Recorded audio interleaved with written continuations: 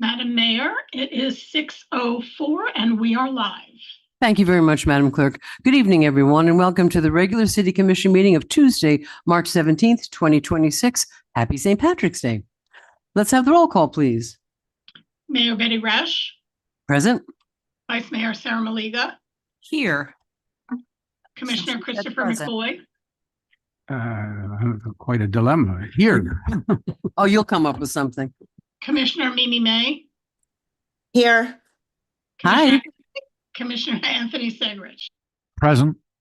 Thank you very much. Mr. McVoy is going to do the moment of silence or invocation, and Mr. Segrich will lead the pledge. If you'll stand with me. When in the course of human events, these words began the American experiment in democracy. History shows that democracy is inefficient, that it can be exasperatingly slow, but also that it is one of the better guarantees against dictatorships and autocracies. History additionally teaches that democracies are fragile, that they require constant nurturing, engagement, and the bright light of the most complete information. In this history, there are many examples of individuals taking great personal risks to speak truth to preserve democracy.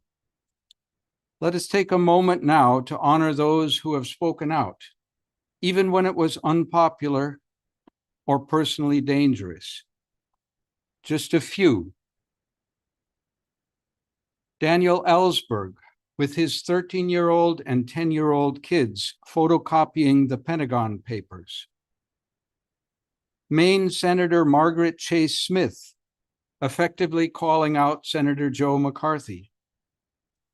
Miami Mayor Eileen Higgins, first Democrat in 28 years, calling out trickle-down hatred and mass deportation.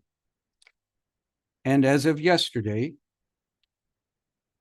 Sheriff Grady Judd of Polk County and 5 other members of the Florida Immigration Enforcement Council, who are imploring the federal administration to stop deporting undocumented immigrants without a criminal record. Sheriff Judd, quote, "We are a country of immigrants." Thank you. Thank you.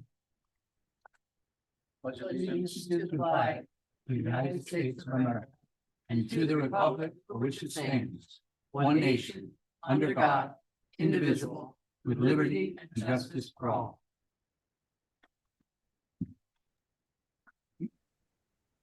Okay, are there any additions, deletions, or reordering? I don't have anything, Madam Mayor. Anyone on the dais? Mr. McVoy?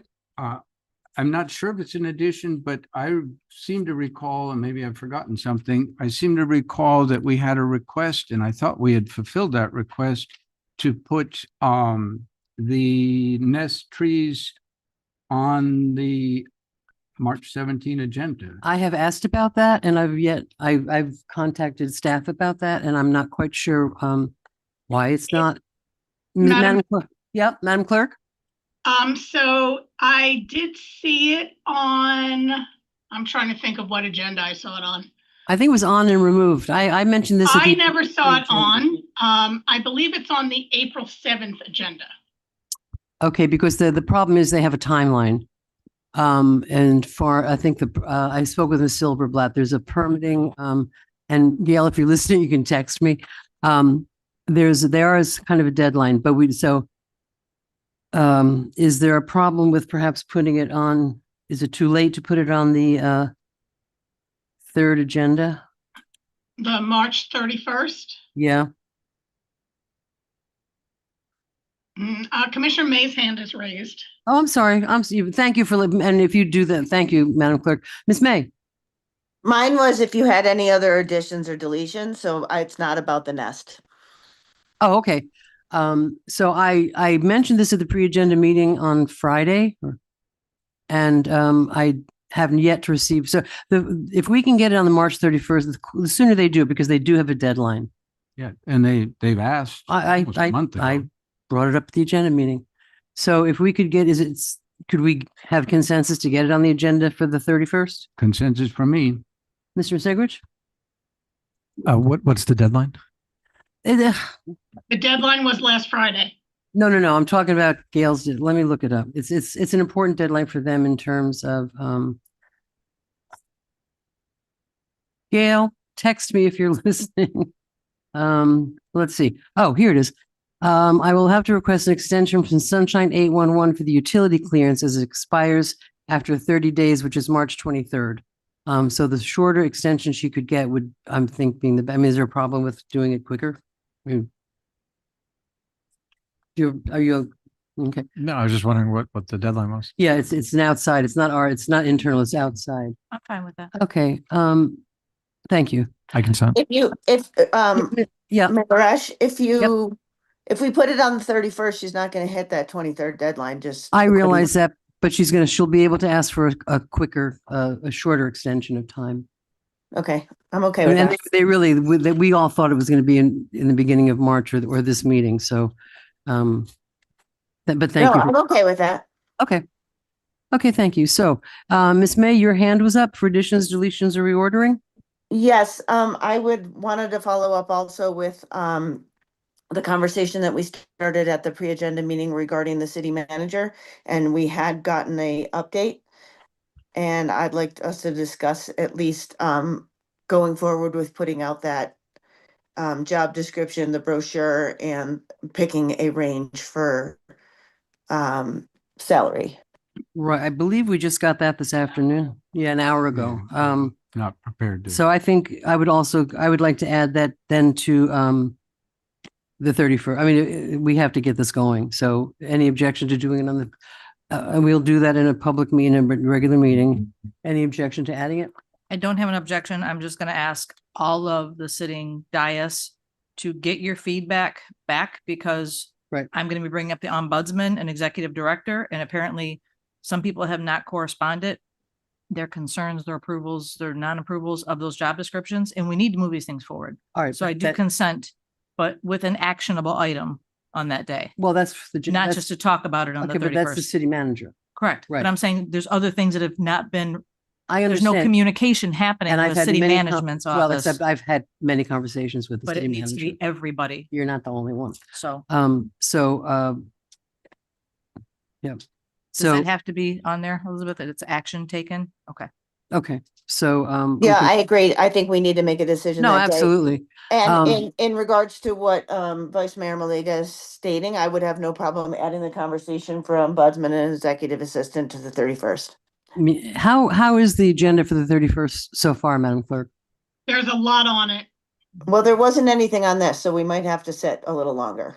Yeah, we need, Mr. Jamie Brown has his light on? Yeah, as far as that conversation, as we sent out to all you guys a couple weeks ago, Right. The job descriptions, all we're looking for from staff perspective is which job do you want us to post? Well, I think, yeah, and That's all we need. you and I have discussed it, and I think it might be some sort of, We need a consensus. You know, Right, because but we have one of those positions my- posted, so we've heard multiple from different people as far as which one Right. they feel should be posted and should not. So we just need to know which one do you guys want to put on. So And- can I change my ad to making an action motion tonight on ombudsman or executive assistant? well, I've spoken with Mr. Brown a few times about this. As I look at the descriptions, I don't know that there need to be two separate, I think there needs to be discussion about the role of the assistant and all, I mean, we've not had an assistant for almost 4 years now. Right, and I this was think we sent to can- us in October of I last year. understand that, but I don't know that we need two positions. I don't know, and I'm going to present something which is a hybrid of those two. Okay. Can you do that this evening, Mayor? Well, it's not on the agenda tonight. That's why that's why I would think that if we wanted to talk about it tonight, we could add it. Oh, on tonight's agenda. Well, if May 3rd or March 31st is too full, Well, I'm not ready. I'm not ready to have that tonight. I'm not. okay. Mr. Segridge. So we've got a couple of things that we just talked about, but in terms of the city manager position, I would be prepared to discuss it tonight. I do consent to have it on the next meeting, which I guess is the 31st, but I would rather discuss it tonight. And then just a question for Commissioner Malega. Were you asking to add the discussion of the ombudsman and assistant to tonight's agenda? I guess I was just not more discussion because I feel like we have discussed this to death. A decision to be made and the job to be posted. Well, we've never had the dais conversation. We've actually talked about it. A couple I would times. consent to making a decision tonight. Well, No, I'm not ready I for would, that. I would not. Miss May?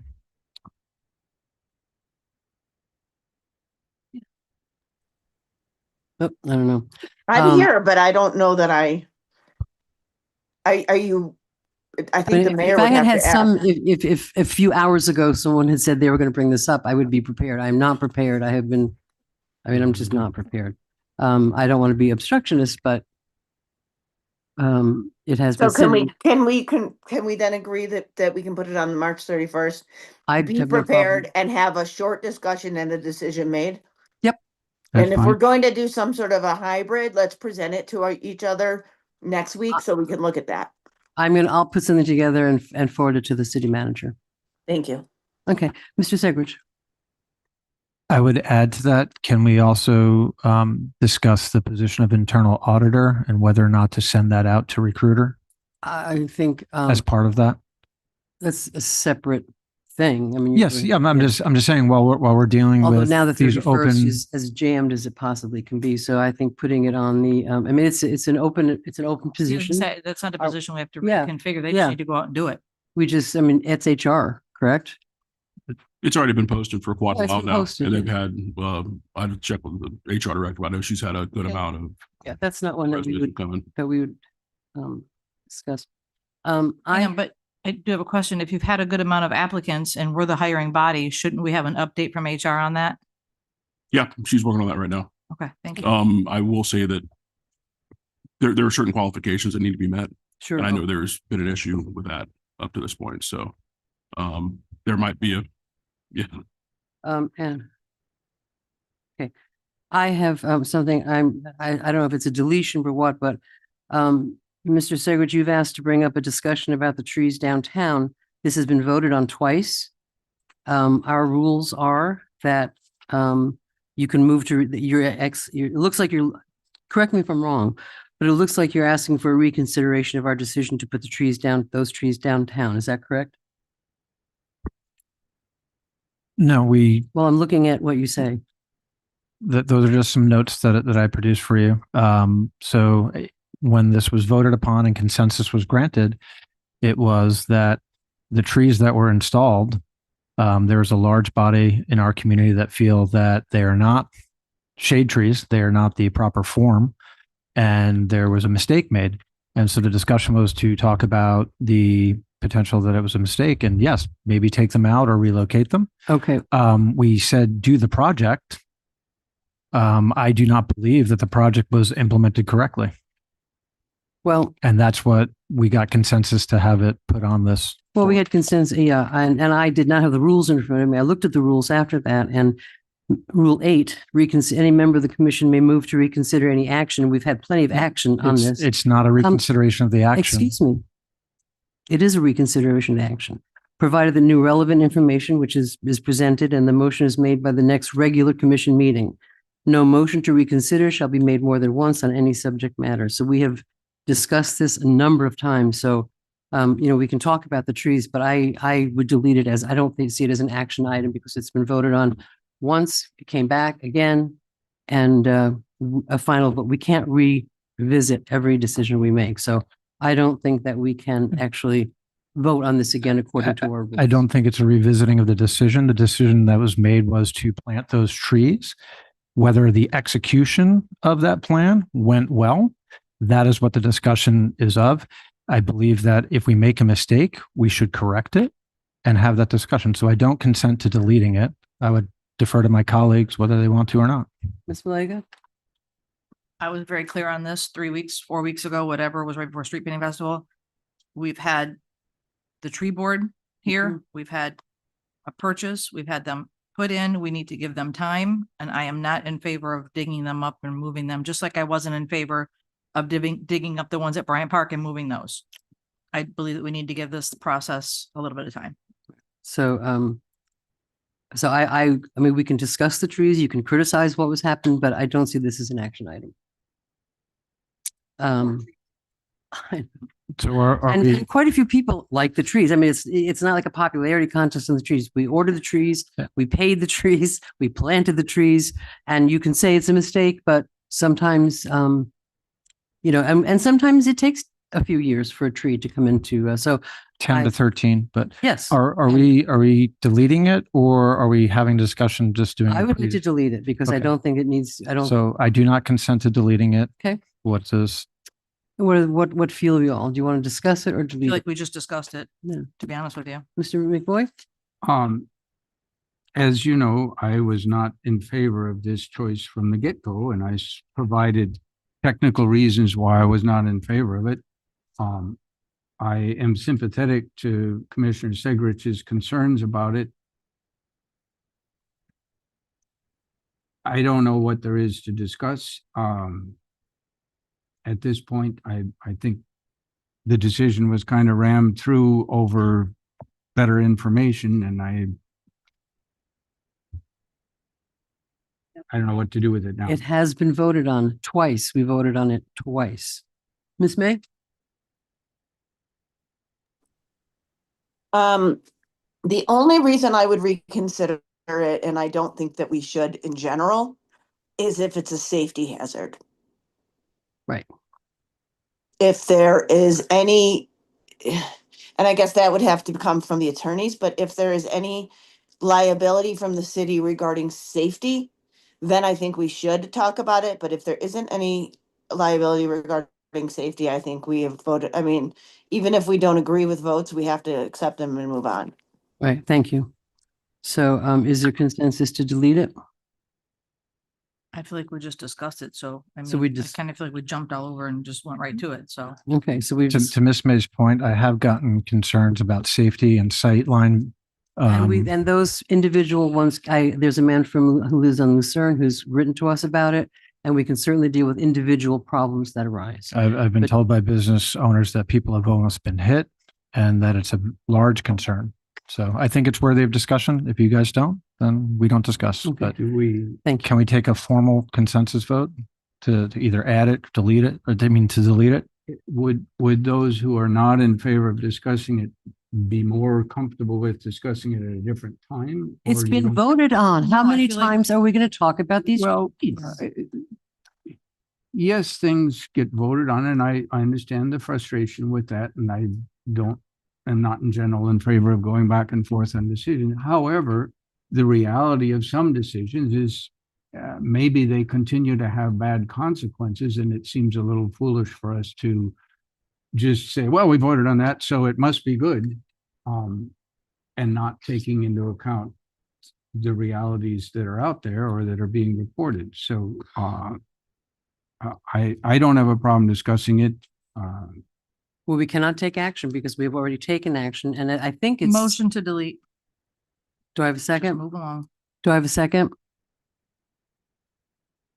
I'm going to pass the gavel to Mr. McBoy, to Sarah. Pass. Second. All in favor of deleting it? I, Okay, Aye. thank you. Okay, so moving right along. So can we, anybody else? All right, let's, I'm vote. sorry, Madam Mayor. Yep. What we should do is have a motion to approve the agenda as amended, which would include deleting was- that. Just about to do that. That was on my motion lips. to approve agenda for Tuesday, March 17th as amended.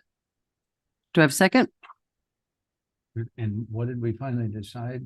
Does that also include adding some things to the? Yeah, March well, that's, 31st? no, that's, Separate vote? well, that's direction to put it. on Okay. there. So, So I have a I second? think we.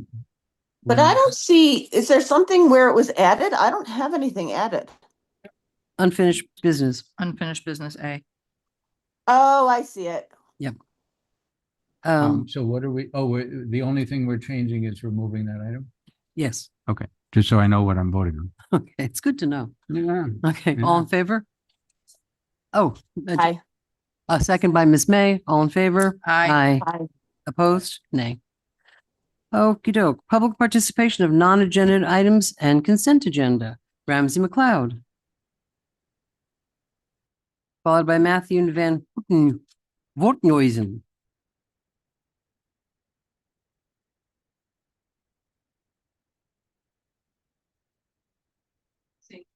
A happy St. Patrick's Day. Where'd you read? It's on my ears. Little dancing leprechauns. Okay. Don't be jealous.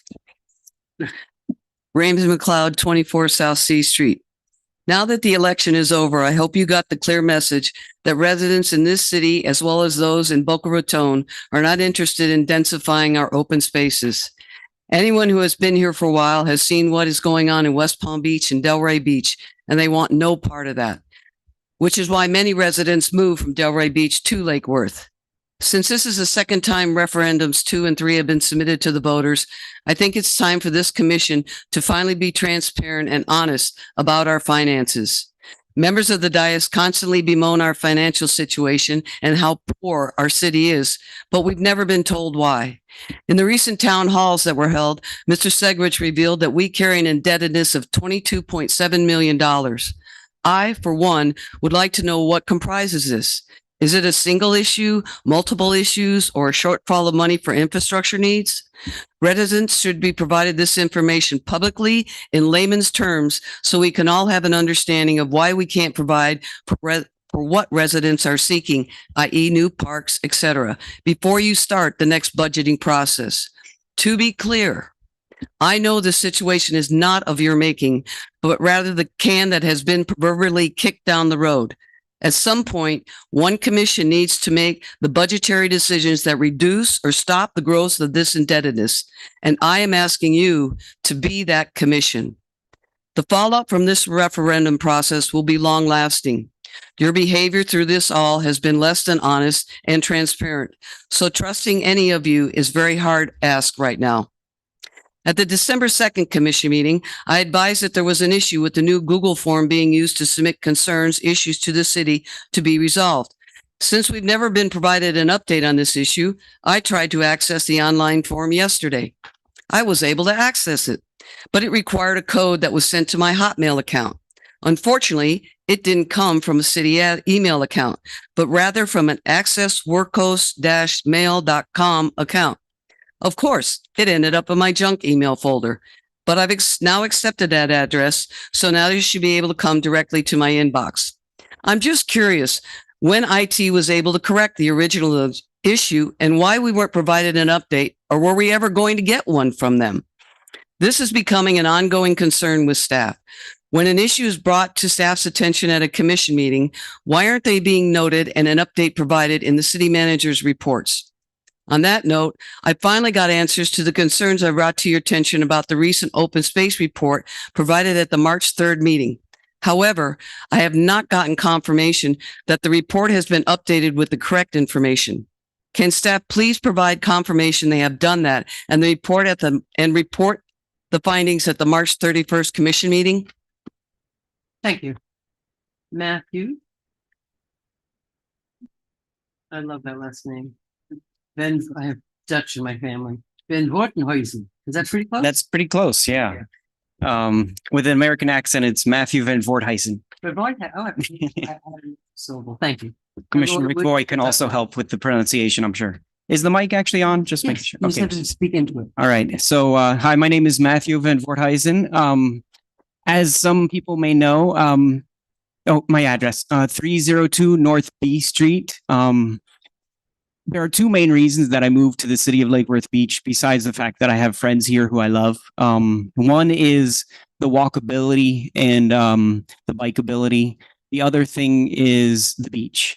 And I find it very sad that it's not very safe to walk or ride a bicycle to actually get to the beach. And I was hoping that the city commission would consider coordinating with FDOT to do something very similar that's already been done in Delray Beach, which is to close one eastbound lane for cars and make that for bicycles and pedestrians instead. It seems to work very well in Delray Beach. I'm very comfortable walking across that bridge. I'm not at all comfortable like walking or riding a bicycle across our bridge. And I hope you guys can take that into consideration moving forward. Thank you. Thank you. Lori Whitkin, followed by Wade Hitchcock, followed by Peggy Fisher. Lori Whitkin, North Lakeside Could you Drive. speak into the microphone?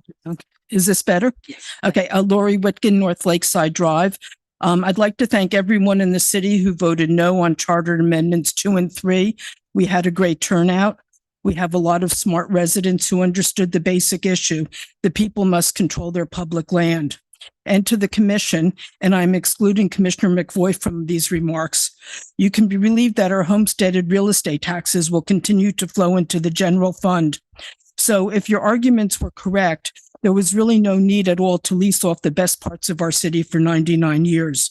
It was short-sighted thinking to rush into a charter amendment before the state acted. And even if the state Senate had voted on taxes, was this really the right thing to do? Giving our best land, the beach, golf course, and parks to developers to control would diminish our city. It would not save it. I knocked on doors on over half the streets in Lake Worth. Residents did not only not want to lose their vote, they were outraged you considered taking it from them. And they also did not want to see big development, although quite a few would like to see the pool reopen, as would I. The no votes won by 77 and 79%. There is no doubt where the residents stand on this. It's hard to believe that the commission was so tone deaf to the will of the people to even consider asking us to give up our votes. I heard arguments from you that it needed to be easier for the developers, but I heard nothing about what do the people want for their beach and parks. Whom do you represent, developers or residents? Let me give you a hint. It's the residents who elect you. This election was a waste of city time and money. It was rushed and ill-conceived. It never should have happened, and I hope you all got the message from the voters. It cost our city, which some of you complain is so broke, approximately $100,000. If you have any honor, those 4 of you who supported those amendments should reimburse the city. Thank you. Thank you. But by the way, that is not dead. The property tax issue is It not didn't dead. go through this year. There's going to be a special, it's coming back.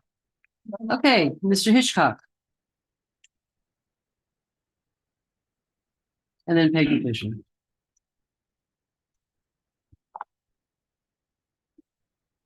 Name's Wade Hitchcock, 1506 13th Avenue North. My question to you guys once again is, how are we going to clean up the city? Because we just cleaned up North G Street and everybody's using it for another dumping zone again. There's a couch there. We got special pickup coming. Hopefully you guys can tell them, pick that stuff off the street. The couch and all the garbage that's on North G Street. It's bagged, it's sitting there, it's ready to be picked up. But we got to figure a way to stop these people from dumping garbage. I don't know how, because I have the same problem at the beach too, because yesterday somebody had a bonfire over the weekend on the beach. I got there, and found the pallet with all the nails in it with the sand brushed over it next to a family of kids. Wow. And they're from out of town. So the image that we're showing people when they come here to visit our beach, we don't care enough about it because nobody's handing out citations saying, here's your ticket. Have a nice day. Because they're still leaving beer bottles. You got signs for that. You got signs for everything, but nobody enforces. And then the other week, last week, tumbling like a weed down towards me. And I'm like, what's this? I thought it was just paper. No, it was some woman's used Maxi pad. That's disgusting.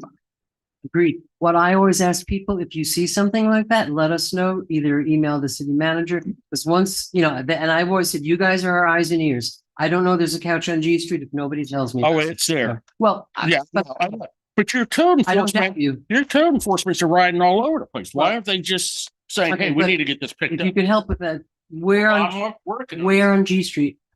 By the train tracks, Okay, thank you. right there by Cups. Mr. Brown, would you just take note of that?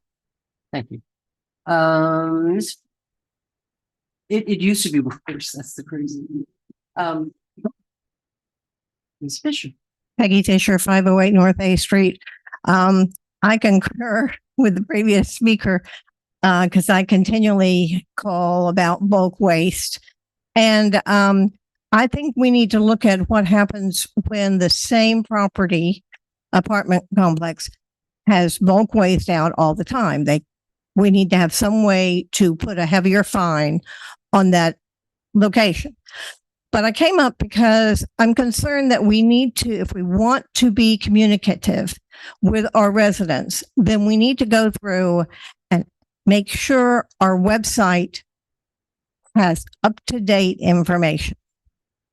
And continually, I go on there and there is old, non-up-to-date information. If you go on to look at the members of the Planning and Zoning Board, you got people who aren't on there anymore. Same for HRPB.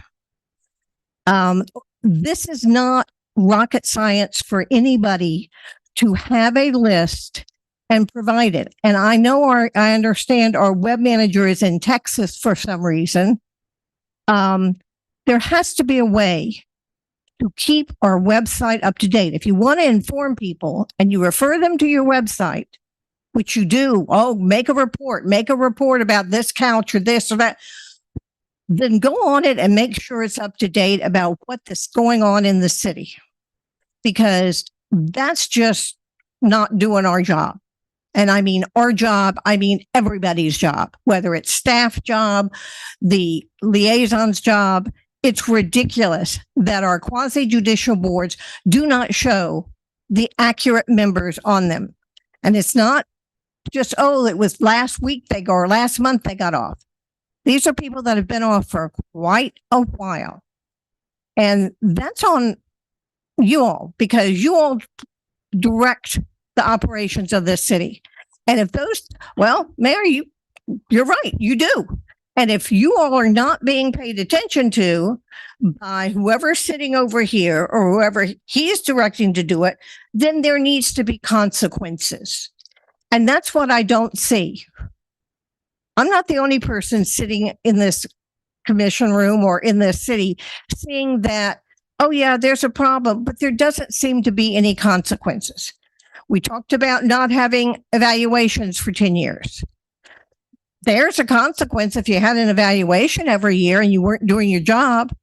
Citing someone for a strip of rust this big on a mailbox, who's one of our more active, involved businesses, when there is junk piled this high or a pile of tires on the road where there used to be a dumpster, but now it's just trash. That's where you need to be saying that's where our attention needs to go. And I'm looking at you all to step up and really put some oomph behind what direction you give. Thank you. Thank you. Ms. Kohlmeyer.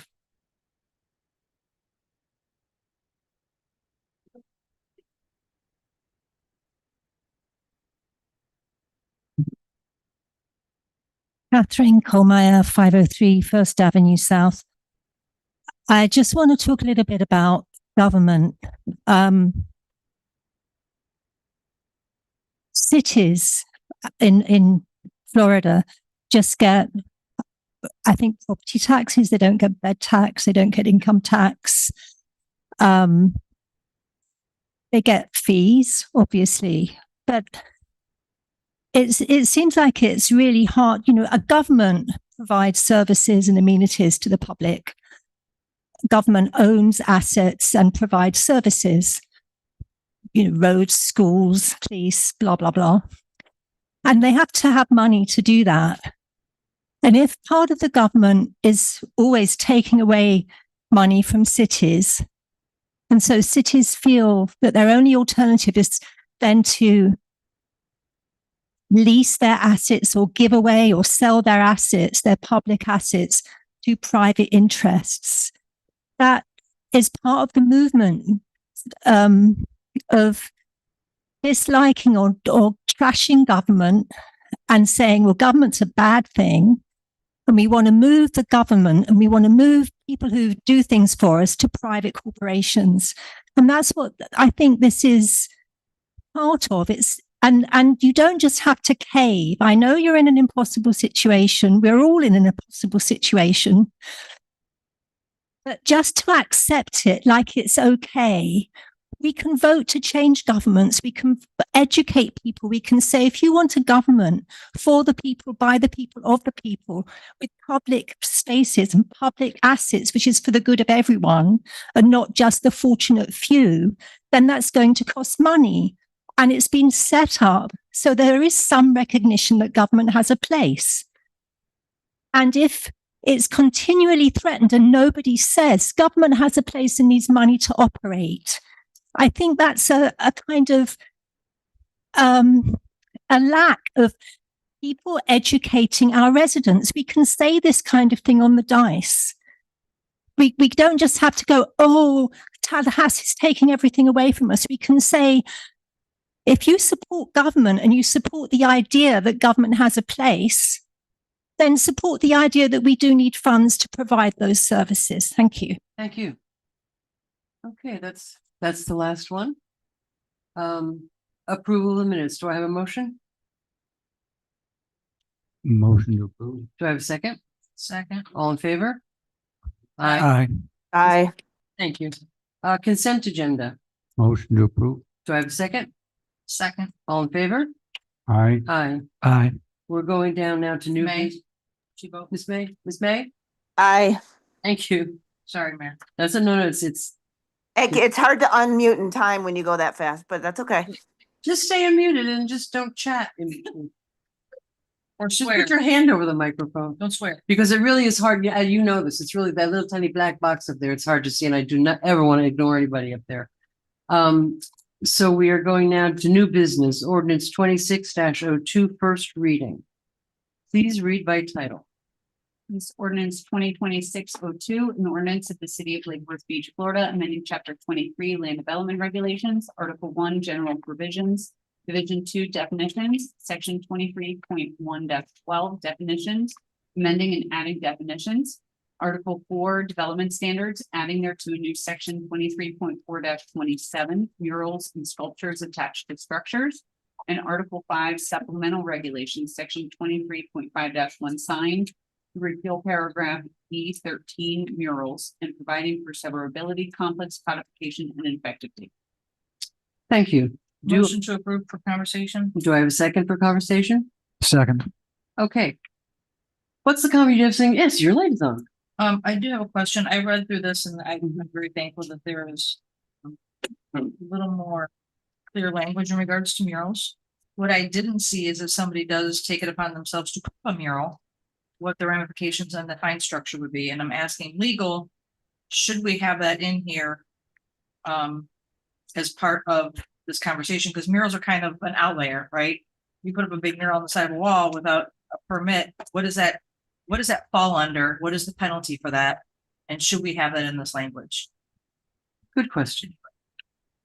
I think it's a good, I think it's a good point. It would be a code enforcement violation, and it would go through your code enforcement process where they would be given time to cure the violation by painting over the mural, would be, or to get the permit and go through that permit process.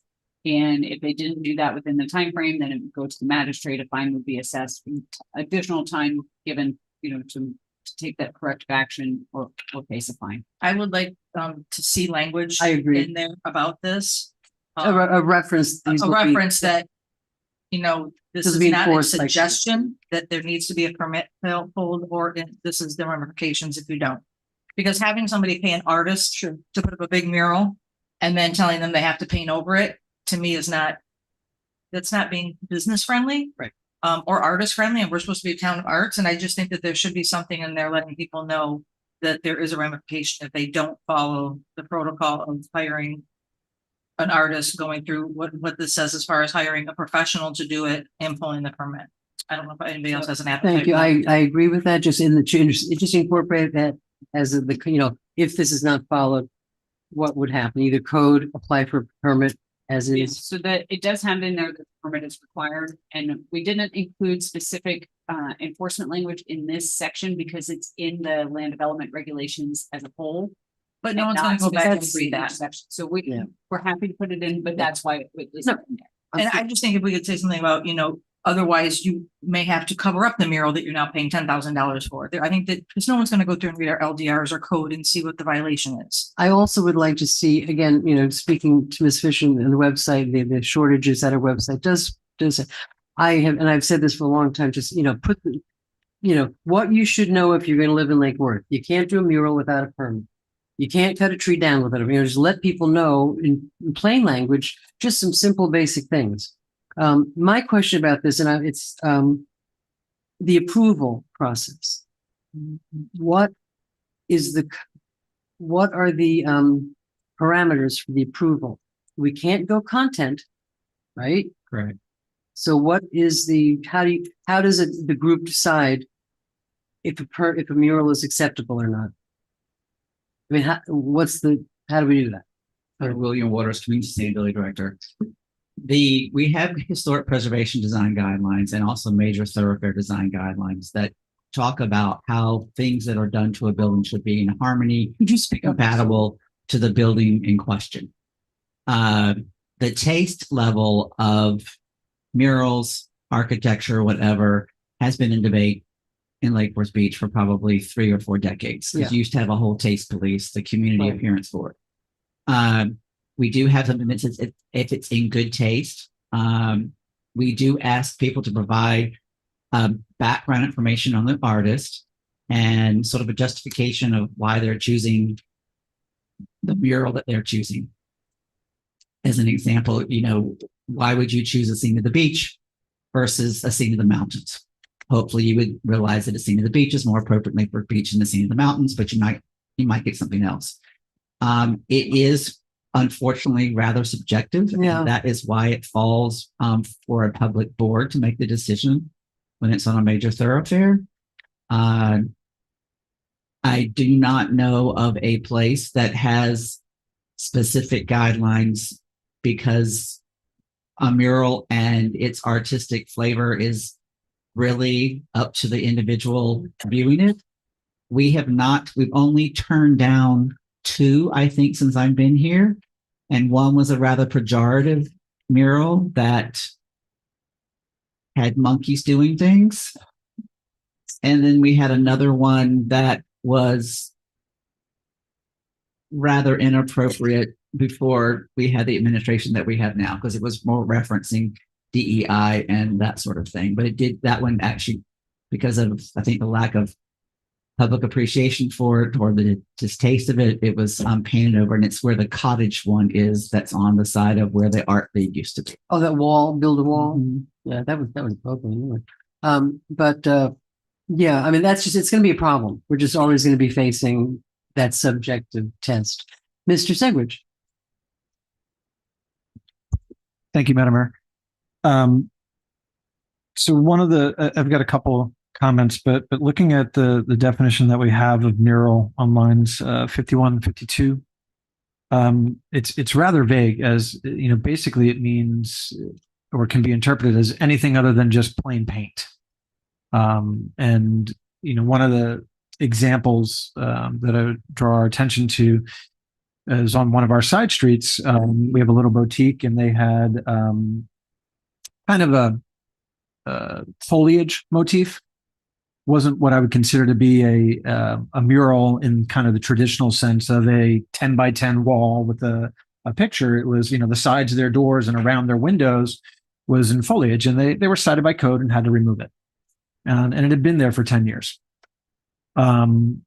which I think is unfortunate. I agree. Especially as a town who's supposedly, encouraging the arts. So, like with other things, right? Are we going to use this to enforce when somebody in, a secondhand store decides to paint a scene for St. Patrick's Day on their window and tell them they needed a permit to do that? Because that's what I'm seeing in our downtown. We had a recent run through of our downtown. I don't know why it was kind of decreed that we go ahead and do that, but code compliance went through with a fine tooth comb and cited a lot of things, and a lot of things that make our downtown cute and quaint and quirky and fun got destroyed in the process. And it was based on a strict interpretation of this. So I would like to see the definition for mural to be massaged, to be more specific as to what is an actual mural versus, as a shop owner, can I paint around my door, and do some sort of design? And I see people shaking their head no, and I'm glad for I you to think this comment on covers it. it. I mean, I agree with you, but I think this. Well, it means that that's a mural, and I don't necessarily think that should be considered a mural. I don't think people should need a permit to do that. So that's that area. On line 76 and 77, or line 77, we talk about these having to be painted by a professional artist and or licensed painter. There is no such thing as a licensed painter in the state of Florida. The DVPR does not license painters. How are we defining a professional artist? If I don't know why. If there's a student who's particularly skilled in art, why can't they paint the mural? We have many people that participate in street painting festival who are not professional artists, but they produce masterful works of art that I would say I would love to see adorn buildings. So I think that's needs to be taken out. On line 87, we talk about structures facing the various roads. And in the particular example that I had brought up about that boutique that had to unfortunately take down essentially the decorative paint around their doors, they were told that because their shop faced east, they weren't allowed to have a mural. And if you read that language there, it could be interpreted as that. So I would like to see where it says permitted on buildings or structures facing Lake Worth Road. I think it needs to be facing and adjacent to or immediately bordering, because I think the spirit of this is to prevent people from just putting murals up on the major thoroughfares without the approvals that are set in here. But the interpretation of this is getting used to tell people things like, you can't have a mural on an eastern facing wall. So I think there needs to be a little bit more clarity there. Was that on a side street?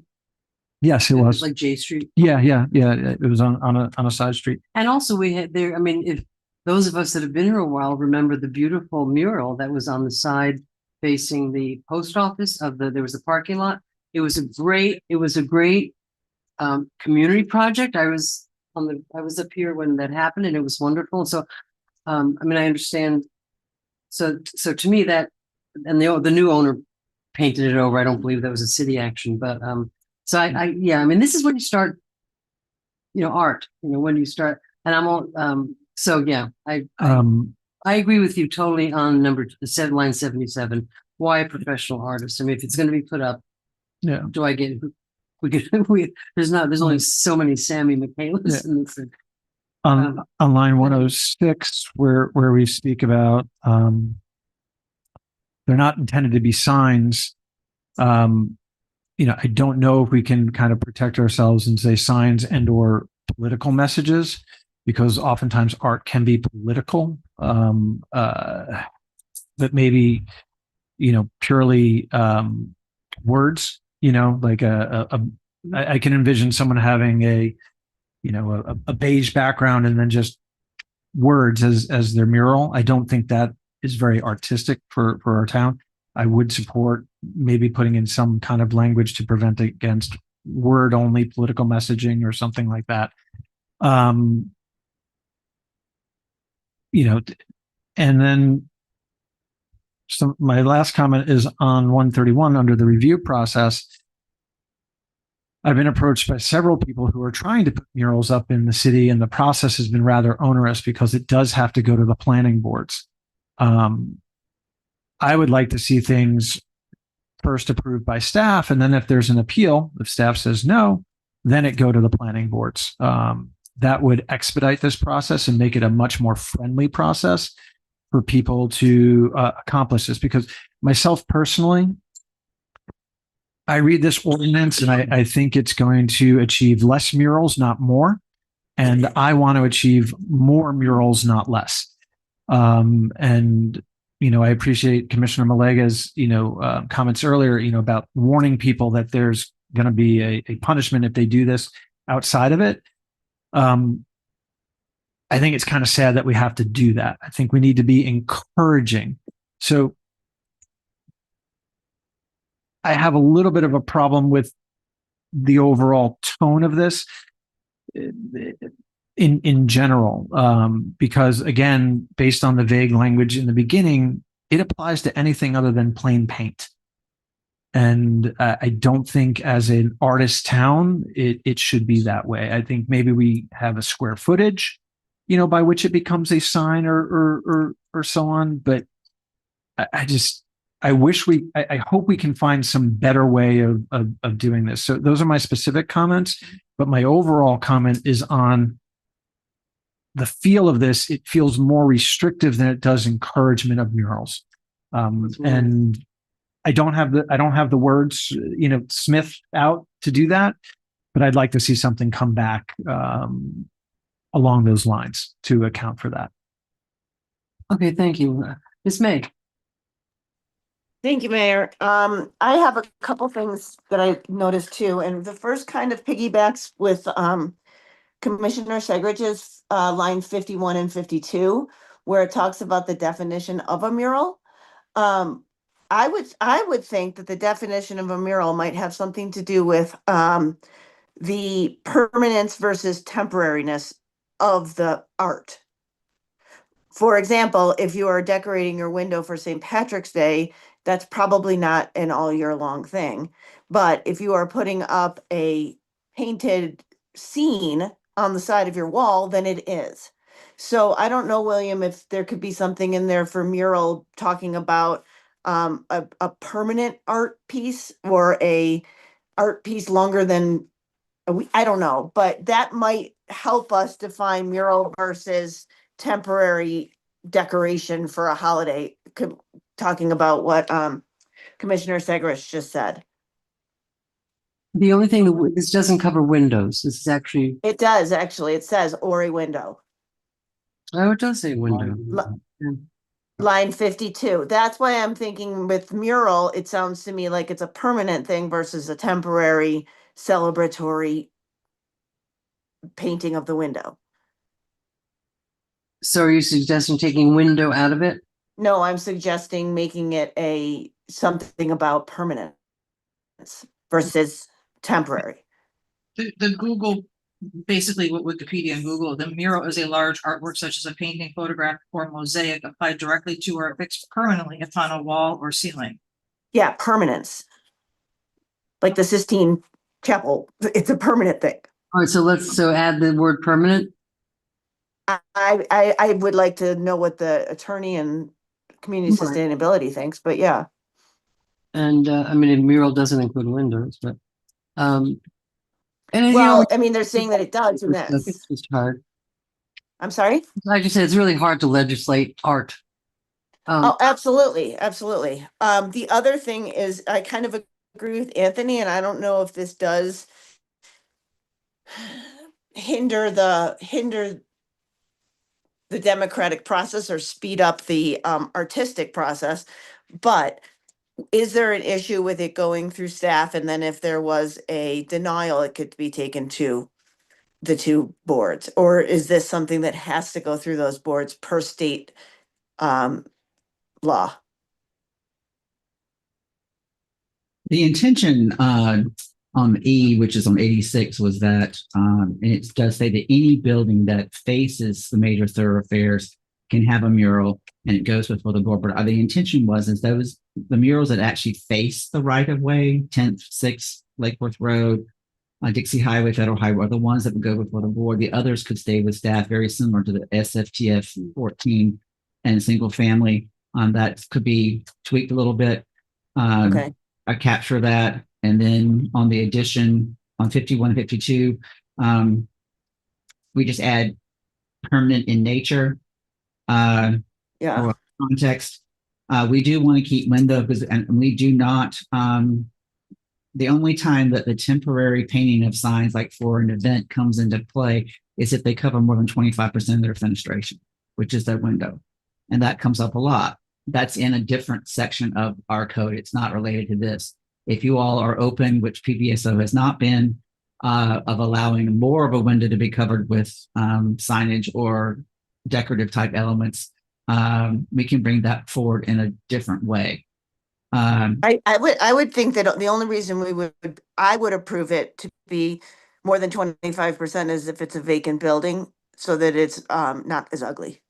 Well, we have a vacant registry ordinance coming forward very soon, and we could take that up at that point. Okay. As for Mr. Sedgwick's suggestion, I don't find that objectionable. However, whatever would be looked at as decorative accent would need to have some kind of definition so that we don't end up with a building totally covered in foliage like a treillage, which could be really beautiful, but in effect would be a mural. And so might have to think a little bit. You're looking at me.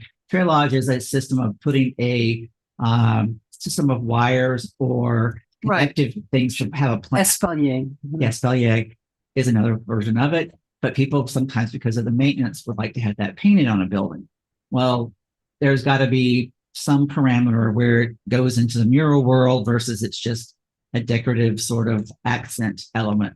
And I don't really know how to, off the top of my head, how to differentiate two based on a percentage, because some architectural styles are completely appropriate to have such treatment and others aren't.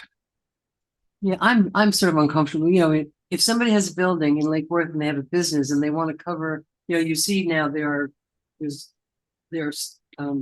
buildings which are totally covered in, you know, there's one on Lantana, it's all roses on me, and it looks lovely. So I mean, I'm a little uncomfortable legislating art.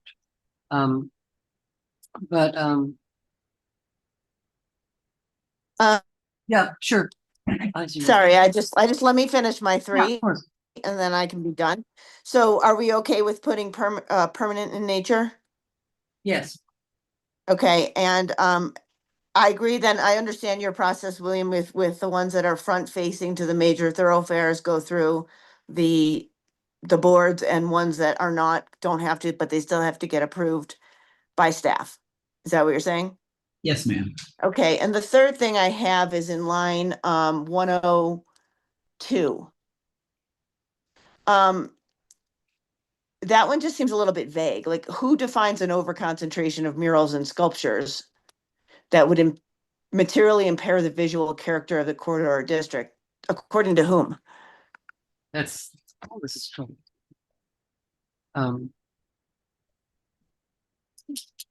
It's so subjective. All of it's just so subjective. Yeah, that line in itself concerns me. Because it's really a matter of taste. I mean, somebody might Yeah. think, I like a nice plain building, and somebody might say, I want a crazy building covered in flowers and art, and that's the way. Right, and I think it's, if you own the building, then you do what you want. And if you all are of that inclination, then we could take that out. We have had complaints about properties that were overly decorated. And I will kind of leave it at that because I don't want to call out anybody specifically. But we've had properties that have wanted to, you know, plop every kind of sculpture known to man on their property and in the building. And then others who would like to, and I personally don't have a problem with, like the old Serta factory along the Stub Canal in West Palm Beach. The whole back wall along the track is completely painted.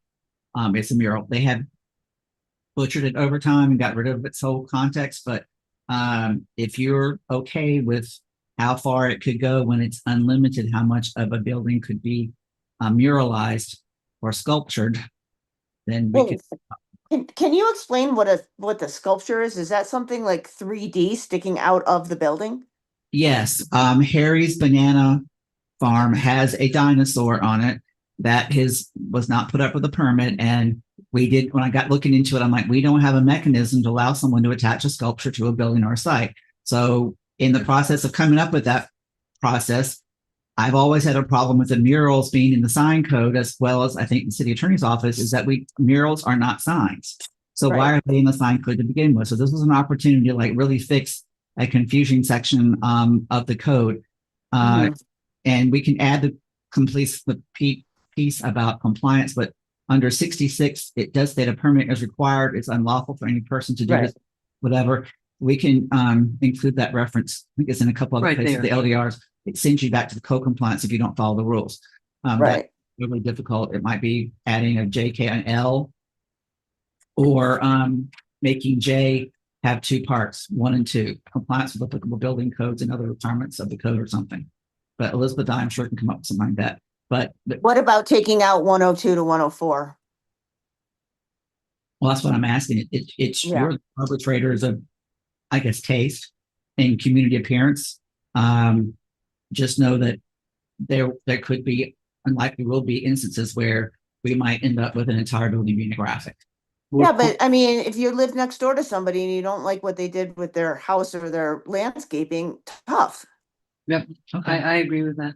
And I think the statute part of it has as much to do with the structural integrity and wind loads. That too. It's really part of that. I will say that what part of 4 should be kept is that the installation of murals or sculptures should not visually What impair. line like, are you? Visually impair the the line turning of sight. what is it called? The visibility triangle or that sort of thing. Oh, no, yeah. Yeah, but that's not what line 4 says. I mean, Okay. line 102 says. Okay. It says you can't have too much. Right. Well, But I do agree with what you, William, because it's like when you have to put up your fence and you live on the corner. So there should be something that says that the structures cannot block. That's covered by 3, Miss May. Okay, well then I say we get rid of 4. And do we have concurrence to do that? I just on number, Yeah, I was gonna say on number 4. Yeah.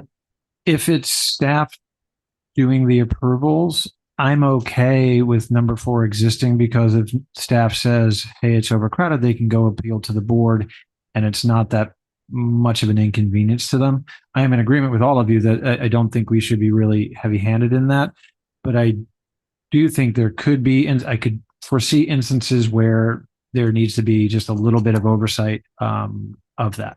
I'm uncomfortable putting that on staff, though. I mean, making some person that got hired What and if we staff. split the baby? We already come up with a process where staff can approve some of these, even if there are buildings that are facing the thoroughfares, if those elevations are not facing the thoroughfare.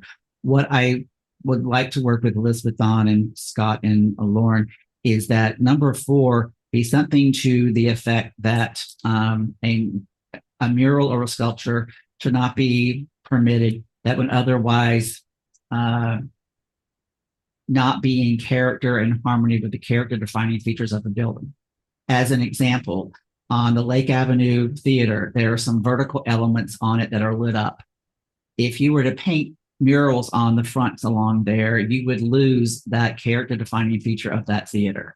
And most of our architecture in the city, that people may not appreciate a lot of it, does have character defining features that would not be the appropriate place to put a mural.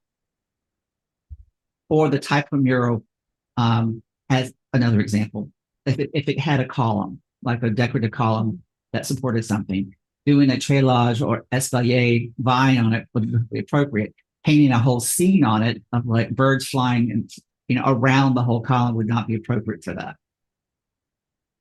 So I think we can come up with some language you can see for number 4 that will provide parameters of where the limit would be in terms of murals and sculptures. Miss, Would you want consensus on taking out 4? Were you asking consensus for number 4? For number 4, just, yeah. And the consensus was to take it out? No, she's asking, and she just said, Commissioner Sager just went, Okay, right? I know Mr. McBoy said it. So I would be in favor of something that going along the lines of what Mr. Waters said versus removing it entirely.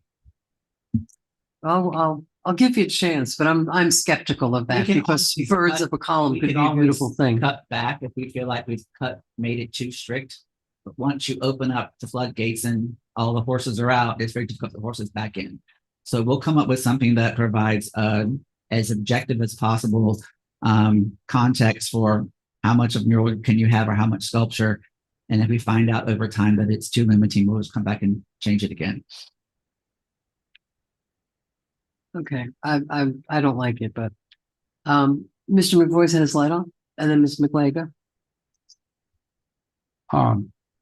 I think my main comment is very similar to Commissioner Segrich's, that we are, or at least we make a lot of noise that we are an artist-friendly community, that we're a creative community, that we're a little quirky, that we're a little different. And I get very uncomfortable when we start putting lots of regulations and definitions and things on it. So I agree that the way this stands at the moment, the tone is a problem. I certainly agree with one of the specific examples that Commissioner Segrich provided. I'm thinking that might have been the corner store on Federal and Second, maybe. Or was it a different one? Another one. Okay. I don't know whether There that was one on J Street, was what? It was on J the Street. gallery.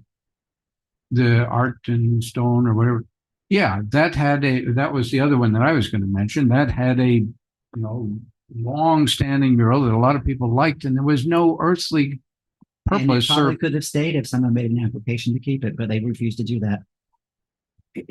but that's why people go crazy with disliking government. That Maybe so. why can't government be a little bit reasonable in an artistic town and say, you know what, it's fine, don't go pestering it. And I think the concern that Commissioner Segrich raised about some sort of, I'm going to use the word rampage just to amp it up a little bit, of going through downtown and looking for things. I get complaints about it, and I have to say that some of the complaints I get are very reasonable. Why is government, especially in this town, why are we doing some of these things? Why can't we be a little bit more business friendly? Why can't we have a little bit more, hey guys, is that really a big problem? I don't know what the example was with a little strip of rust on a mailbox, but that does seem like, Well, it wasn't the only violation. no, well, maybe there were other ones, but I've dealt with a number of businesses who have spent endless energy dealing with what seemed like silly things, and some of it has been signs. So in terms of the overall tone, my message would be back off, that this is a little bit overreach in terms of government and not the right direction. Well, then, as we did, I think 3 years ago, we probably should have a workshop on code compliance, because staff does not have the latitude legally to arbitrarily apply some portions of the code and not others. So if there are areas of the code that you feel are too strict or inappropriate for the city, or are not open enough, then we need to change them. That might well be, and I recognize that my view of government, that people use their noggins and don't go after some minor thing. My classic example is knocking on doors, and some guy used EMT, electrical conduit, to put up his flagpole, and 2 houses down, there's any number of junk and whatnot all over the yard. And guess who gets written up by code?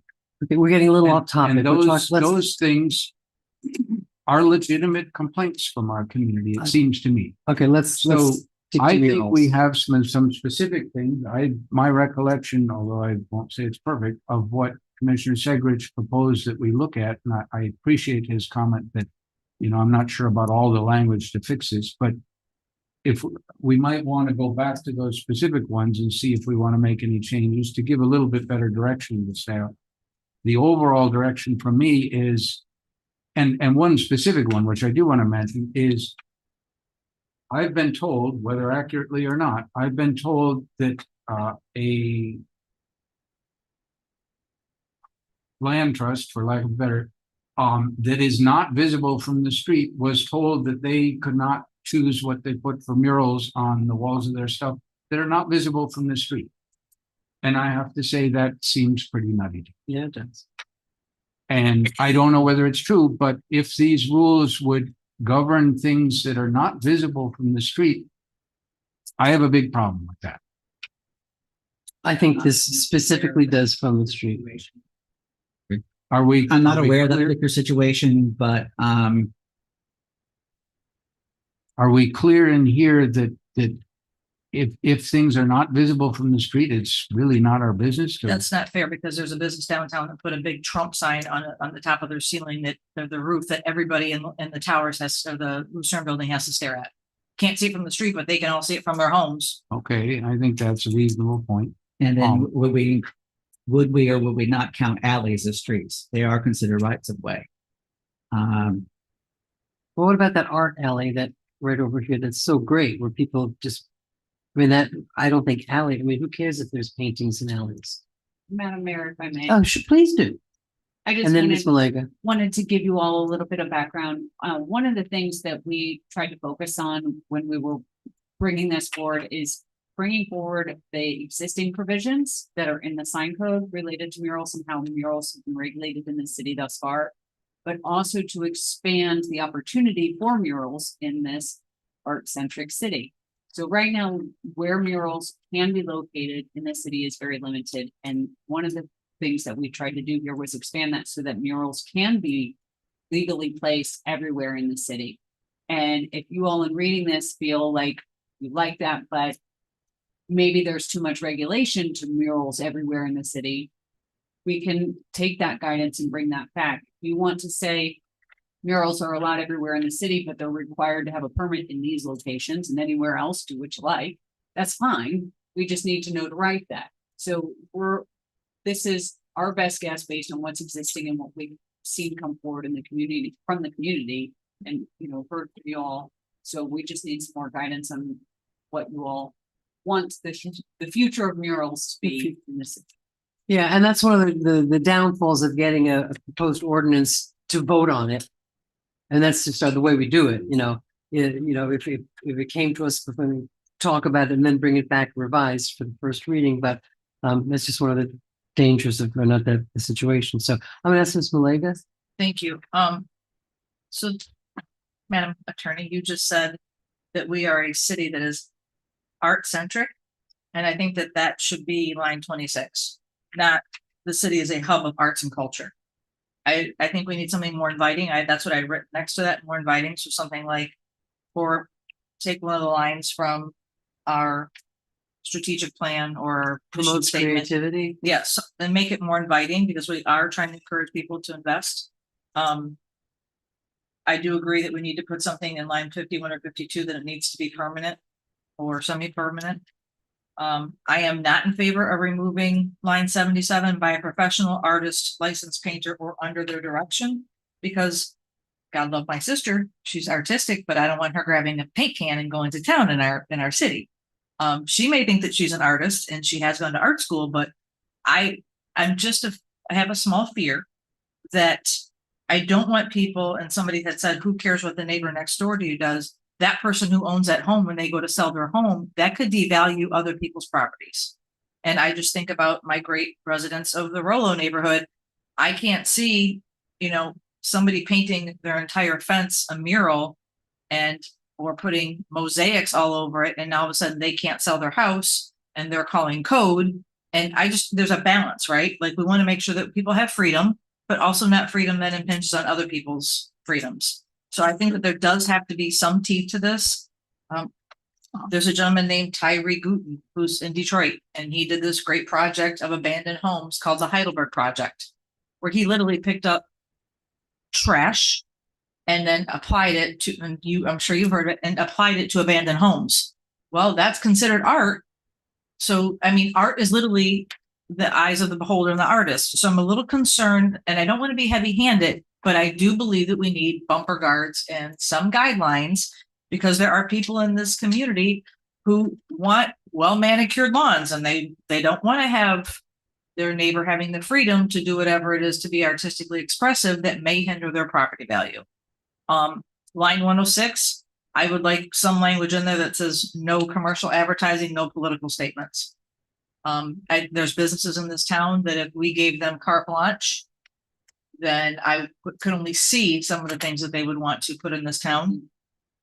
Sorry, we do have that covered. Is the end of line 106.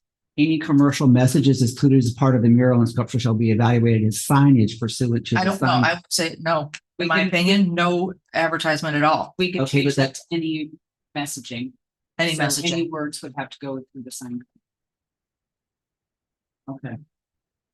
It's like And I'm not trying to be it's like devil's advocate, but it's a balance right now of the people who are in our town And with people who are moving into our town who may not be artists and who may think it's great that we live in a town of art, but they don't want to be affected by it negatively by their value of their home. And I don't think that anybody should be able to use a mural to advertise their place of business when it's really supposed to be about art and celebrating our culture and our artist town. That's my opinion. I'm not saying. I'm just thinking of, I'm just thinking examples are like going through my head. Well, I can think of 4 or 5 examples of people who I know got code violation because they put up murals that advertise their business and they didn't go before the right channels and they've had to cover them. And, the Lula Art Project and the CRA has spent tons of money in bringing a walkable mural destination to this town. And then new businesses or new building owners bought those buildings and just painted over them. Well, and, so I mean, there is a balancing act, like I said, and Mr. McVoy, you can sit here and slam your hand and be mad at me. There are people in this town who don't want their property value devalued by what somebody else may do to their home. But I think there has to be guidelines. It's not just murals. And what if I wanted to paint my house black and white stripes with red polka dots over? Oh, you should call Madonna. She did that one time. Well, okay, but I'm just saying, I mean, it's such a slippery swing. It's like trying to glue Jello to the wall. It's very, very. If somebody wants to put glass mosaics all over their house. Right. And we have to think about the overall tone of the community. That's I'm a little concerned. Madam Clerk, where are you? Have you been keeping track of our time? Yes, Madam Mayor, we are at 11 minutes, 49 seconds. We still have 11 minutes? Yes. Okay, so 3 minutes each. Can you keep time? Mr. Segridge, Mr. McVoy? Okay, Mr. McVoy? I am not happy with 77 professional artists or licensed painter. As Commissioner Segers points out, we don't have such a thing as licensed painters. Is my understanding, and I don't like what makes somebody a professional artist? If your sister got paid for one painting, now she's a professional artist. So no, I think we're in agreement on that. Yeah, let's take that one out. Before you skip, so I want to try to go to them one at a time. I think we can ask the Cultural Council to provide us some guidance on how they would define an artist, a painter who would not be professional, but has a portfolio or demonstrated artistic ability that they could be, because I have to sort of lean on the side of Vice Mayor Malega that letting just anybody and everybody paint things on buildings, we're going to end up with a mess. I would think there might, if you're concerned about that, how about dealing with it in stages of size? If somebody wants, if your sister, I don't know your sister, she's probably very talented as far as that goes, wants to paint a 3x3 painting and convinces some building owner that, hey, that's cool. Is that a big problem? If they want to paint a 30-foot by 30-foot mural in the middle of downtown and it's, kind of half baked, well, all right. It's still, I'm with the mayor that I'm not very comfortable opining about that, but I can see that if it's bigger, then maybe you want to be a bit more concerned. I'm certainly concerned about what Commissioner Segridge raised, that somebody does decorations, and maybe it's floral, and maybe it's birds, and maybe it's who knows what. Do we really need to bother them about that? Do we really need to bother them to get a permit? I'm very hesitant, especially in this town. And I hear your concerns, Vice Mayor, but I would have to say a little bit, if you move into an artistic town, you probably are going to have some artistic creativity and you might want to go with that. And we don't seem to have any problem with people moving into town and buying things even at crazy prices. Yeah, Mr. Segridge. Thank you, Madam Mayor. I think one of the things that I'm struggling with it a little, and I struggle with our code and this in general, is we have many varied districts in our town, or neighborhoods or sections, and we usually write our code and it applies across the board in a blanket manner, and I don't think you can do that, right? Because some of these conflicts we're having, it's a conflict for me between a residential neighborhood and our downtown, between our downtown and our artisanal industrial district. In the artisanal warehouse district, industrial district, I'd say go ham. The funkier, the better, right? So I think that we need to consider that moving forward as we look at the vision for what do we want our city to be. We just can't have something like this be a blanket statement for everything. So I would like to see staff come back and kind of reimagine that a little bit to talk about the difference between residential murals and artwork, because I do see, I've got a huge white fence and I know my neighbor Shane would shoot me if I put a mural up on there. He was angry that it was all painted white, right? But then we did flowers and so on. But I do think we need to consider that. I do agree strongly with Commissioner Malega, and it was part of what I was trying to say about lines 106 and 107 about political messaging, about, just word messaging. I don't think that's what we want. We don't want a bunch of words out there. We want art. And I understand that art can be poetry, it can be words, but not political messaging. Well, it can be political messaging with pictures. Yeah. Every art is political. Another concern is about what we're calling sculptures. And I've received numerous complaints from people who have rental properties where they've been cited for the pots that they choose to have for their flowers, different things like that. I would like to see something in here about staying out of people's backyards. Well, we can't go in the backyard. Well, but the way that this reads right now, let's say I've got a little shed in my backyard and I decide to paint that and I'm renting that property out and they come in for the use and occupancy. They go, nope, you did not have a permit for that. Gotta go. And that happens all the time. So I wouldn't vote to move this forward. I don't think it's complete. I think it does have to come back to us. But that is a very big concern of mine, is about the area of somebody's residential yard that's behind the fence in the backyard. I don't want to, I don't think it should apply. I don't think it should apply. And I agree, but we have to be explicitly that happens. The last thing that I do want to talk about is just in general with this stuff. Right now, in almost every example that I can think of between signage and these murals, the offender took it down or painted over it, which I think is sad. I'm sorry, And that's 3 minutes. May I? Okay, May I finish my finish thought, up. Madam Mayor? Thank you. In the example that I gave, if they thought that they would just be able to pay $150 and leave it alone, they would have left it alone. But they were so scared of getting fined $500 a day, and code enforcement was pushing them, saying, you got to get a permit or it's got to come down or you're going to get your fines. I think that approach is wrong. And that's more of a policy kind of way. I believe that when we're approaching people with these things, there needs to be the solution of, hey guys, we understand you bought this building and that mural was there, but it wasn't permitted. So looking at it, it seems to be an okay mural by our standards. It's probably just going to cost you $150 or whatever the fee is. Let me help you go ahead and get that done, versus coming at them with the big giant pink slip that has the magistrate on it. And I think that has to be something that we need to talk about. I think we're going to have a workshop. Because we can't encourage these things and then fine people into ripping them down. We've lost more signs. We lost like 6 or 7 beautiful signs and murals that we didn't have to. The Flamingo on South J Street. I don't know if you were aware of that one, but there was a beautiful unpermitted mural that they had to paint over. And they didn't have to. But how it was presented. But I think let's save that for the code enforcement conversation. Does that clear that up? Because we had a tenant in that location who was very open to pulling the permit. There was fraction between the tenant and the estate who owned the property. Right. And the code violation is against the property owner, not the tenant.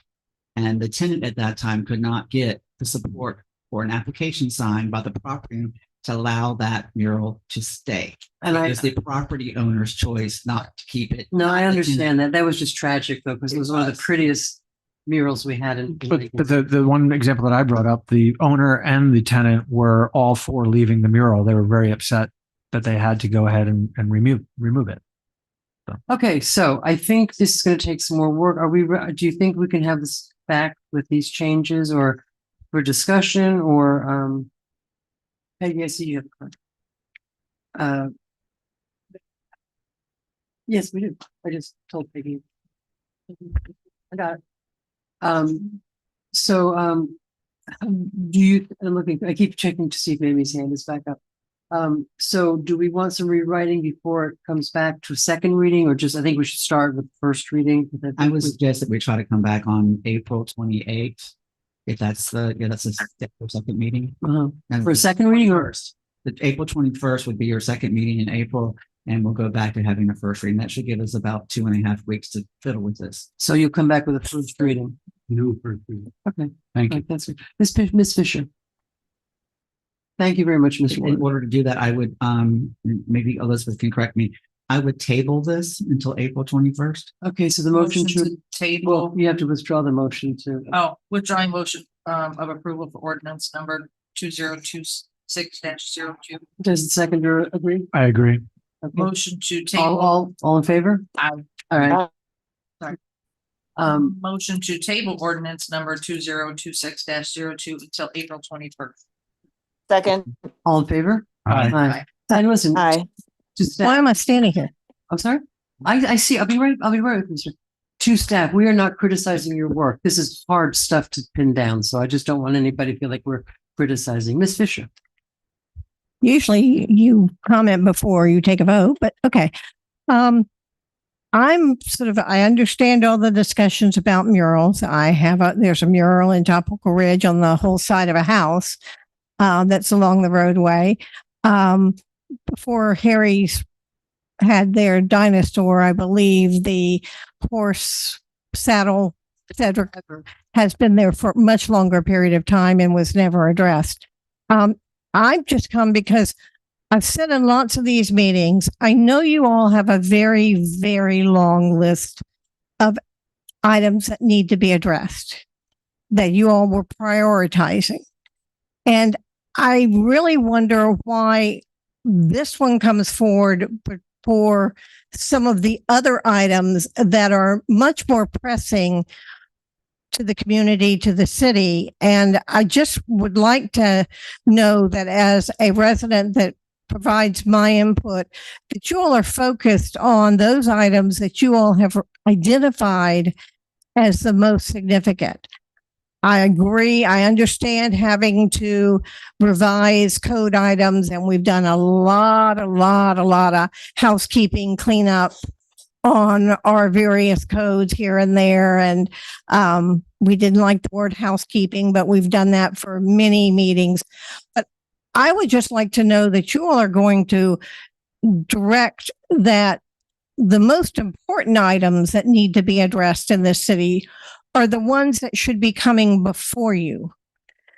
Because that was what you all said was important, not what someone else said that was important. I do think it's important for staff, if there's going to be a staff approval level, that staff does that, because that's their job. It's more their job than the people sitting on planning and zoning who aren't staff members, who aren't supposed to be versed in code and everything else.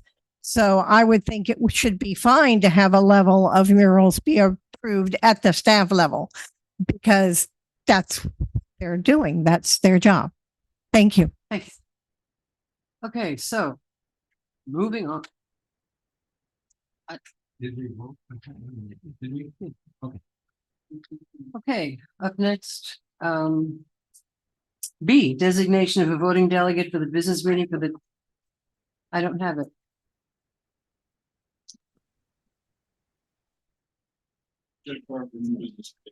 Oh, that's this. What about?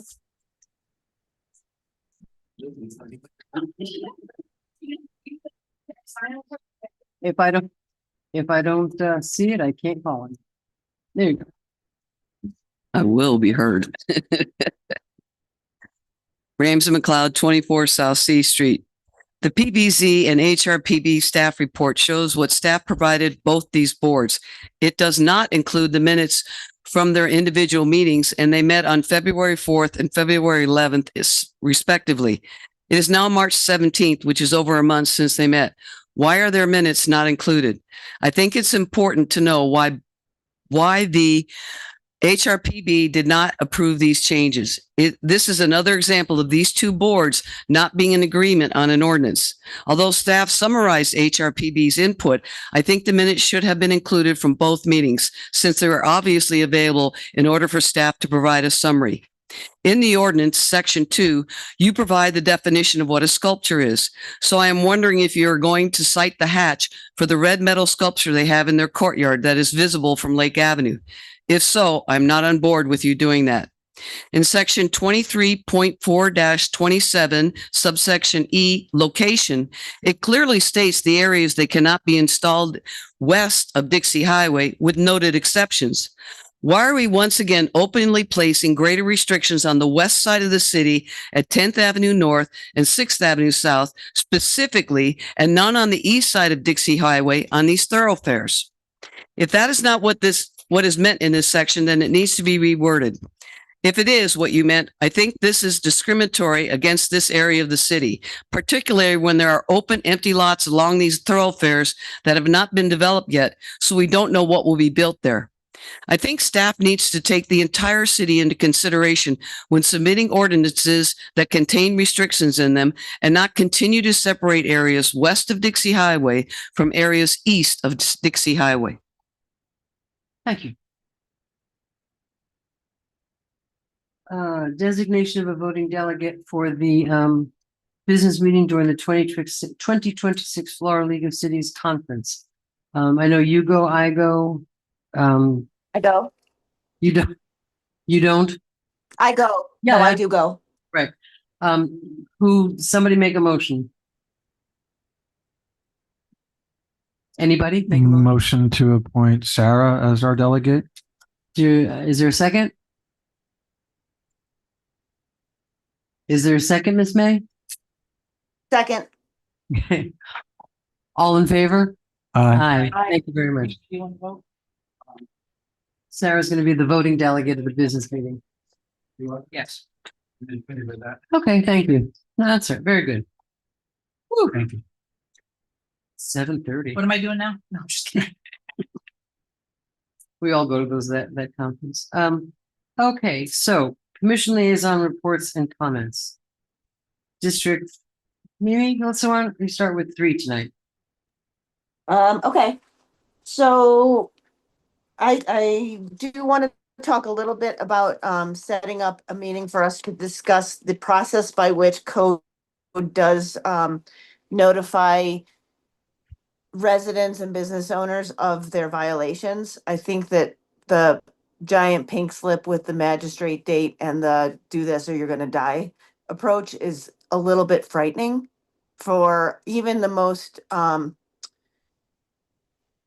don't know, hardened of residents. I would probably cry if one of those things was put on my house. So I would love to have a discussion about the process itself, and I would hope that I guess I'm asking for some consensus from you guys to bring that up and let us have a discussion about that, or at least have them kind of justify why it is the way that it is. I'm sure that there's got to be legalese on it, but it just seems aggressive. I totally concur, and I think we were talking about having a workshop on code in general. We've discussed.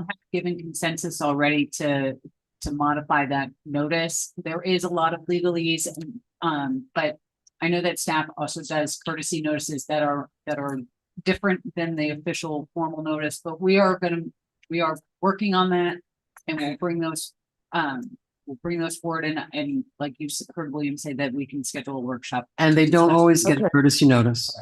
No, they don't. And it's like you have 30 days to get a permit and fix this. Well, you can't get a 30 days and a permit to fix this in this city. So that's not really fair. Yeah. It took me years to have them bold the language that said there's a magistrate hearing. It took me years to get that to happen. And it finally did, but I still think it's visually, when you start, I agree. I'm not going to go into it, but I agree with you. Anything else? Okay. So do you guys have do we have a consensus that that's going to come up? And if Elizabeth, could you get is it going to be in April, May, June? Do you know how close you are to that? Because that's one of the things I get a lot of complaints about, and I don't want to ignore the residents and the businesses that are complaining about it, because it's not really fair to them. I know that my office has been working on how to soften the language in the notice that is the official notice for violations and hearings, not. Okay. We haven't seen the courtesy notice. That's something that staff has done over the years. Yeah, I don't know that there is a courtesy notice. Yeah, they don't always go out. And I think visually, let's have the legalese, but have a cover page that says, "Don't freak out." You know, I mean, seriously, I mean, if I started reading that letter, it's like when we get a motion on a case where you're like, oh, like it's scary. Okay. And I think code is scary enough. And so I completely concur that it needs some. I know William heard you that you want to have another workshop on code and that would be a good idea. So I'm presuming that he will work with the city manager's office to get that scheduled. Okay, thank you. Anything else? Yeah, well, no, I mean, I hear you, Mayor, that you concede to that. What about the other three? Consent. Consent. Mr. McGoy has already. And very much agree with the concerns expressed by both you and the mayor. Mr. Segrich? Okay. I do consent. We also, just a reminder, we also set a policy, that for businesses, there was to be the kind of warning letter giving them a certain period of time. Understanding that, And that has not come back to not us. just for businesses, for homeowners Yeah, too. It should be equal. But so I understand that a workshop is in order, but prior to that workshop, I would like for that plan of action and that policy that we set to already be actionable for us. Otherwise, we're just going to talk about it again. And the end result is we're going to tell staff, hey, here's our policy. And we're not seeing it come back. So I would like to see that come back prior to any workshop. And I'd like to see it come back ASAP. And we need to check in the ordinance. I haven't looked at it for a while. Is it an ordinance that there has to be a courtesy notice unless it's a health safety concern? I don't know. I think that should be mandatory. You start out with the courtesy notice unless it's a health safety item. That is not currently in the code, but Okay. So that's something we can talk about. All right. So let's schedule a workshop as soon as possible. Anything else?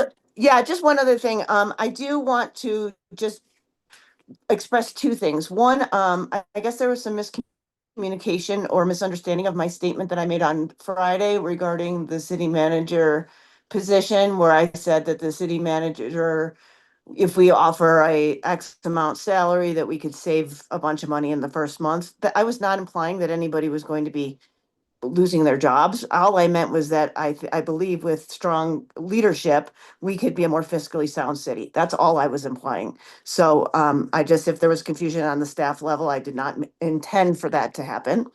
My second thing is, I was really disappointed that there was only 2 items on this agenda. I mean, we have a list a mile long, and we have given consensus, and we've given direction, and we've made policy.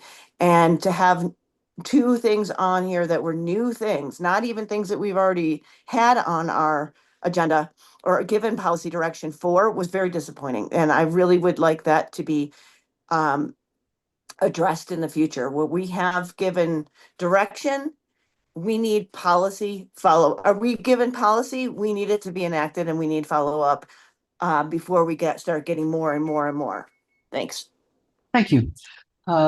District 4. Thank you, Madam Mayor. I do really like the thought of including the minutes from the Planning and Zoning Board and HRPB Board as part of our backup. I think Ramsey brings up a very good point. When we're looking at it, unless we ask members of that board what went on and everything else like that, we lose that knowledge. You can read the minutes in the website. But I understand that. But I would like for that to be included as part of the backup, because not everyone from the public can go out and grab that. I understand it's all there if you know where you're looking, just like it's all in our code if you know where you're looking. But when we're discussing these things, I think that that should be included. And I would like to ask consensus or direction from my colleagues to tell staff that we would like that included. For that particular item, not the entire minutes, but for that item. Correct. Yes. So again, this did come up before, and the consensus that was given at the time was that having a summary when the minutes weren't yet available for the agenda right. packet, because when the boards meet, it's at least a month before they can approve their minutes. And so it would hold up the item moving forward. So the minutes would be included for second reading because they would be available at that time. But for this packet, they weren't ready. Okay. Or So maybe if there is a time lag and the minutes are available, let's just do it like that. If the minutes are, sometimes we don't get that the agenda, the minutes for that particular action item would be included. That would, we don't want to hold things up any more than we. Yeah, no, I agree with that. I guess it's most important. I think when they disagree with something, that maybe we can have something from them, be it a memo or something that at least tells us here are the points of contention, because I think that would be important. So something to consider. I support that. We're adding more work for the staff. That's okay. Well, that's not. Well, I think it's okay for the health of our city and so on. I do want to touch on the priorities list. We did get that shared document, just so for the public to know. So our priorities list is a shared document that we all have access to now. So that was a big step forward. I would encourage all of my colleagues, if you haven't already, to get back to staff on that, things that are missing, things that you think are priorities and so on, to help them structure things to come forward. As I understand it from, today's meeting, there was a bunch of stuff that was almost ready and that got knocked off. And that's why we had a very few items, because I had the same concerns as Commissioner May. And I do know the city manager's office kind of committed to preload a number of things so that they have filler to add to our agendas when stuff gets knocked off like that. So hopefully we can get through that. I would say though that, there are things on that priority list where we've voted to create an ordinance, not just have a discussion. And I really feel that those need to be the first things worked on, unless there's some, something pressing legislatively that gets in that way. And then in terms of a couple of things, I went to the Sunset Ridge Neighborhood Association meeting last night. It was great. They had a wonderful meeting in somebody's house. Very, very cool. But it was nice to go to another neighborhood outside of my district and hear their concerns, because they are very different. And I would encourage us all to kind of cross meet. One of the questions that did come up, because we were talking about city finances, was the fact that we take money out of our utilities to our general fund. And one of the residents brought up that, well, that's not very transparent. Where do I see that on my utility bill? And I did get an answer to that. It's marked as the city utility tax. So it's not quite labeled as a transfer back to the city, but in case anyone's wondering out there, that's what represents that. And then the only other thing, to talk about the referendums, I think there was a lot of good discussion that went with that. I conducted several town halls and had some very lively discussion and debate, and there were good points raised on all sides. I do think online, some of the discussions deteriorated into personal attacks, and I don't think as a city we need that. And there were threats made online, and that has no place in what we're doing. One thing that I personally took away, and I said it to the papers and the articles and so on, is that it really, in speaking with people, there is a deep-seated mistrust of the Lake Worth Beach city government and us as commissioners, and it's a fear of future commissions, a fear of present commissions, a fear of past commissions, and that's a tough hurdle for us to overcome. And in order for us to move forward as a representative form of government, that's a hurdle that we do need to tackle. And I think more discussion will help with that across kind of the aisles on various topics. But I think, I think our commission is doing a great job of getting things done and moving the ball forward. I think we can do a little bit better job of communicating and having more kind of open town halls and open discussion with our residents, because when I do them, I get asked a lot of questions, and some of those questions, they're softballs, because it's like, oh yeah, no, we already voted on that. Oh, we already did that one. Oh, we already took care of that. And I think we need more of that, and I think that will help with some of that distrust as we move forward as a city. And I want to take that as a personal goal of mine for my district, but also the whole city, is to show and earn that trust. And I think if the dialogues move forward, we as a city and an overall city impression that we're giving will earn that more. So something for us to work on. But I was also very proud of our city with the turnout. And I would hope in the 2027 election, we could even beat those numbers. Let's get 6,000 people out to vote. Because I think the more voices that we have out there voting, it actually will help having commissions that represent the values of our residents. And, I think we have a lot of residents who think the commission doesn't represent them, who might not vote or might not get out there. And so, that's, as a community, an area for growth that I took away from that. So that's it.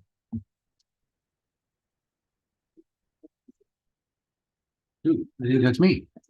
Okay. I have several different things. I too noticed the short agenda. I would like to thank the city manager Brown for sticking to our agenda deadline. That what appears to have happened, or what I'm told happened, is there were items, they were not, from whatever departments, were not ready by the deadline. So he said they can't go on. And I appreciate that commitment to making the information, and it fits a little bit to Commissioner Segret's, comment that how do we increase trust in government? So thank you for that. I'm understanding that March 15 was International Long COVID Awareness Day. We've sort of forgotten about COVID, but COVID hasn't forgotten about some people. Some people have gotten very long-term effects. They can be pretty serious. Just keep it in mind and be aware and compassionate for those. And hopefully, I think it's got a lot of medical unknowns at this point, but deserves attention. I've been hearing both at Treasure Coast Regional Planning Council and at the Metropolitan Planning Organization, and a little bit here, discussion of possible regulations for electric bicycles, which I think there's a need for, and a number of other communities also taking it up. I would just encourage us to keep in mind that we have passed resolutions, several of them in the city, that we support multimodal transportation, and we're very committed to the safety of everybody in whatever mode of transportation, walking, biking, electric biking, scooters, you name it. And so let's make sure that we keep that safety aspect in mind if we take discussions, and also make sure that if we get advice from people regarding electric bikes, make sure that at least a portion of it comes from people who actually use them and have some real world experience with them. My main comments are in relation to the election, and I don't think it's particularly important where any of us were on how particularly amendments 2 and 3 came out. I do believe, and I think Commissioner Segret sort of alluded to this a little bit, I think it's very important that as the city's governing body, we take some time to draw whatever, as best as possible, lessons that we can from what we heard from the community. As Commissioner Segret pointed out, this was one of the biggest turnouts. It was bigger than the last mayoral election. That is the astounding. Somebody mentioned, what are we doing? Are we electing the president? And I missed that. So it was big turnout. And then the results on Amendment 2 and 3 were pretty dramatic. I don't recall ever seeing a roughly 80-20 election on anything in the city in the past. That's a big deal. So I respectfully ask the indulgence of my colleagues and the mayor to speak to this. I put my points, written them out a bit, so I put some thought into it, and that I be allowed to speak to it without interruption. I will certainly make an effort to be as brief as I can, but it also deserves some thought. Couple things. I think it would be a mistake to interpret this very strong result, 80-20-ish, as a rejection, a simple rejection of development.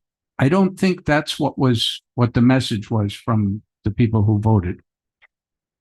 I think it would also be a mistake to interpret the election results as a lack of concern for city finances. I think, and certainly speaking to people at Doors, people are aware of some of the external threats to our city finances, particularly from legislation coming out of Tallahassee.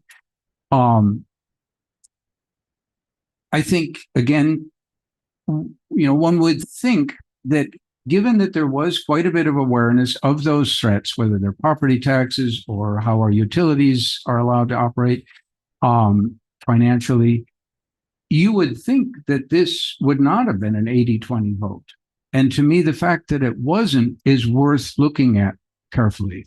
I think a little piece, but I don't think we should overemphasize it. A little piece is, I called it a cry wolf syndrome, that there were comments from some members of the commission that, all sorts of terrible things are going to happen. And that's why we have to allow 99-year leases, because that'll let in P3s and that'll fix all our financial problems. I think there was some degree of skepticism of whether that was accurate or not, or maybe perhaps being overplayed.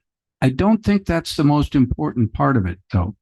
I do think a piece that contributed to skepticism is, as I passed on to my colleagues, other cities a while back, when they noticed the property tax discussion starting to happen in Tallahassee, said, you know what? We need to get out ahead of this. We need to do informational, sort of like the town hall idea, but city sponsored, of what are property taxes? What do they do for our community? Well, how do they play a role in our budget? And I actually contacted one of the city managers of one of the cities. I don't remember which it was, Sebastian, Vero Beach, a couple others had been doing this. And the reason that they started in early is that they knew that once it was, if anything ever got put on the ballot by Tallahassee, we would be limited as cities in what we could put out. So let's get out ahead of it before that limitation comes in. I sent that to the city manager, we distributed to the other colleagues. I think that it added to the skepticism that, hey, you had an opportunity. If you're really serious about these concerns about city finances, why didn't we do any of that? Why didn't the commission ask that that be done? Personally, nobody has a crystal ball as to what's going to happen in Tallahassee, but I do think some of the concerns of what's coming out of Tallahassee and how it might affect our budget are worth paying attention to. Here, in my mind, is the most important finance-related lesson coming out of these elections. And that is not the threat or the seriousness of the threat or the unseriousness of the threat or any of that. I think the most important lesson to me that comes out of that is that the either explicit or implicit message coming from some of the members of the commission was, hey, there might be big threats. They might be on the orders of millions of dollars or even tens of millions of dollars, threats to our budget. Okay, that sounds serious. We ought to do something with it. But what was proposed is, given those threats, what we have to do is open ourselves wide open to P3s, public-private partnerships, because that's going to save us. And that, I think, is where the central part of this, the lesson coming out of this election, is that argument was made, but no receipts were brought. And an easy receipt that could have been brought by colleagues, if they were serious about it, is, okay, let's think about this. Public-private partnerships have to make money for the private side of it. They're not philanthropic donations. They are not money trees that just shake tens or millions of dollars onto a city. So maybe a receipt would be, okay, how big a project would it have to be to get a $1 million fix, a $10 million fix? So that we had some idea of what is the deal with the devil that we're considering in order to fix that. Most P3s, if you're lucky if you get $100,000, and maybe you get it once, maybe you get it every year, but $100,000 a year is not going to fix our problems. So I think those arguing that, hey, these are serious problems, we got to give away 99-year leases, needed to make a much more grounded, specific case to make that go through. And I think what it sort of boils down to is, and I heard this from a lot of residents, is a skepticism. Let's say that a project, a public-private partnership project appears, and it is in fact going to be something that everybody in the community, or 90%, 80%, 70%, a lot of people think it's a great project, and it's going to generate huge amounts of money for the city. Why were 4 of the members of this commission so skeptical of the current requirement that all you got to do is put it out to the community to vote on it? If it's that great, it'll pass with an 80-20 margin. Why were people afraid of that? Some of the members of the commission. That's where some of that skepticism. And, you know, some of that context for that skepticism, realistically, anybody who's read anything about the history of development in South Florida knows that there's a reason that I grew up in Wisconsin saying, I'll sell you some swampland in Florida. That was how you sort of indicated skepticism. And I was in Wisconsin. I'd never been to Florida. That skepticism is ingrained because there have been a lot of shady deals in development in South Florida. And, you know, another area that I think it's important for us to take some lessons from that may apply to a broader set of the community, because a lot of people voted, 80% of them, of whatever it is, voted against this. I think some of it comes from having watched the commission over the last year or two. And there have been repeated cases of a whole crowd of people coming to the commission in public comment and saying, we are concerned about X, or we think the commission really ought to think carefully about Y. And the commission, 4 of us, have gone the opposite way. Some examples. Pursuit of non-garage parking options. Many people have come and said, hey, look, there are other ways to solve this problem. Would you at least get your consultants to consider it and measure it out? Paid on-street parking. A lot of people have come and said, I don't think that's a very good idea. Can you look at options before you do that? Many people came and said, before you put this stuff on the ballot and run a lot of cost up, why don't you run it through a charter review committee like we did in the past? Get some, you know, the tires kicked in advance. Rejected. Immigration enforcement. A lot of people have come repeatedly and asked for that. This commission said, nope, we're not doing anything. Food sharing. A lot of people have come and asked, hey, can we be allowed to do this? Nope, we're not doing that. Downtown and development in general, including the 2022 charrette that was well respected. We kicked that out the window. So somebody wrote somewhere or said somewhere, I can't remember, but they said, given how little 4 members of this commission have listened to us, why should we believe trust us? We would never vote for something that the community doesn't support. Why should we believe that for 99-year leases? I think that's just rational thinking. The mayor put forth a couple of times in the last year or two a hypothesis, which I think is a very reasonable hypothesis. She mentioned, look, the city has had a certain flavor. People are cautious about how much development. They like the kind of beach town community sort of flavor. But new people have moved in. Young people have moved in. Maybe they have a different view for the city. Maybe they want different things. Shouldn't they have a voice too? And I think that's a valid point.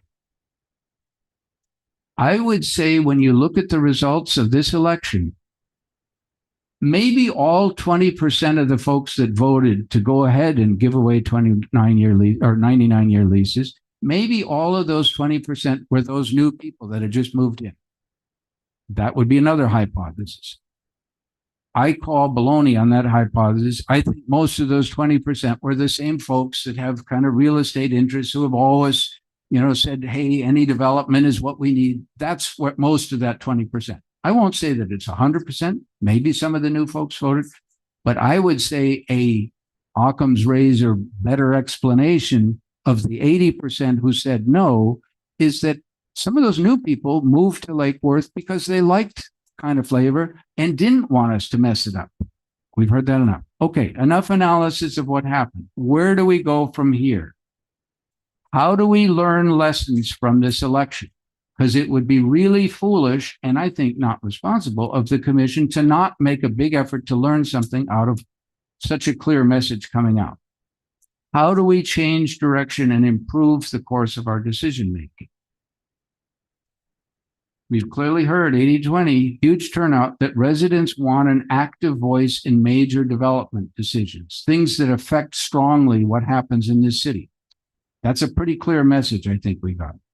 We heard that several years ago with the downtown charrette that Treasure Coast facilitated.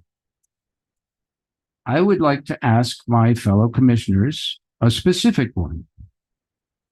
Given that we've heard that message, that residents do want a voice in some of these big deal things, should we now not listen to residents proactively and offer them an opportunity to vote on paid on-street parking, to vote on the parking garage, which we say we have no money, but we're willing to put a lot of money into that, and vote on W-Motive, which is a very big project that influences our historic nature, it influences what we look like, and it is a big public subsidy into a private developer. I would think that the message out of that election is, geez, guys, you might want to go out and find out, maybe through a vote. Do people support that? Because it just seems like that would be a good idea. Thank you. And thank you for allowing me to speak. Thank you, Ms. Malega. Allowing you to speak and monopolizing time to sit here and belittle some of the commission who is never outwardly supporting or opposing any referendum is disgraceful. I'm going to set the record straight. The Gulfstream passed, voters spoke. And then certain members of this commission and certain community members went out and tried to sue and stop the Gulfstream. So the hypothesis that let the people vote and we're going to be okay with whatever the vote is goes out the window. And that started with the Gulfstream a long time ago. The voters did speak, and a lot of people had asked me, why was I not out giving my opinion? I said, if you call me, we have a conversation, I'll give you my opinion. But I was not going to, as they say, die on a sword. I believe that each person needs to vote for what they believe is right for them. Take the information you have and make the right decision. That's what democracy and our government is all about. So I was not going to be out persuading people. I did answer people who did call me and give them my pros and my cons of every question, not just questions 2 and 3. So there was an educational component on why we were doing some of the, as we call, housekeeping of the charter. And I think that unfortunately, some of those people who were knocking on doors were giving bad information in regards to the police and fire question. That shouldn't have never been a 50-50 vote. That was just miseducation to the voters. House Bill 145 did pass. That is the sovereign immunity bill. That is going to increase every lawsuit to a $350,000 threshold per person, $500,000 per incident. And I can't remember, because we didn't have our call this Monday, if that was an increased slide as well. So the House and the Senate were fighting. Say that again, an increase. The Senate won at 501 million and the House won at 300 and 600. So they kind of met in the middle. But part of what the House wanted was it to be escalated over the years. So I do know that they finally, on the 9th hour, came to a meeting of the minds and they did pass the bill. I've actually reached out to our lobbyist, Jared, and asked him to email all of us a legislative update on what's passed that's pertaining to city governance and sovereign immunity, utility bills, land use regulations. There was a lot of stuff out there in regards to ADUs, where they were going to be able to be built. Another one of the bills that did pass, but again, the language isn't codified out there, is the extraterritorial surcharges for the water and sewer. That was capped at 25%. And then they came back and said, no, we want to take the cap off. There shouldn't be any charge. So again, it was the 9th hour meeting of the minds. And this is the, the backdoor things that the Senate and the House does. So I don't know what the final language is on it, but it did pass. So we just don't know what the ramifications of those two bills are right now, financially. I just want to say thank you to HR. They put on a great employee appreciation luncheon. Thank you to Commissioner Segrich and the mayor for coming. It's always nice to celebrate and thank our staff for their hard work. And if it's allowing them an hour or two to come play games in the gym and have, a nice lunch and be with other staff members that they don't get to see it often, I always enjoy that. So thank you to HR for making sure that it's always in the budget and that they include us to come out and partake and hang out with them. Please remember that Pride is March 28th and 29th. If the state legislature has their way, this may be the last time that the city can partner with Pride of the Palm Beaches or have anything to do with it. The mayor and I said, okay, well, it looks like we're losing our seat because we will be in the parade. So that is something that could be coming into fruition in June or July if it passes and the governor signs it. That is March 28th and 29th at Bryant Park, and the parade will be on Sunday as always. I was also the guest speaker at the Rotary. They're a really good organization, and I love that whenever I've reached out to them for funding to help support a park or help support our kids, they always say yes. So it's nice to go have lunch with them. They meet every Wednesday at noon at the back of the old Irish Brigade, it's called now. And we have a couple of our board members who actually are part of Rotary. So it's nice to see them. And they do raise a lot of money and bring a lot of awareness to our community and to our kids. So I thank them for all their hard work. Royal Poinciana neighborhood is bringing back the taco crawl. It was 2 years ago was their first year. It was very successful. It was a lot of fun. It's where you get a map. And then you got to go to all these restaurants and these different places and you get samples of tacos or, whatever they're making or giving away. And it was a lot of fun. It's a fundraiser for the neighborhood. So they're doing that on May 2nd this year. They want to do it the Saturday before Cinco de Mayo. Unfortunately, the Hatch building already has something happening at the building that day. So kickoff's going to be on the side of Lilo's. Lilo's is sponsoring Closing the Street. And that's where the taco crawl will start. It will go down Lucerne, across Dixie to the roundabout, and then all the way back into town on Lake Avenue. So it's going to be a great activity. I know that Bunny and them are working on getting sponsorships and restaurants actually asked last year, hey, how come you didn't do this? It was so much fun the year before. So they are bringing that back. It'll be May 2nd. So please put that in your calendar, come out. They're going to have a DJ and it's a fun festive event, but it's not going to be hosted in Royal Poinciana. It'll start from Lilo's and go downtown. So please save that on your calendar. And that's in the evening, I assume. Daytime. Oh. It's a daytime. Okay. Yeah. One thing you learn in law school, one of the most important things you learn in law school, my contracts teacher turned around one day and said, just remember this. Sometimes you win and sometimes you lose. But I don't, and there seems to be this sort of like winning, losing about this referendum. I don't see it as a win or a loss for anybody. I think it was a voice of the people. I think we need to hear it. But I also know that a lot of misinformation was put out about the realities of the referendum. And I think that and it was very funny because everyone was afraid that we were getting all these developers to put money into big advertisements about it. And obviously that didn't happen. So there you go. The people have spoken about that particular item. It's very easy to be critical. It's very easy to do that. And Mr. McBoy, you take every opportunity to I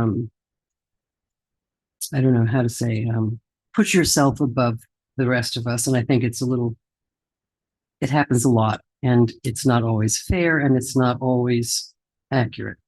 It's very easy to be critical. The electric bike, I have spoken with the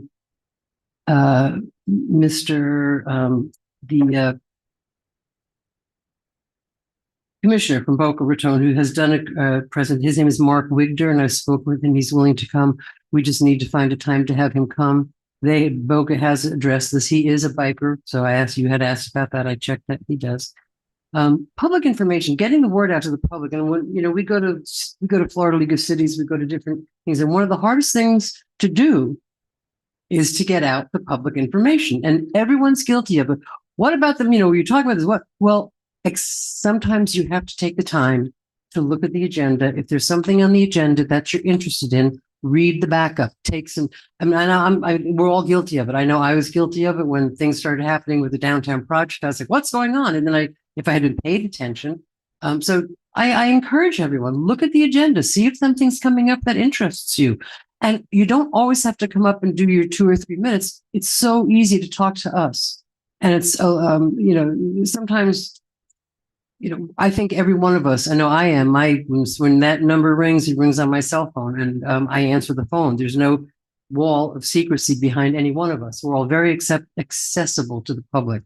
So if you have questions, Publix, whatever it is, so I encourage our citizens to take the extra effort to actually take a look at the agendas, take a look at what's going on, look at the backup. And if you have a question or a concern, either email us, which everybody does all the time about different things, or give us a call, because we'll be happy. If we don't know the answer, we are very committed. I know I speak for myself. I think I speak for all of us, that we are responsive and we will answer the questions. And sometimes, a lot of us, we all have this is our second job.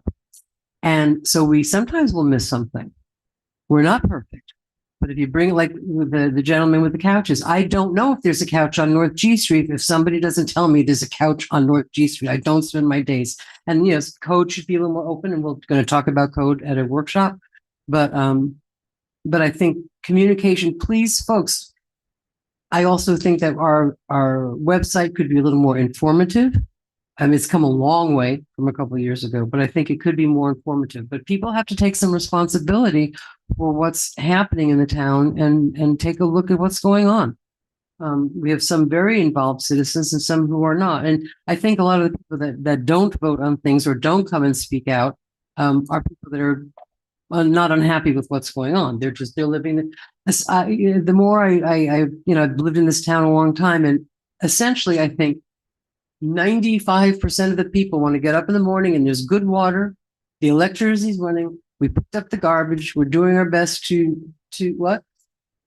The streets not flood. Well, that's not always the case. The basic things of getting to live your life in town. It's not,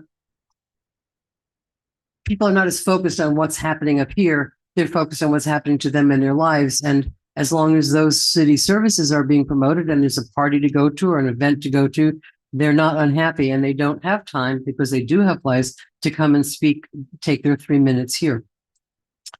The event, the staff event last week, I encourage every commissioner to come. I know Miss May was working that day, but Mr. Segwich was there. I was there. I encourage our commissioners to be more involved with not just the political aspects of being a commissioner, but to talk to our people, to talk to our staff. We have the hardest working, most dedicated staff. We ask tremendous things of them. When I talk to other cities and I say, what's Lantana? When I speak to the mayor of Lantana, like, how long do your commission meetings last? And she's like, 45, maybe an hour. We are the most vocal, community involved. And even when we go to Florida League of Cities statewide things, people are very impressed with the amount of public input that we have and the amount of discussion that we have. Some of it, up here, as opposed to other cities.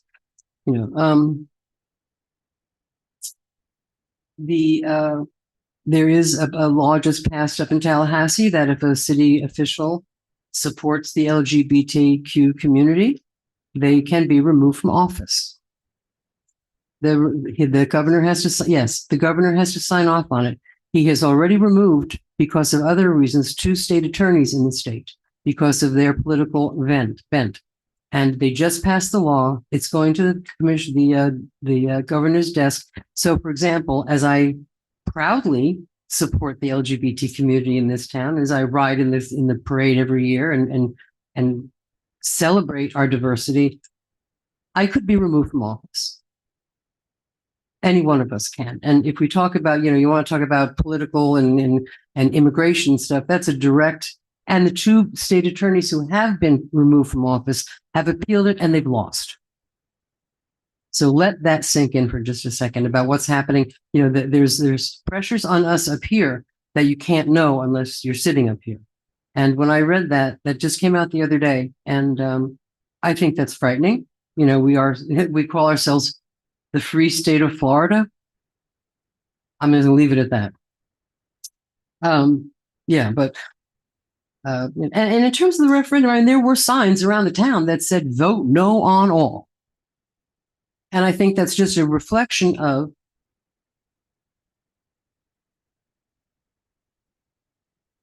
agendas, a reflection of some of the misinformation and some of the, Mr. McBoyd talks about distrust of government. Well, okay, I can distrust that this is a bottle of water if you don't prove it to me, but spreading misinformation, just vote no for all. When I saw that, I just thought, I shook my head and said, okay, fine, it's a losing battle. This Saturday is Floffing, the Downtown Jewel Neighborhood Association. I don't know how many years we've done it. We were one of the first neighborhood associations that had a big fundraiser. It's a lot of fun. It's on what? I believe it's sold out, but there's always a party at the end down by Lilo's, and it's a wonderful event. Our neighborhood has turned into a miniature golf course, and people from all over come. They come year after year from out of town, and it's one of the my neighborhood we don't have house tours. Our houses are too small and humble, but we do have our yards and we do have our enthusiasm. And so it's a really good way for us to show off our neighborhood and our spirit. It's been remarkably successful for all these years. And I think flattery is the best form of, copying is the best, imitation is the best form of flattery. Now Mango Groves has their carnival every year, which is along the same lines, which I think is fabulous. And so that also is a wonderful event, which we all participated in. So please, if you can't make the daytime thing, come out and have the party in the afternoon. It's really a lot of fun. I don't have much else. I think we've all spoken quite lengthy tonight. And I think we should take a short break. We have Mr. Manager report and attorney's report, and then let's take a quick break before the second part two of our meeting tonight. Part two. Thank you, Madam Mayor. The Vice Mayor actually covered some of the legislative stuff I was going to talk about coming out of Tallahassee. I did have some exciting news coming out of finance. I was directed to wait on that till the next meeting, so that'll have to wait 2 weeks. But I am excited. I am excited. I'm very excited. Excited to actually be hosting the League of Cities luncheon next Wednesday here at the casino building, which is the first time in quite a while. So hopefully all of you will be able to make it. Yeah, this is the first time ever. Will you be there Wednesday? I think so, next week. So it's noon next Wednesday. Okay, great. Yeah, it's showing off our casino. It's really exciting. It's a big crowd. It's all the elected officials and city managers from all over the county coming. It's a once a month event, and it's always been in Jupiter and Palm Beach Gardens and Riviera. Well, yeah, their new place. And no, the 24th. So I just want to let you know that I would be there, but that is the first day I go back to school. I know you're working that day, so you have a note from your principal, so you're okay. Thank you. So it's very exciting to have that. So, Mr. Yeah, and the other thing I wanted to mention, on tonight's agenda, obviously, and Commissioner McBoyd mentioned earlier, sticking to the deadlines as far as when we can add things to the agenda. We had a much heftier agenda for this evening, but sometimes things don't work out as far as timing. Sometimes, especially when it's contracts with vendors or contractors, stuff that has to go through their legal, our legal. It's not always the most timely process. So unfortunately tonight, light agenda. But as you heard, those are now going to be falling on the next agenda. So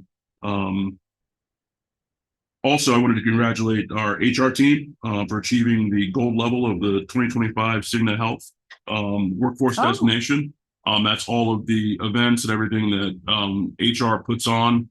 People don't realize it, but all these things for staff, that's what actually keeps our rates lower and allows us to not see some of the I'll say hefty percentage increases in the budget that some of the other cities around us have been seeing. So did want to congratulate them because they work pretty hard getting a lot Thank of these you. events and stuff on that then help with keeping that down. That's all I have.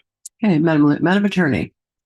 I don't have much tonight. I just wanted to let you all know that on those chronic nuisance cases that we're working with PBSO, they have heard back from all except 2 of the property owners, and the property owners are working forward with PBSO hand in hand to clean up their properties. Great, thank you. And let's just keep the foreclosures working on it for those constant troublemakers. Madam Mayor, Yes, ma'am. I just want to let you all know that I have been in touch with Commissioner Wigder or Widger. Oh, yes, yes, from Boca. And I gave him some options, and he is scheduled for the May 5th meeting for his presentation. Oh, thank you very much for that update. I had no idea.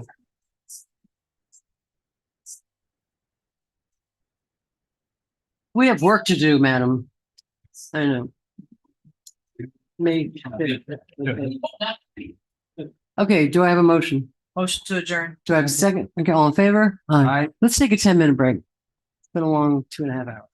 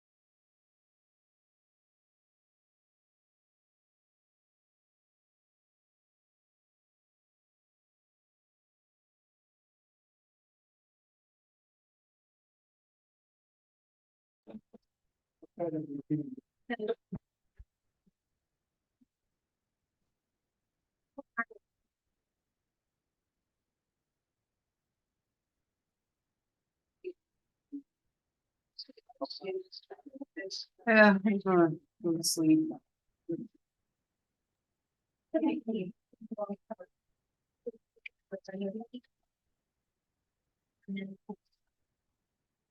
Okay, there's work to be done, hopefully not as lengthy as our short agenda that we just. How a two-item agenda becomes a 2-hour meeting is a miracle in time management. Okay, so, Madam Clerk? Yes, Madam Mayor, it is 8:44. Yeah, I closed the outside door, thanks. And I took it off heat, I mean, it was just. It was on heat, yeah, well, no, listen, I came in this afternoon. It was so cold and it was so cold, and I said to Shona, come on. She goes, when they came in this morning, it was so hot, they had to. It's like my house, in 12 hours, I'll turn the heat on and then the air conditioner. Oh, no, and you knew. It feels a little warm to me, but I have a Yeah. sweater. So Yeah, I have a sweater, but I just checked it. It was on heat. So I just put it on cool. It is cold outside. Nice. Cool. Till we get home soon.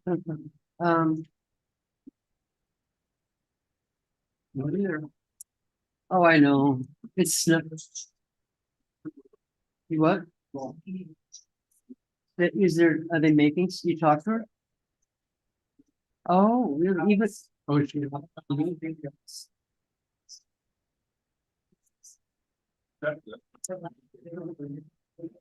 Yeah. I read Hmm. the- And Upperton is the northern Michigan. Humboldt, I saw that, yeah. Northern Michigan is pummeled with snow. Yeah. Oh. I know, and here I was here. Oh, yeah, and New Jersey. My friend in New Jersey, you're like, well, we got another 18 inches. Oh, I don't feel good. Madam Clerk? I'm still here, Madam Mayor, and it is 8:46. All right, good evening, everyone. Good evening, everyone. And welcome to the special city commission meeting, regarding the advisory board ordinance, Tuesday, March 17th, 2026. Can I have the roll call, please? Mayor Betty Resch, Here.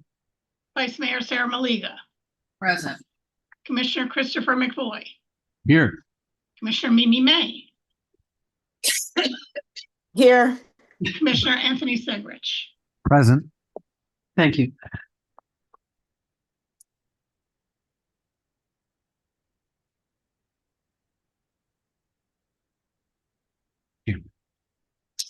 Okay, tonight, and I'm going to turn this over to the attorney a little bit and staff. This is a comprehensive update to our advisory board processes and consolidation of existing ordinances into a single unified ordinance. We got quite a bit of backup, which is posted on the website. And who wants to give us an introduction? Madam Clerk. Oh, I'm wondering why Elizabeth is looking. Yeah. I feel Yes, here at times. Can you give a little background on this item and why this is being brought forward? certainly. So this is not the first time. We actually had this on a regular meeting a few months ago. The idea was that there should be commonalities for all the boards, and it made more sense to have one ordinance rather than having however many boards there are. It just would make it easier to consolidate everything into one ordinance. So with Elizabeth's help, that is what we have done. This is an action item, correct?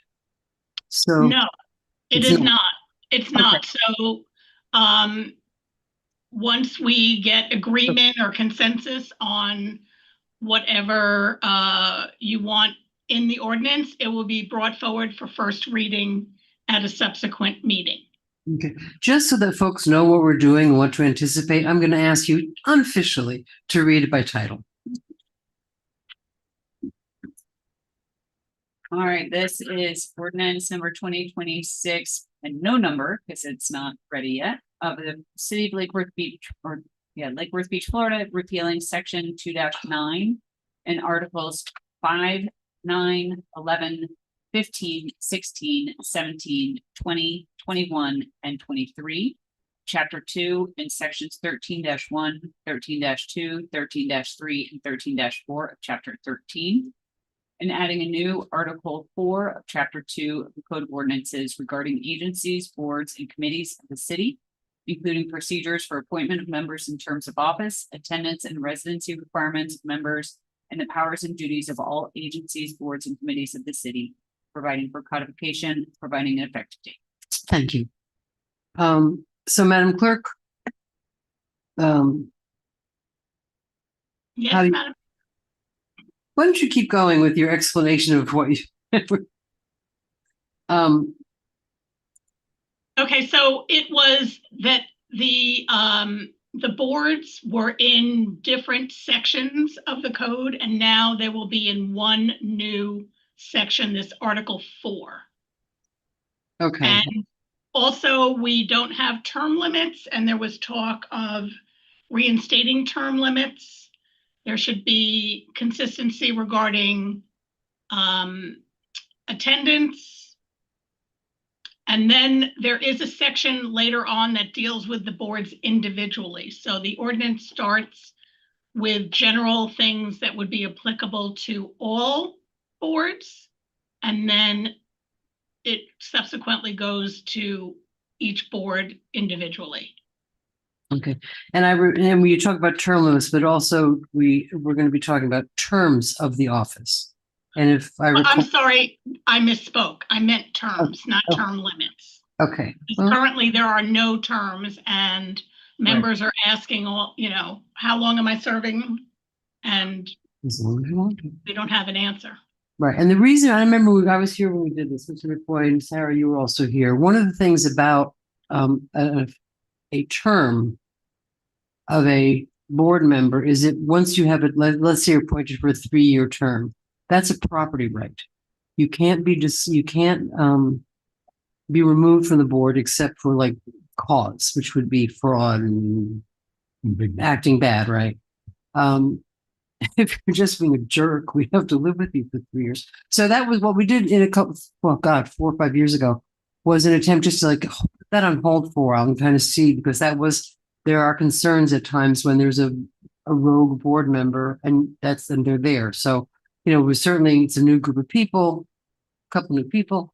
We can certainly revisit. One thing we're going to be doing is revisiting that, and how long should a term be?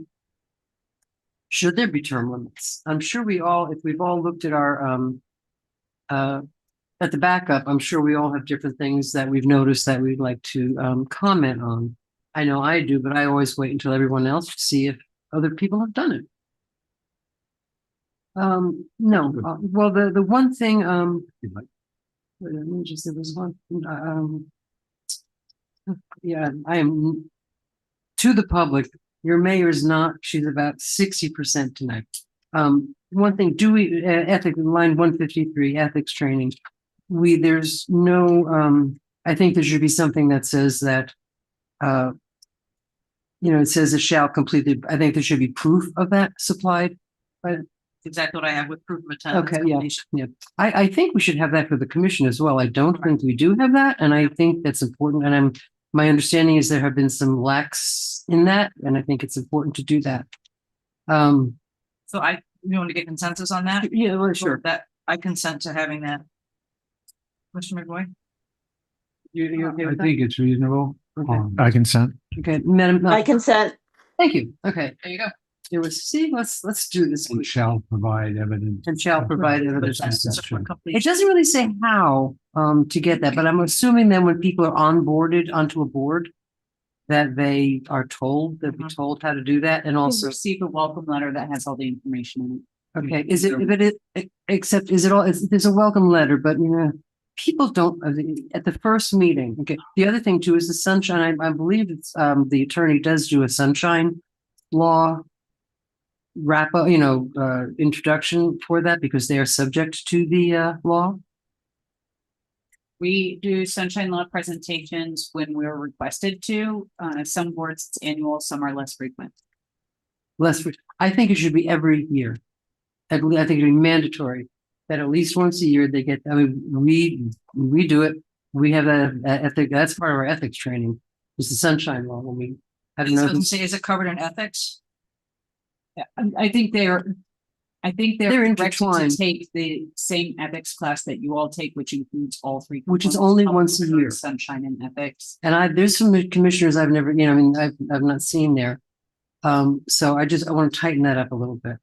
Can we just, okay, let me just keep going real quick. Madam Mayor, Yes, so the board members are required to submit an acknowledgement regarding their ethics training, and we do keep that on file. and do they have to say how they did it, or do they just say I did it? They don't, there's an actual form. Let me just see if I could find it, ethics acknowledgements. You get like a little certificate looking- or something. And then you're supposed to Well- send that in. Yeah, I don't, has anyone, Yeah, so there is a form from the county. from And where? it does indicate how they took the course as well. They have to indicate how the course was taken. All right, great. Thank you very much. I appreciate that.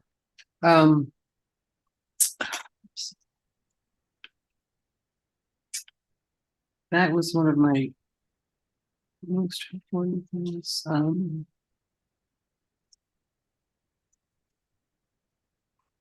What is this? I'll hang in there. I'll come up with something as you go. Just Mr. McBoy, your light was on first, and it's 9 o'clock.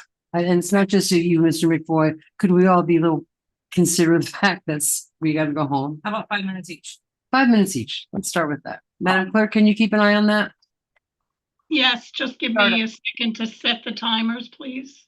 Okay, sure, of course. Yeah, just so we keep it. So Who's Mr. starting? Because I'm Mr. starting. McBoy is starting his 5 minutes. Okay, I'm ready for him to go. Okay, All thank you. right, thank you.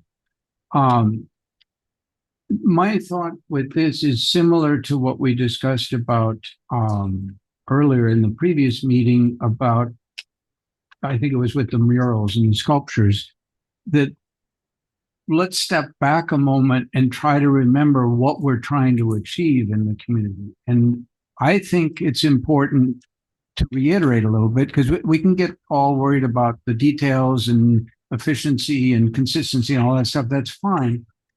But at least in my opinion, as a longtime commissioner, volunteer boards is a way to expand the interaction between the community and city government. And I think that's a good thing. And I think there's some importance to trying to make that as welcoming to people. And also there's sort of a retention aspect to it. Make sure that we are doing things on our end as the city that people will want to stay on the boards, because we've had difficulties with that in the past. So I would like to see a little bit more somewhere in the language that we really encourage resident participation in our boards. Yes, there's a bunch of requirements. You got to meet the requirements. You got to come to the meeting, all those things. But we really like the idea of residents coming, and we will, in fact, listen to them if they're advisory boards, if they give us advice. And somehow that, I think, needs to be communicated more in there. So that's one general comment. A couple of specific ones is there's a whereas, actually, since the Electric Utility Board hasn't, 40. Line 40, since the Electric Utility Advisory Board hasn't met since February, since some date, and it was set to only meet when it needed. Well, I'm uncomfortable with that language because the way that board was operated is the director of the utility, who by the language that we're trying to make consistent here, shouldn't be the liaison for the board. The director said, told the board, look, I'll let you know when we need to meet and we won't otherwise. Well, of course they haven't met if it is run then. That shouldn't be how it's run. It should be run as an advisory board that meets regularly, that the liaison is a staff person from the utility, that obviously input from the director is highly appropriate if, you know, you have questions, but that's not the person to set the agenda, to set when it meets. And it is unusual to have our own electric utility, and there are many issues that do relate to, you know, our reputation with the residents. I am not in favor of getting rid of the board, and I'm certainly not in favor of arguing that, well, since it hasn't met, we don't need to do it. It hasn't met because a poor setup in the past. So I'm strongly opposed to getting rid of the Electric Utility Advisory Board. Similarly, but different, there is a move to get rid of the Library Advisory Board, and there's a comment that, heck, we don't need one of those because we have friends at the library. That's two different kinds of organizations, and I see no downside to having both. An advisory board gives advice to us about what's happening with the library, and they traditionally have also been involved with the museum, which relates to the annex building, an area that we probably do want some community advice. So I would keep the Library Advisory Board. I would not get rid of that. I did see that the Water Resources Board was sort of excluded out of this because it was started by a resolution. I opposed sunsetting that. I think that we do have quite a bit of water related stuff. We have expressed frequently that that's one of our assets, and that we would like to make sure that we operate that as well as possible. That interaction, but especially with the Lake Worth Lagoon. So I would be in favor of having a Water Resources Board, and I would make it fall under this same, you know, for the arguments of consistency, go ahead and put it in there. Back to what the mayor did, she correctly and very accurately recalls that, I don't remember when it was, but the number of years back, yeah, pretty early on, this discussion of property right, that if you make it a set number of years term, then let's say a different commission comes in and doesn't agree with the flavor of the folks that are on a board, thinks that it needs to go a different direction, they are stuck. They cannot do anything with that.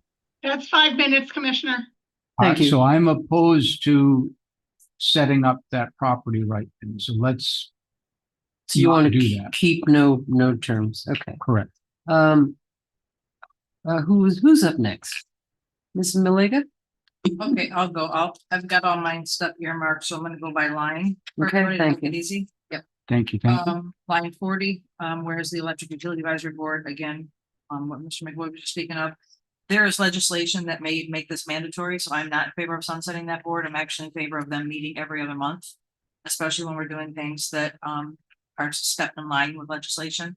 And I think that that's something that we should stay ahead of, so I'm not in favor of sunsetting them. I have been an advocate for trying to get the Financial Advisory Board filled. I even had a friend of mine who applied years ago and she was on it, and they always had to cancel for lack of quorum. I think that the more advisory boards we can have when we're making policy decisions is good for us, right? To have different views. So I would be in favor of trying to get the Finance Advisory Board back in action, even if they were only part of the budget making process.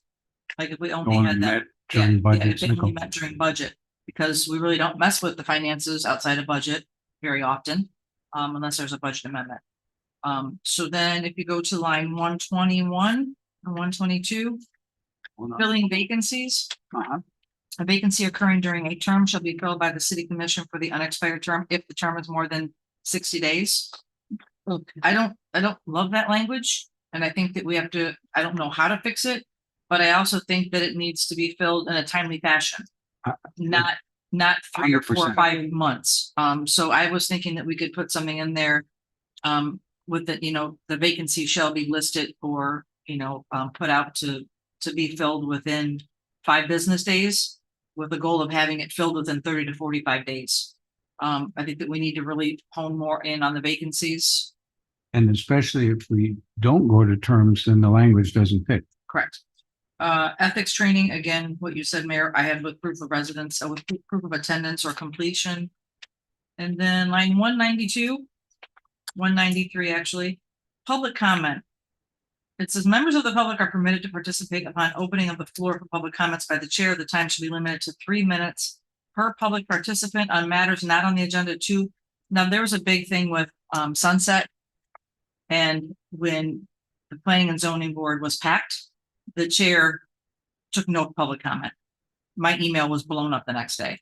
So there's nothing in here saying that it's at the chair's discretion if they want to take public comment, because there's 150 people. And he literally said, we don't want to be here all night. Seriously. Yes. And it was not a good look for, and I understand they don't get paid and they're not elected, so they're volunteers. And this room was packed and everybody was against what they were voting on. And he's like, we get the message, and kind of shut down that. And I want to make sure that we're very clear to the chairs that that's not something that can be at your discretion. So I think that's an education component for us. I was confused on why every single board is 7 members except for the tree board. The tree board has 5. And I don't know why we did that. We're supposed to have 5. So the board shall be comprised of 5 members. The membership of the tree landscape board shall include 2 members of blah, blah, blah, blah. So why is everybody else 7 and they're 5? I don't see any continuity there. Madam Mayor, Yes. the FAB board is 5, the library board is 5. Well, the FAB board doesn't even meet, so. Okay, Sizable. if there were a FAB board, there would be 5 members. The Okay. library advisory board is also 5 members. So to me, I just think that if we're gonna we should have some continuity amongst all of the boards. That's just my opinion. And that's, I think, all I had. Yep, that's it. Okay. I did think of the other thing. If you indulge me for just a second. Thank you. I very much appreciate that. And that rarely happens. So I'm taking advantage of it. Okay, here this is about, and I just marked it. About who can serve. Yeah, here. Yep. Line, looking at 125, 120 residency. Each person who serves on the board created by the commission shall either maintain a bona fide residence or own a business having a permanent location or be the principal stockholder of a corporation or other business. I really feel, it's one thing to be the president of a board that has an office here, but doesn't live here, doesn't have any sort of local connection here. I would like to keep a residence. It's just, I'm throwing this out there because we're the people that the people on the board and the residents of the city are the ones that have to live or die by what these decisions are. And I would rather see more of, I can envision having, to make a ridiculous, analogy, have a board of 7 people and they own big corporations and they have a building in Lake Worth, but their offices are in San Francisco and they're making decisions about what trees we should plant or what zoning should happen. So we're talking about more public participation. That was one thing that I had an issue with. And I think that we should look at that. I think it should be really, really good. Yes, it's good to have a business member because some of these boards are, they do affect businesses. I think it's mandatory that we open it to businesses because businesses are the backbone of the city.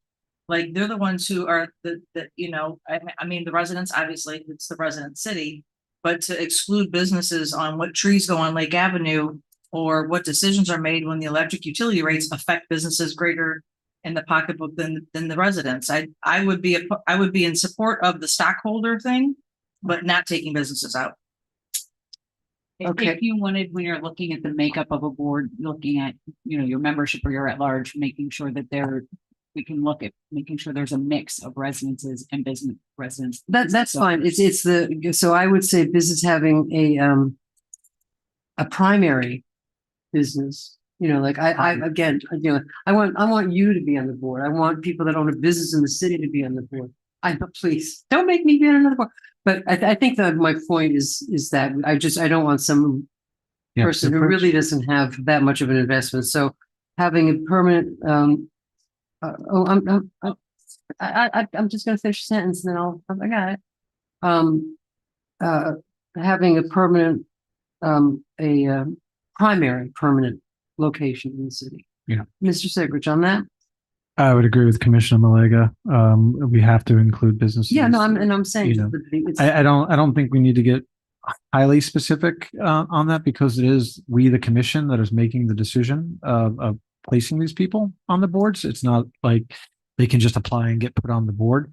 So I understand your fear of, you know, outside groups coming in and so on, but that would take a commission of 5 people willing to put that entire outside group there. I just don't see that happening. What if they're the only applicant for the board? Then you don't have to take them. But we need to fill up the boards. So If they're the only applicant for the board's not going to have a quorum. okay, I would like to take out the principal stockholder of a corporation or other having a, you know, that to me, I feel. I would definitely take that out. But then I think about like the guy from TD Bank who's very much Right. involved with the community and he doesn't own the business, but he serves at the, you know, as the face of TD Bank. So, but he's not a stockholder either. So I don't know if we could change that to be, is it a business owner or business, I like the idea of a local business. or a I owned think it needs to business? be, if you're gonna have business, I think it also varies by board. Mhm. That Some boards, you know, on the finance board, I think putting some business folks on there is a really good idea. The library board, I don't know the business owner really, it's primarily for residents. Tree board, getting a little grayer because the treors, yep, But see, I hear you, Like but by my wife who owns a business in Lantana, she reads at the Lantana Library as one of the library's. And she tutors. owns a local business in Lantana, so she'd be qualified. Right, I'm saying, but Yeah. he said library. I'm like, so I agree with taking up the principal stockholder.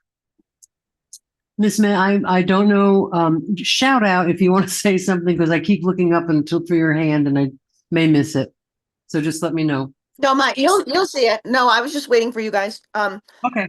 The only thing about the business owner, I hear what you guys are saying, but what if it's somebody who is part of the business, like, I don't know, Publix, No, that wants to get involved? And do we not care that they're the Publix manager of our Publix? Even if they don't live here and the primary address of Publix is not in Lake Worth Beach? well, you know, I've said what I think. I'm not saying it didn't happen. I'm just saying that there's a possibility. I kind of agree, though. You know, remember, we're the commission is the one who chooses to put the people on the boards. So, I mean, if it's live or die, Mayor, you can take it out. I'm not going to argue with you, but I don't think it's I don't think the boards are going to be sabotaged by stockholders. Well, and maybe it's the stockholder thing, maybe an employee of a representative of a locally based business, something like that. That's my point. Because if we are distrustful of developers, we might be distrustful of corporations as well. Or, you know, the vast majority of our city are residents. Right. Businesses are important to the city, clearly, but they are not the vast majority, and many don't live in the city and aren't affected in the same ways. Right. Now, they may be affected some, but I think we should make it clear that our preference is for actual bona fide residents. Okay, we're getting So confused the with time. language, Mr. McCoy, we're getting confused with time. Mr. Segrich hasn't really had a chance to speak. I also think I think we have to be more concise in what is the purpose of, like, you know, the business advisory board or I think we need to be a little more specific, but we can talk about that later. Mr. Segrich. I'm sorry, Madam Mayor, I just wanted you all to know that Cindy Ansell, our wonderful librarian, is here. Oh, there she is. Who might be able to provide some insight as to why we were looking to sunset the library board.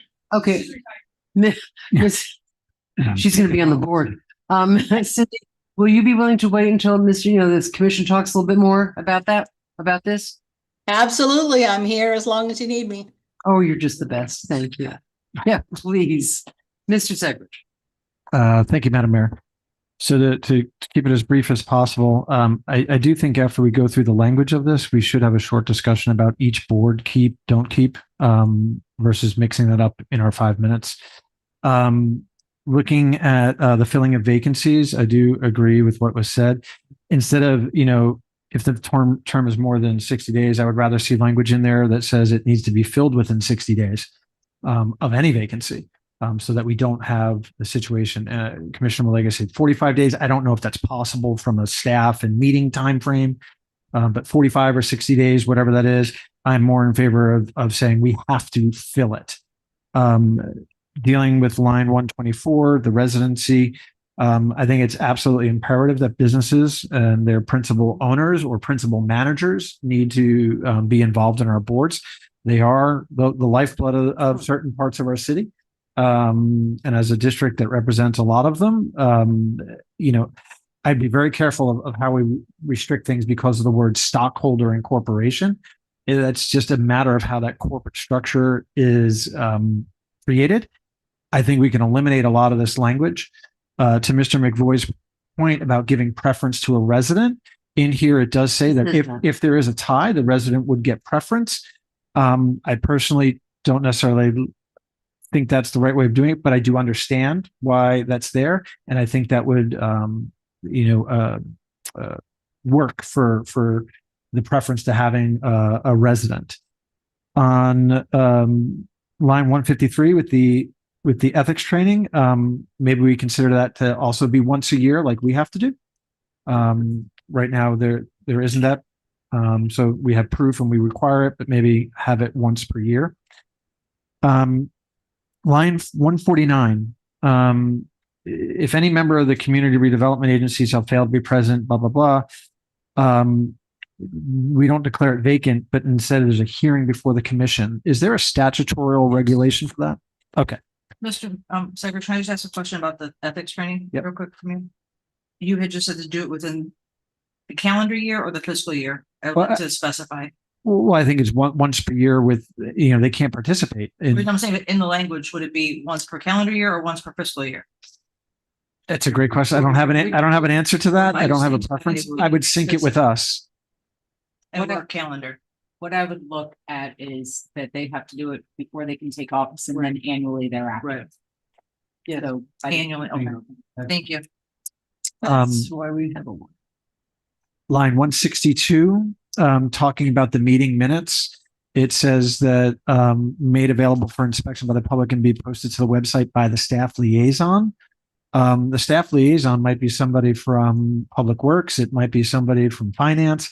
I think that things getting on the website need to happen through the clerk's office. I would defer to the clerk on how that happens, but I don't think it's the staff liaison. Or submitted to the clerk. by the staff. Madam Mayor, Yes, ma'am. so the staff liaison is generally the person that does the agendas and the packets, and they would do the minutes in the same way. And submit them to you for No, publication. they just upload them like they upload the agenda and the backup. No Oh. different. Oh. They do It's it- not a different process. It's the same exact thing. And what? So they could post the minutes, they do the minutes, they can post them, they have the ability to post them on the website. Yes, exactly like they do the agendas in the Okay. backup. Thank you, that's. Okay, that answers that. Do we have any boards that don't have a staff liaison? The electric board did not have one consistent with what we say here. So But it could. in that case, who does it? Would it then fall on the clerk's office to handle? No, I think we should follow the suggestion that there should be- Every board would have a staff liaison. Okay. Suhey does it for the E EUAB. Who does it? What? Suhey, who's Oh. she uploads things into MuniCode for the, Ed's not uploading stuff. Right. So she's uploading it for the meeting. She uploads it for the advisory board. Okay. Okay. Line 255, the Educational Advisory Board. The members of the Educational Task Force, every single one of them has expressed they do not want it to be a board. They don't want to be beholden to the sunshine. And I think it's something just for us to think about when we talk about the boards versus others. They have really voiced that they do not want that to be a board. Given the limited control we have over the educational system and what we actually do, I don't know necessarily if a board is pertinent. I have a question for the attorney. I always go, is is that board, because they do come, I mean, they come back to us for things. Is that board, should that board be subject to the sunshine law as it stands now? If the board was created by the city, which I understand it was, and it is, and they give recommendations to the city commission, they are an advisory board and they are subject to Yeah. sunshine. That's what I've always thought. I don't know why they think they're not. Well, when we set it up, I think it's valuable what Commissioner Secretary is sharing, that none of the board members think doing it that way will make them more effective. And if you think about why we put it together originally, it was to try to move information between different schools, look for commonalities, and have as much communication between, and I don't think we call it a board, I don't remember what we called it, but it wasn't a task board. force. It was intentionally task force, correct. It was intentionally set up initially not as a board so that they would not have that they could call each other up and say, hey, is this going on at your school? Right. No, and I don't disagree with that. I think I'm not trying to make it harder. I just want to make sure that we're, what is the actual currently Now, amount? can I jump in on that? Sure. For the education task force, I know how it was originally intended. And however, if we are going to allow them to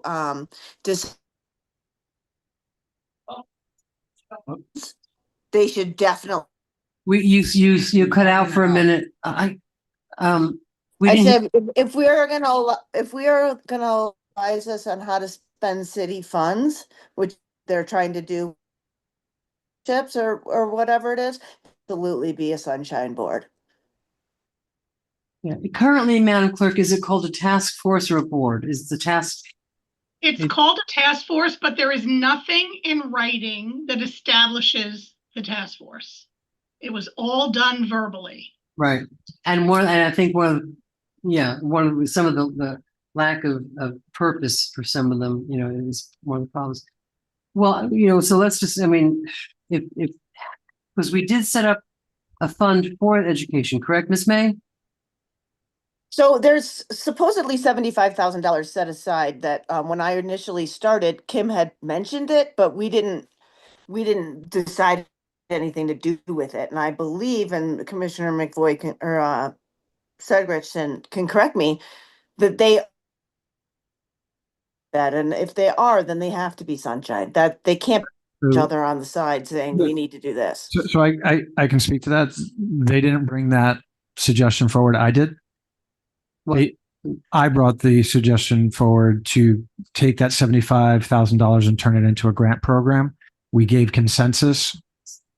We gave consensus here on the dais. I actually brought it to you guys prior to even mentioning it to them based on the budgets and uncovering it. So that board did not advise on that. That was initiative that I led. That board has purely given informational feedback of, here's what's going on at the schools. Here's how this is. I know, I agree. I understand that. However, if you are going to bring that 75,000 and they are going to be able to decide who gets grants and how does that work, then they need to be a sunshine board. Yeah. Then who's going to decide that? I have an idea, because I agree that it's the board that they should be able. I mean, I'm not trying to stifle them. Okay, what if we had a program for the $75,000 that the schools applied for the grant? It's going to be coming before you guys. Can I finish my sentence? That instead of the board coming and saying, here's information about these things, we actually send out an application to each school in the city to come back with their application for how much they want. So that's exactly the way that it is, and it will be coming before us as the commission. It has nothing to do with the educational task force. Not the way it is. The way it is, they were going to make recommendations for that scholarship for the. With all due respect, Madam Mayor, I am the one that brought it forth. I was the one that designed it with the help of staff. And what is coming before us is a program generated by the city, and it is operating exactly how you are suggesting it to operate. The schools will apply themselves. Yes, ma'am. That's fine. And then And we will be discussing this at a future date. Okay. If so, no action on any of that will take place until that happens. So if that keeps them out of the sunshine, then that's fine. I just Ms. May? don't see why we should have a board that it doesn't have, that. I just think it's kind of weird to have one board that's not a sunshine board. That doesn't make sense. It's not a board, it's a task force. It's a Right, but task what- force and It's its task. Well, it says on there to look at the needs of each of the schools, because they all have different needs. And if you look at the definition of the education task force. they bring information. They basically go and they sit at each of the principals meetings every month. Right. And they gather information. They talk about the needs and what's going on at the schools. They make me aware, and I bubble that information up to you guys. And sometimes it generates ideas on how we can help them. So it's more I like, get that. So why would they need it to be 100%. out of, I was just saying, Commissioner Mates, it's more like when the neighborhood associations come present to us. Yes. They're not. however, the neighborhood associations are not a city association. They're completely separate. They're incorporated separately. They're in Sunbiz separate Do of they- the city. I'm uncomfortable with it not being in the sunshine. And I was on the board. I know exactly what they do. And there's no reason for them to be having any conversation outside of the sunshine. Well, I think that's an opinion that there's no reason. I think what we've learned from experience is that the members of it do feel that it's helpful for them to be able to freely communicate. The sunshine thing, if you're making big investment decisions, the idea is you don't want those happening in a back room somewhere where the public doesn't know. But the task force, that's why it's called a task force, it's not making any of those kind of decisions. It is a additional way for there to be more interaction between the school board, which we have no financial control over, very little control over it at all. But we do recognize that the quality and performance of our schools in our city affects and benefits our city. So this was proposed as a way of increasing communication between the schools and the city. And I think that's reasonable. And if they all are giving a pretty consistent message, leave it as a task force, I would say we would be wise to respect I it. thought we weren't gonna go deep into the weeds on every one of these boards tonight, guys. Well, this says that we're going to make. Seriously, I brought up the electric advisory board and the mayor said, no, we're just doing high level.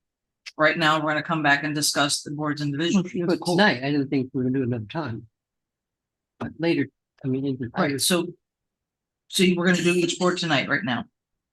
we were here to talk about the board. Okay, well then, it's- I mean, Ms. May, if they have no control over money, the thing is, if they are a task force, they can't come to us even and say, we think that this should happen in our schools because of the problems that we're having, even if it's not money. Am I wrong? But they can Well, talk. please.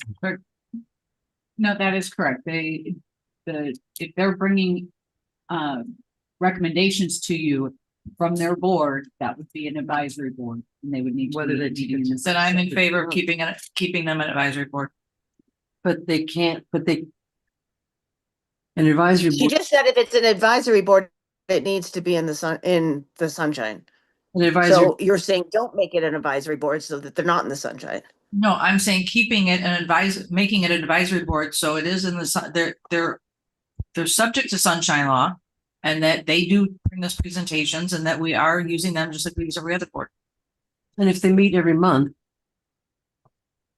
I mean, So- unless there's some emergency, I don't know. So I think there's a difference between advising us on things and bringing data.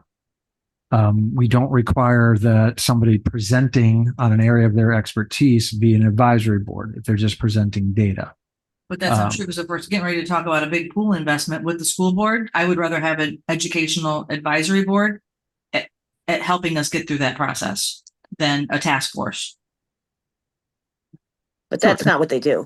And that's a very different desire, right? But I'm just saying what the individuals who have volunteered have voiced is they would rather be an information source, which allows them to freely talk and discuss about what's going on between their schools and so on. If they were going to actually give advice, they would have to vote on giving us that advice, and then they wouldn't be able to communicate. Right now, they're an informational gathering source, and I think there's value to that. I don't think the individuals that are on that board would be giving us advice in any official capacity on something like the pool project. I think that would be a very, very different, but you know, and the nomenclature is interesting. It's the function that controls whether it's sunshine or not. yes. So, I mean, And they are very careful about saying things. They do not give advice. They do not want to organize or have an event. They do not want to plan anything. They basically, we go around, and I invite you guys to come to me. They talk about, this is what's going on at the school. I ask questions and so on. And, from there I get ideas. do you submit a report from it? I mean, is there staff? Who's staff on that? Anybody? We don't have any staff. No. So do we get a report from you then, or? No, and there's no minutes either. Yeah, when I have stuff to share from it, I share it. When there's interesting information. Like last month, there really wasn't anything interesting. In the beginning of the year, it was interesting to talk about attendance because there were some serious attendance problems. I think we can circle back on all the boards, because I think we have to do that. I just had kind of one more area of comment. I didn't know why the planning and zoning board was not part of this section. Is that also statutorily required for it to be separated? So the planning and zoning board and the historic preservation board are both in section 2-61, which starts at line 346. And those two boards make up the land planning agency, and the provisions related to the appointment and duties and rules of those boards are both in the land development regulations. And to pull them out of there is a whole nother process, and Okay. they're very ingrained there. So we figured it was better to just keep them there. Understood. Okay. And then just a commentary on the term. I kind of do agree with a little bit of the trepidation of establishing that property right or property value, whatever we're calling it, to that. I think they do serve at the pleasure of the commission. Personally, I'd like to keep it that way instead of setting the set time periods. Because there's instances where people have been on for a long time and have been done very, very well for many commissions. And there are instances where people are very short-lived on that.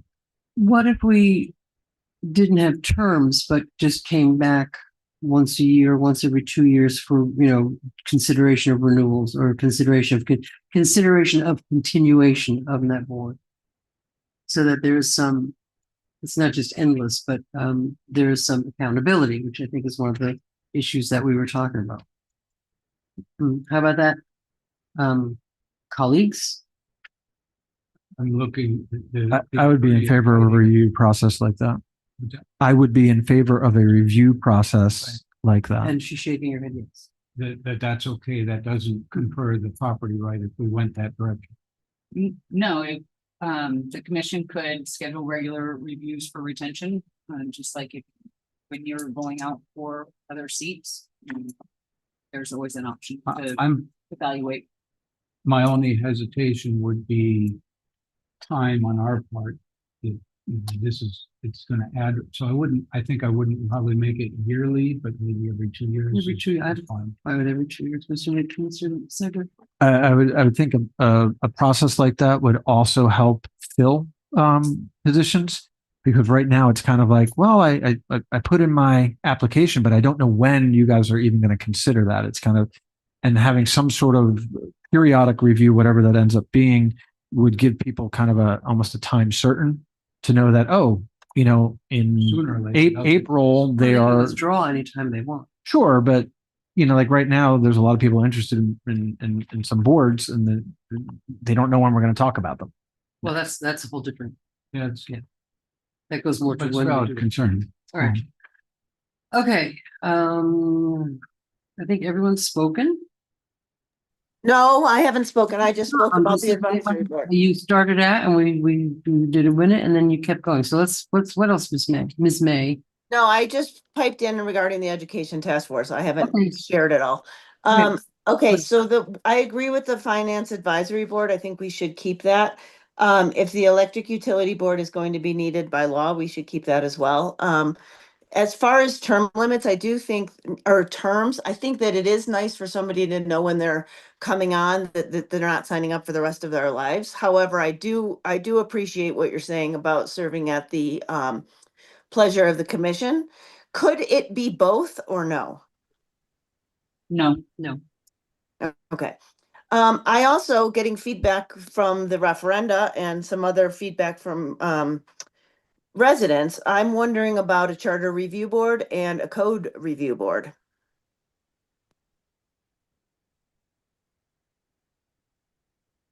Madam Mayor, I thought that when we did the charter review, we actually had put in there that we wanted it done every, I think, 5 or whatever years because it hadn't been done in so long. I don't And by remember. Florida statute, it was supposed to have been done like every census, I think it is. No, Or that's the- something. That's the 10 years, 6 in my head. But I don't, That's the, you know, That was a what? Oh, the That's the redistricting, yeah, redistricting. but I thought that when we did the first one, we said that we would do it every, I don't know, maybe Melissa can enlighten us. But I feel We like did not, Madam Vice Yeah. Mayor. we didn't. No. I thought we did. Maybe we. No, there's something now in the charter about checking the districts after every census. Right. But there Right, was that's just the nothing- numbers. Right. Correct. There was nothing about a charter review committee. It was sunset after the election and that's it. It's no longer in operation. Okay. I would. So, I mean, it's not something we need to necessarily decide tonight, but I mean, if we are talking about boards, those two things, I think that's where citizens would have more interest in giving their feedback regarding the charter and regarding code. I mean, that's what they talk about. Well, I mean, a code revision, I mean, that's such tech, I mean, I think we need to have and I've actually put this out there, I want to have like a citizens meeting about code to see where the biggest problems lie, where the strengths and the weaknesses are in the. That's what I'm suggesting, a code review board. But not necessarily a board's, I'd like to start out with just, I don't know. some meeting, or one meeting. Yeah, I'm not rejecting at all what you're saying. I'm just tonight, Okay, well, I'm just trying to get, we've gotten feedback from the commission or from the citizens saying we're not transparent enough, we're not listening to them enough. And so those are the things that they're talking about. So to create boards about things that they're talking about makes sense to me. We don't have to obviously do that tonight, but I do have one question about the number of people on the board. Why do we have 5 commissioners, but the boards have 7 members? Why couldn't it just be 5 across the board? No pun intended. more citizen input. Some of them, the planning and zoning HRPV probably is a stat, and CRA is probably a statutory requirement. Yes. Okay, I mean, it just, why 5 for some and 7 for another, you guys were talking about, and I guess that's kind of my question too. We can look But- into bringing the information back. Okay. And the other thing, when Vice Mayor Maliga brought up the Finance Advisory Board, and she said every other month, are you finding that is working for the Business Advisory Board, or do you think it should be a monthly meeting? Because I think if you have a board, it worries me about not meeting every month. They want to meet every month, and I don't know if I've actually wanted to bring up, I would volunteer to be the liaison so they could meet every month, but they are dying to meet every month because they have a whole list of business that they want to try to get through. And meeting every other month has been a little frustrating. I'm sure. Yeah, that's something that they would like to make a change on.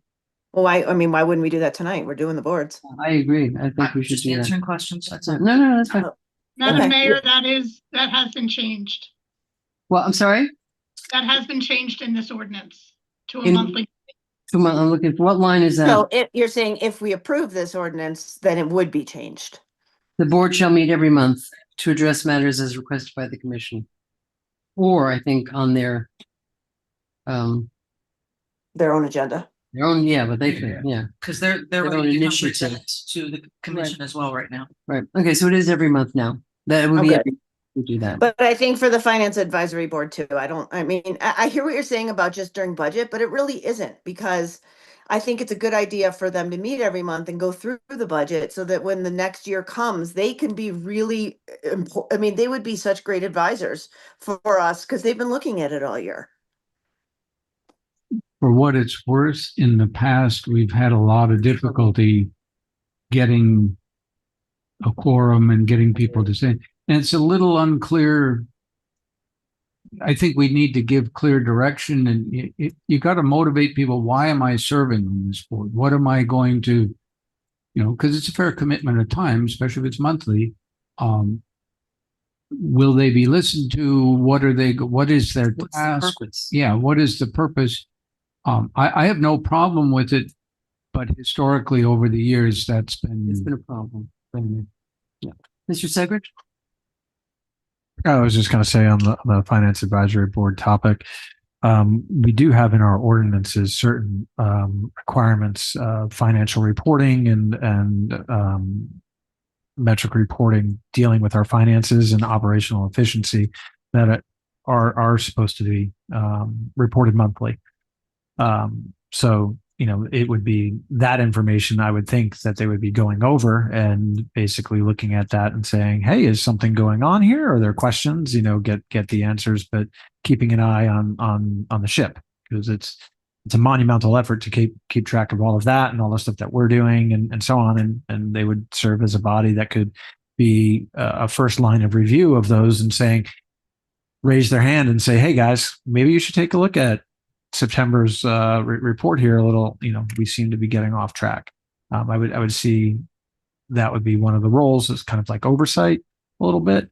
The other could be in terms of economic planning, right? Because it said in the reason why we removed them, because we have all these forecasting tools and modernization of things. So it could be that kind of a role. It could also have a lot of synergies with the Business Advisory Board. A lot of those people share the same skill sets. It doesn't say here what the requirement, I think when we're getting electric financial, we don't have in front of us what the requirements were to serve on those boards, because you can have. The Finance Advisory Board does have to fill out a financial form as well. Yeah. Just so you know, that's one of the boards that they do have to fill out. Right. Well, the other boards don't, but they are one of the boards that have to fill out the finance. What is what is the form, Elizabeth? Yeah. Is it Form 1 they have to fill out? Yes. Okay. Doesn't every board member have to do that? No. Planning and zoning? Yes, planning and zoning and historic preservation. Right. did. But so does the FAB board. So that's. Probably CRA, I guess. I would think. I don't know. All right. So it's 10 to 10, 20 to 10. How are we doing? Have we so- given clear direction? No, we haven't. That's why I'm raising it. Okay, so I think one of the, with the Business Advisory Board, I think, let's make a board. I think, it's like, let's have a board, and I don't know that we gave them enough direction as to what. Okay, well, I don't know. I mean, that last meeting I was at was, they need help. They need some help, and I think there's other things that they could be doing, like reaching out to. That's the reason I've asked to be the liaison to them, because All they're right. we're trying to get. Okay, because I met a woman from FAU who's dying to talk to our business board about different ideas for downtown for businesses. I'm okay with Sarah being the liaison for that. Oh yeah, she is. I would also like to throw my Oh. hat in the ring for that as well. Well, Well, the only reason I would like it is because I did create the board, yeah, and this is my last hoorah, but and she's had a business downtown. I've had a business downtown since 2010. So- But Mr. City Manager is the current liaison. Oh, That's always been that way since That's day right. one. That's right. So should we have a staff liaison, a commission liaison for that? I don't see. I think we should. Yeah. I think we should too. It's not on the agenda, but do we want to put that, Line 236 does say a sitting commissioner may serve as Yeah. a liaison. yeah, Yeah. so, I think we should adopt that and then Stand up. bring it to vote another time to do that. Okay, Sorry, So- Jamie. So when we bring this back for a reading, are we gonna take off the red line of the Finance Advisory Board and the Electric Utility Board? Because they were redlined. Should we pull? take that off? Could we agree to that? Yeah. Keep both the electric and the finance advisory board. But I do want to review, look at, not tonight, what the requirements are to serve on either of those boards, because that's very technical stuff. So, and any citizen can follow us with the budget. I welcome our citizens to follow us with the budget. Madam Mayor, Yes, ma'am. may I please remind you that Cindy Ansell is still here? The library board. Yes, Miss The Ansell. library board. She said she'd be here as long as we need her. Okay, Miss Ansell. Let's not abuse it. Let's talk. I like to abuse them. Okay, tell us about the library board and the Friends of the Library. Okay, well, the library board is it's a really old board. It's been around a long time. When they, it was in 1916, you had the Library Association. But when they built a building, they became the board of directors of the Lake Worth Library. But they actually owned the library. They gave the library to the city in 1975. And at that time, they turned into the Library Advisory Board. The city made them an advisory board because they had been running the library. And then the city was going to be taking it over. So they started the advisory board. And I have to tell you, I was on the library board, the library advisory board for 15 years before I ever started working in the library. So I am very fond of the library advisory board. But I have to tell you that I do believe that things have changed in that now that we have a Friends of the Library, which was established in 1988, the purpose of the Friends of the Library is to advocate for the library. And also, as a 501c3, they can raise funds and donations for the library. And I feel as though now with the Library Advisory Board and the Friends of the Library, the Library Advisory Board, when I've talked to them about this, and they feel as though they really don't have a lot to do. Yes, they advocate for the library, they do that, but they feel like they want to do more. And, being under the sunshine, they feel like that kind of limits them. I've talked to them about what if the library board was sunshined and removed the library board members to be on the board of the Friends of the Library, along with the other board members that are already there. And they didn't have any objection to that. They thought that would be a good thing because the library friends are so active, not only in advocating for the library, but also being able to do projects and raise funds and do things like that for the library. They felt like they had a little more, things to do. And so the Friends, just recently, the Friends bought us a new piano that just was delivered on Monday. They paid for some of the Lake Worth Herald's digitization project. They have started a fund for educational support for library staff that are doing continuing education. They volunteer for our events. They're very involved, and they have no problem in coming to the commission and, speaking in favor of the library and advocating for the library. So I don't know. I feel like it's kind of redundant, actually. So I don't feel like the library would lose out. We still would have our advocates able to come to you and advocate for the library. But I don't feel like we'd lose out if the advisory board It just would be appointed by the commission. Right.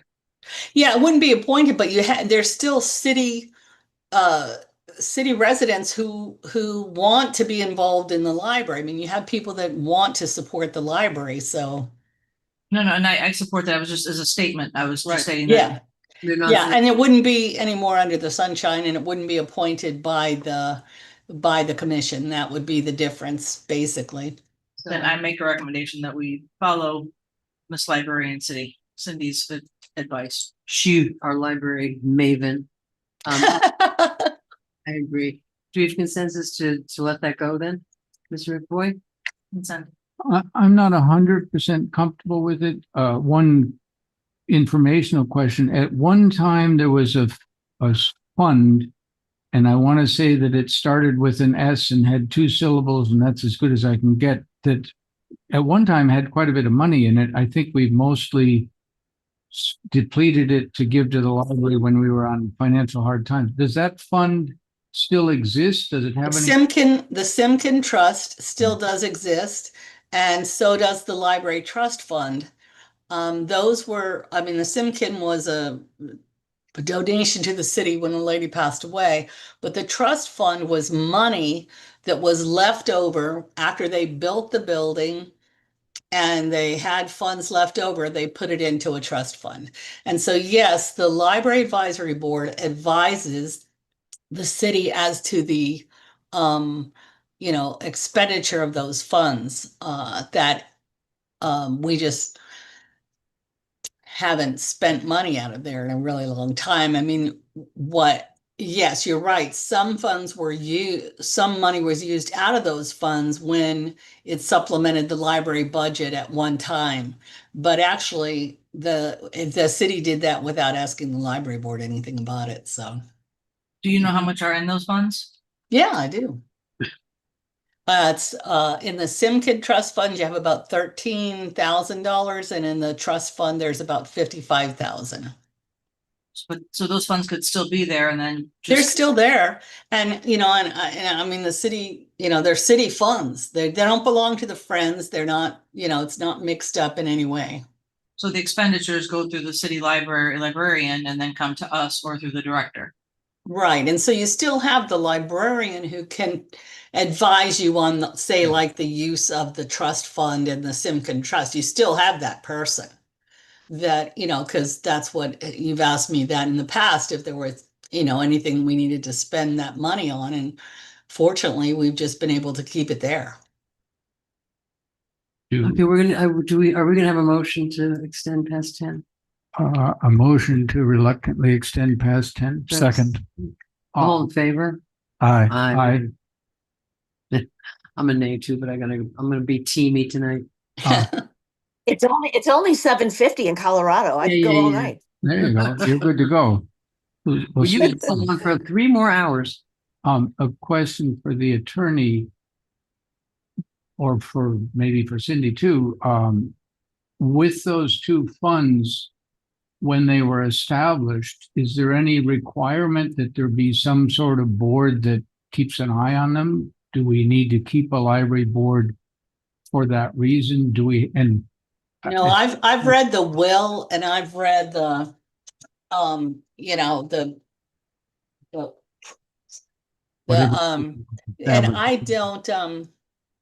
I don't believe there was, it was never, the library board was never connected in any way to those funds. Okay. All right, so I think we're gonna follow Ms. Ansell's advice and just keep it with the Friends of the Library. Okay, tree board. I'm sorry? Well, I know. I'm looking at line 320, speaking of stuff, 327, the meetings of the board shall be called by the community sustainability director or as directed by the city commission. I don't know why we just don't have that as a monthly meeting. I believe it is a monthly meeting. In the reading I just read it, the meetings of the board should be called by the, That's weird. Then we should change that and we should a monthly meeting. Yeah. Can we also change it to have 7 members or change the rest of it to be 5? It just doesn't make any sense to me. I don't see why everything has to be one size fits all. I mean, there's nothing. My prediction is. You're all about community input, residents input. May I give my 2 cents? Go for it. I've served on the tree board for a while. I've been affiliated with it in any number of ways for many years. I think you will have a hard time getting 7 people for it because the tree board folks get very frustrated. As I've seen it happen over and over and over again with all sorts of different people that get on it because the city government is not very supportive of it. And so people feel like they're putting, they're blowing into the wind and wasting their time. Unless we can get some way to, I've seen one period where that changed. We had an assistant city manager for a brief period of time. He came to some of those meetings and was like, okay, how can we get some things moving? And it was amazing. Unfortunately, he moved to Pennsylvania. But that's the only instance where I've seen that board feel like, okay, we're finally connected to the city. Finally, somebody from the city wants us to actually do something. We can get some things done. Okay, we can always ask them if they want to increase it. If they want to increase it, yeah. and they So we won't do that. I'm all for it. All right, so where are we? Have who's been keeping notes? Mr. Segrich? So my comment on the tree board, I don't mind if we go to 7 members or not. I do think more variety in the voice from that board would be good. So I would be supportive of expanding it to 7. Looking at this board, this is, planning and zoning, historic preservation, those 2 boards both get to comment heavily on our ordinances and so on. This particular board also comments heavily on a large part of our ordinances. Yeah. And hopefully, and lately it's been more. So I think we need a little more consistency there because we have a business advisory board and they do not get to comment on ordinances that affect them. So I would either be in favor of allowing the business advisory board to be commenting on ordinances. However, for the efficiency of government and getting these things through, because I know when they have to go through the boards, it does slow the process down. We already have planning and zoning as well as historic preservation. I'd be more in favor of the commentary on the ordinances lying within those 2 boards and not the other auxiliary. But if my colleagues feel that the other auxiliary boards need to have that power, I would like to see that extended to the business advisory board because I think that's only fair. They can always come. I mean, they can always come and give their opinion. It doesn't mean that I Sure, but making it mandatory for them to go through the business. Which is how slow can we pass it? Well, but here's the thing. I've been sitting here a year and I can probably count on one hand the number of times it was ever said the business advisory board either said, I reject this or approve this. It doesn't matter. The answer is 0. And I can tell you the number of times that the Tree and Landscape Board has commented on things and pushed for things and been able to comment on our LDRs, probably 25 or 30. They've been here maybe 3 or 4 times. Well, I've read through the ordinances. Maybe my number's wrong. Maybe my number's wrong. Please, one at a time.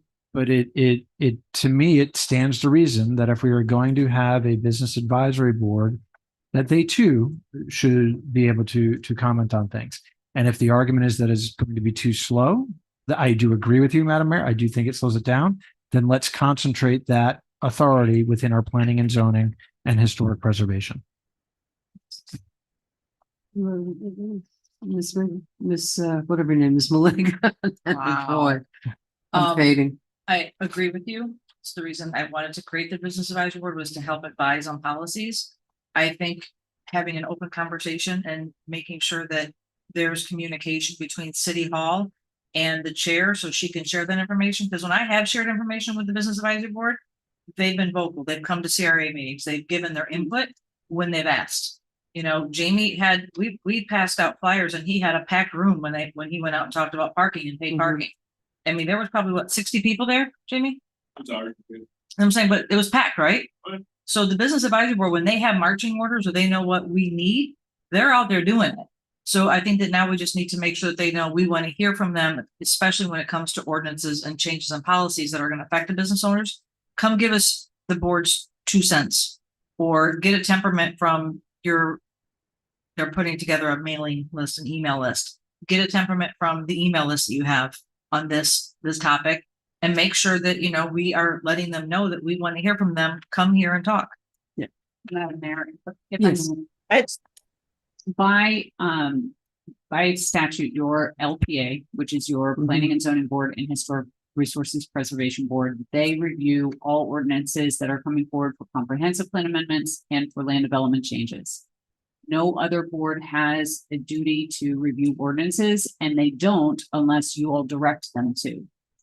Well, so it says in this document that the Tree and Landscape Board does review ordinances, and I know for a fact that they've reviewed ordinances that we didn't tell them to. The staff just sends it to them first. And so if that's the case, I'm fine with that. If it's that we have to give direction before it goes to them. And if that's how it should be, then that's what we need to return to. But I know for a fact that's not how it's working for, at least for the Tree and Landscape Board. So I would, if that is how it's supposed to work, great, let's return to that. And then we can, at our discretion, when something's coming up, say, hey, please pass that on to them. We want their advice. Same with the Business Advisory Board. So is that a policy thing, or is that how it's supposed to work? All other than the LPA and the CRA construction and by construction appeals and board, all the advisory boards are your boards. They are created to do what you want them to do. So you can set them up in any way you like. So I would say if that's the case, then we remove that line out of the description of the Tree Advisory Board. And Why don't we add it to the Business Advisory Board? I would like to know what the Business Advisory say about the ordinance thing that them. What line is it, Anthony? I'm looking here. What their purpose is? I guess it's the requirements. It doesn't say explicitly our ordinances, but in all of their duties, it's basically saying that most of their duties is to comment on our landscape code. Is how I translate that. But if it should be commission initiated, then I think that's a fair way of doing it. But as it stands right now, staff is passing stuff to them before it even gets to us, which is actually proper. Which I think is fine. Well, that's the attorney just said that's not how That's how it's supposed to go. it's supposed to go. So I would say, and I would ask to my colleagues, how do we want it to go? Personally, I would like us to direct and ask versus it just automatically going to them. And if I might,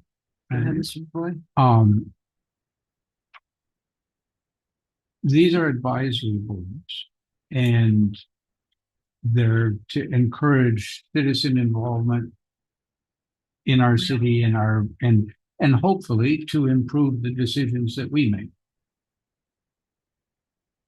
I'm fine with the idea of some mechanism to solicit input from the Business Advisory Board. That just seems like a smart idea.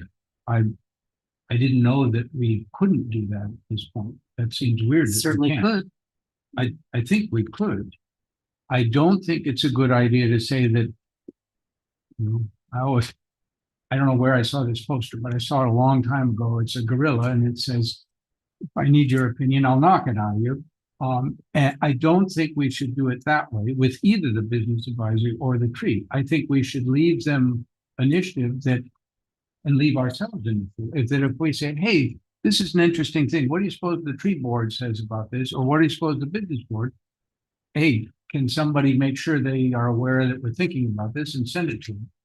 I don't think it should be a mandatory thing, and I don't think it should be, hey, you can only consider it if we've told you to consider it. They can have their own initiatives. They might, and on both groups, I would treat both of them the same. I wouldn't make it I don't think we can, or it would be wise to make it a mandate that every time we're going to do anything, it has to go first to that board. They have to formally rule on, has to come back to that. I don't think that's very, but that they can either voluntarily or at our request, provide us information. The city manager seems to have some thoughts on this. Well, I would love clarity on this because in the past, I'll say that the practice has been anytime we're bringing forward anything that is tree and landscape related, had it not gone to the board, for the very first question that staff's been asked in the past been, Yep. has this gone to the tree and landscape board? And if so, what was their thought? So that's why we automatically started taking things directly to them, because that question was on them regardless. And it's very easy to identify trees and landscape rather than just whole broad business. So, and maybe perhaps, and you know, if they don't know, if the city doesn't tell them, hey, this is coming up, they can say, we don't care about that. But maybe that if we notify, if somehow the staff notifies the, or the liaison, or the liaison, right? Says, hey, this is coming up. What do you talk? You know, most of the time, by the time we get something, it's already, you know, ready to be voted on. Right. So that's one of the shortfalls of that. Well, I guess to that point, it seems odd to me that they know about it before we do. Agreed.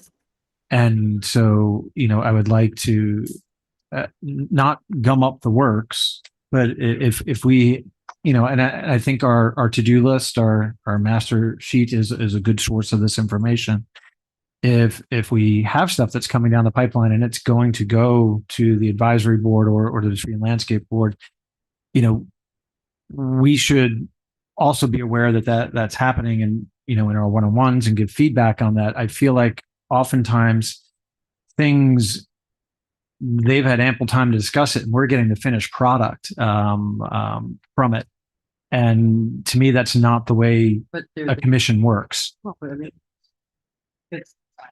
Yeah, I mean, it isn't. You know, we're trying to set policy direction. We have things come to us that involve heavy landscaping, new developments, that sort of thing. And, you know, the question then is like, has the tree board looked at this? Because we look to them for that guidance. No, 100%. And we, you know, we are bringing a lot of stuff forward and so on. And as we bring stuff forward and give consensus to actually put it on our working agenda, you know, at that time, you know, we can say, hey, you know, this would be a good one to send over to them first and get their advice.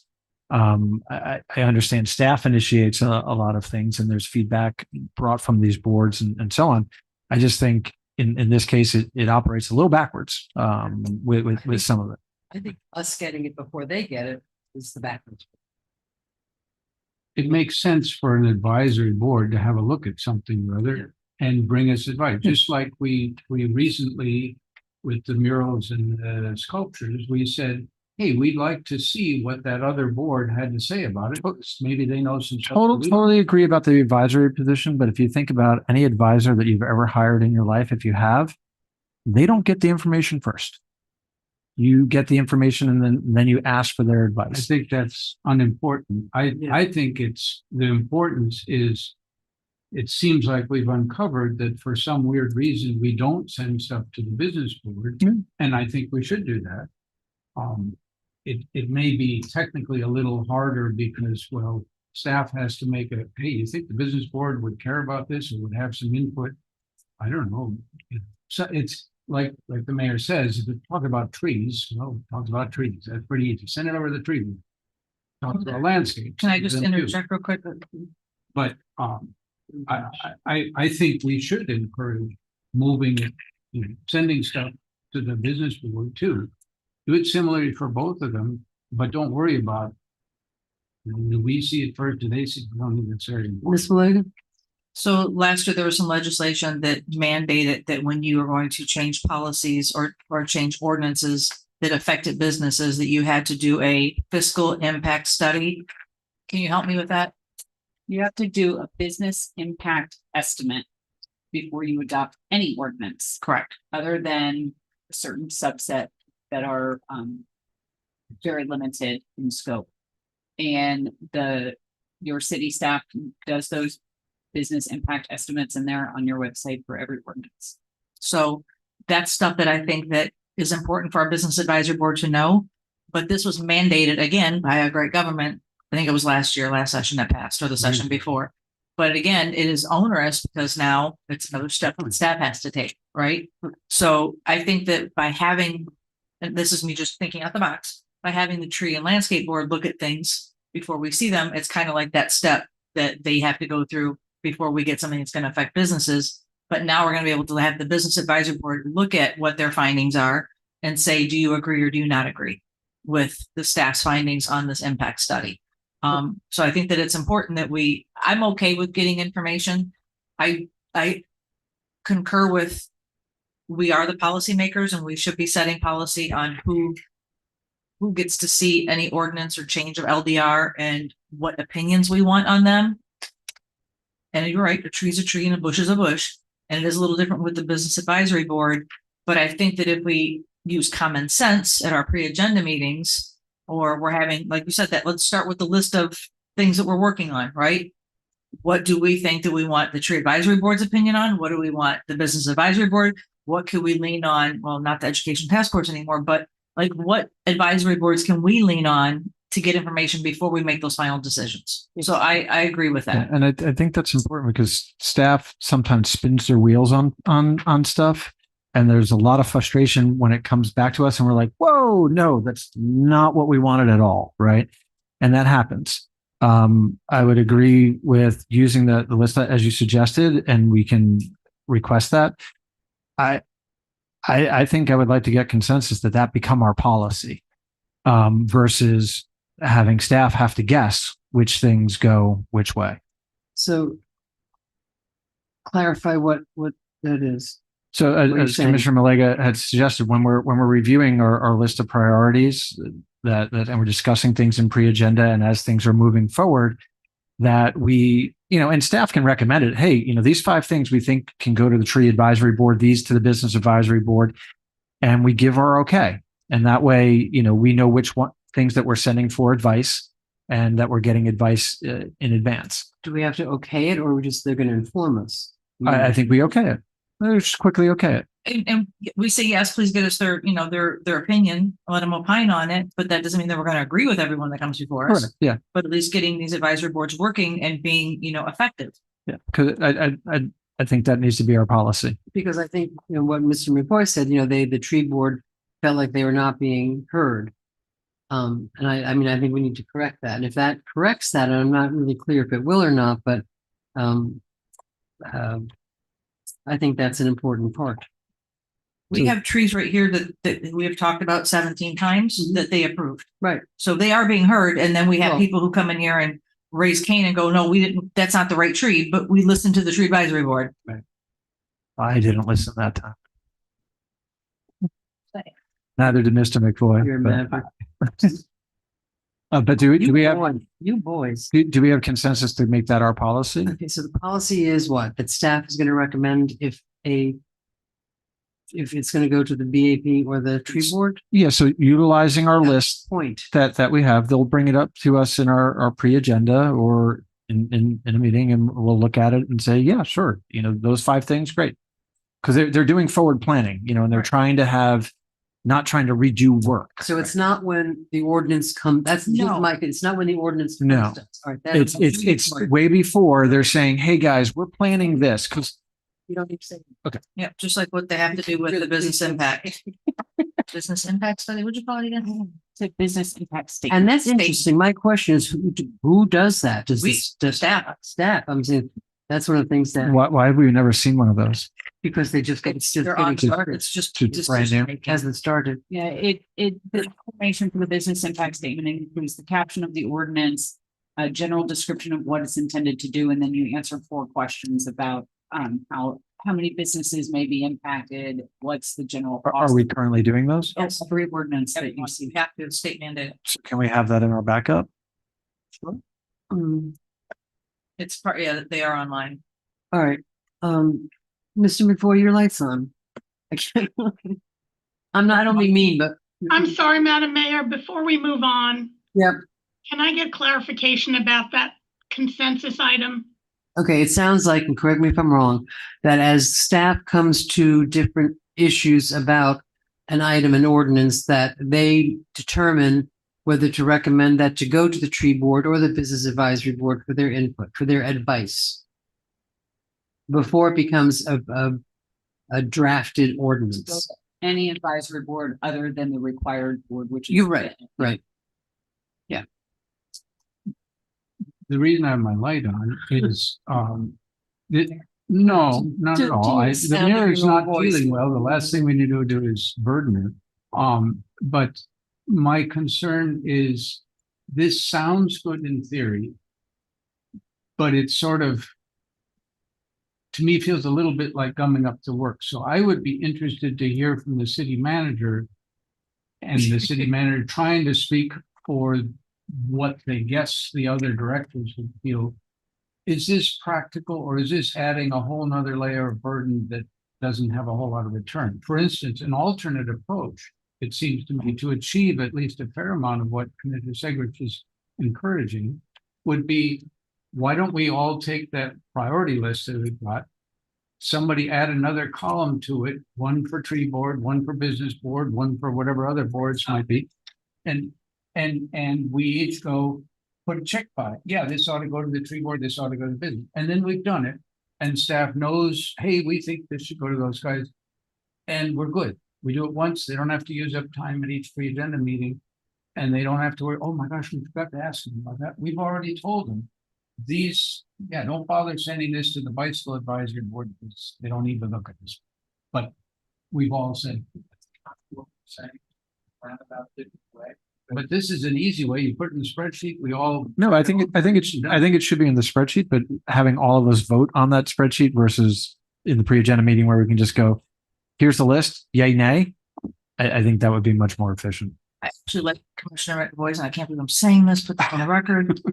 So I like his suggestion because that we're all going to vote. We have 1 hour Mhm. and it's for pre-agenda. And if we can all give our input on that spreadsheet that we have, In our one-on-ones. or just go through the spreadsheet and drop, just turn it in. It doesn't have to be on the one-on-ones, but however, get it to city staff, get it to the city manager and say, here's the advisory board. I think these need to be seen by. And then they can use consensus. If 3 of us say tree board, well, 3 of us, that's the majority. I don't know why the staff can't do that. When something comes before them, here's an issue that's gonna affect a business. Oh, business advisory board. If here's. Because it's our wish list that they're working off of. So I think that if it's our wish list and we're the ones giving them the work, we should help guide on who helps us make those decisions. It's not all about staff. Staff's not out there creating 7 pages of new city policies. We've done that. So we need to take some of that onus upon ourselves to give that direction. So they add some columns to the spreadsheet, I guess one for each of us, and we write in whatever we think you can put multiple. I think it goes to the tree board, the business board, and whatever board. Or just put advisory board and we can write whatever board we think it should go to. Yeah, something. Make it simple. And then you've got it. Commissioner May is definitely not listening anymore. We can definitely. I'm here. I think we're getting in the weeds. Yeah, You think? so we are micromanaging this to the point of absurdity, as far as I'm concerned. It's a step where they're going to bring an ordinance. Oh, wait, this is a development that has landscaping. Let's take it to the tree board. Oh, this is going to like change signage or something. Business. The staff knows they're not stupid. I'm not putting anything on staff. It's just common sense where that would Let go. them do that would be my. Like the mural thing today could have gone through the business advisory board. What? Say it again. I said the mural thing we did today could have gone through the business advisory board. And it still can, because they're bringing it back. So we can still ask them to opine on, what we went through tonight and bring it back. And I would say there are some things that wouldn't be ordinance related that still might need to go to a board, but we can do that. And again, before it's more You of a. guys, I trust you to this. I trust staff to know this. I mean, it's not And rocket say each one of these. Before it was one of the things where if we had brought it forward and had not taken it to a board, we would then have asked to take it to a board. So it's like we're now going back and bringing something back a second time. So Jamie, if you feel comfortable in being able to decide what needs to go to what board? yeah, again, we'll add it to the spreadsheet and you guys can, if you have an issue, you can tell us to correct that. But do you think that that's necessary is what I'm asking? I prefer not to comment. Thank you. He's very smart. Yeah, I mean, I think we're just. Maybe Elizabeth can comment. Elizabeth, what do you think? I think other than reviewing ordinances, there are a lot of things that each of these boards can do, and there are a example or sample list of duties for each board that is proposed, and then we would appreciate your input on that and whether it is too expansive or not expansive enough in what you want these boards to be doing, as several of you have mentioned. Volunteer boards, the members thereof get, Just say it. they get disassociated, or I don't know the word to use, when they're not given tasks to do. Right. When they don't have a defined scope of work to do, they stop coming. They stop participating. So going through these boards, and ordinances or not, the duties that you give each of these boards is really the most important thing that you can do. My first note is always, what is the purpose? Years ago, I was on the zoning, I had ad hoc zoning advisory board. We met a lot. And we came up with some ideas. Most of them were ignored by the commission. But it was the same kind of thing, well, we had a list of ordinances that we thought needed to be addressed. And I'm sure the business advisory board, if these people are interested in our businesses, hopefully they're looking at the ordinances and thinking what's going on. Tree board, the same thing. I mean, they don't operate a vacuum. So, I mean, I don't know where we've left this. When are we bringing this back, and when will it change the business advisory board to meeting monthly and the changes? So does it have to come back? They could volunteer to meet monthly. Well, no, Before we say change it. do we have to vote on it? This will have to come, this is an ordinance, it's changing your code, so it will come back for 2 readings. Tonight is a special meeting. It was not advertised, it's not intended to be a first reading.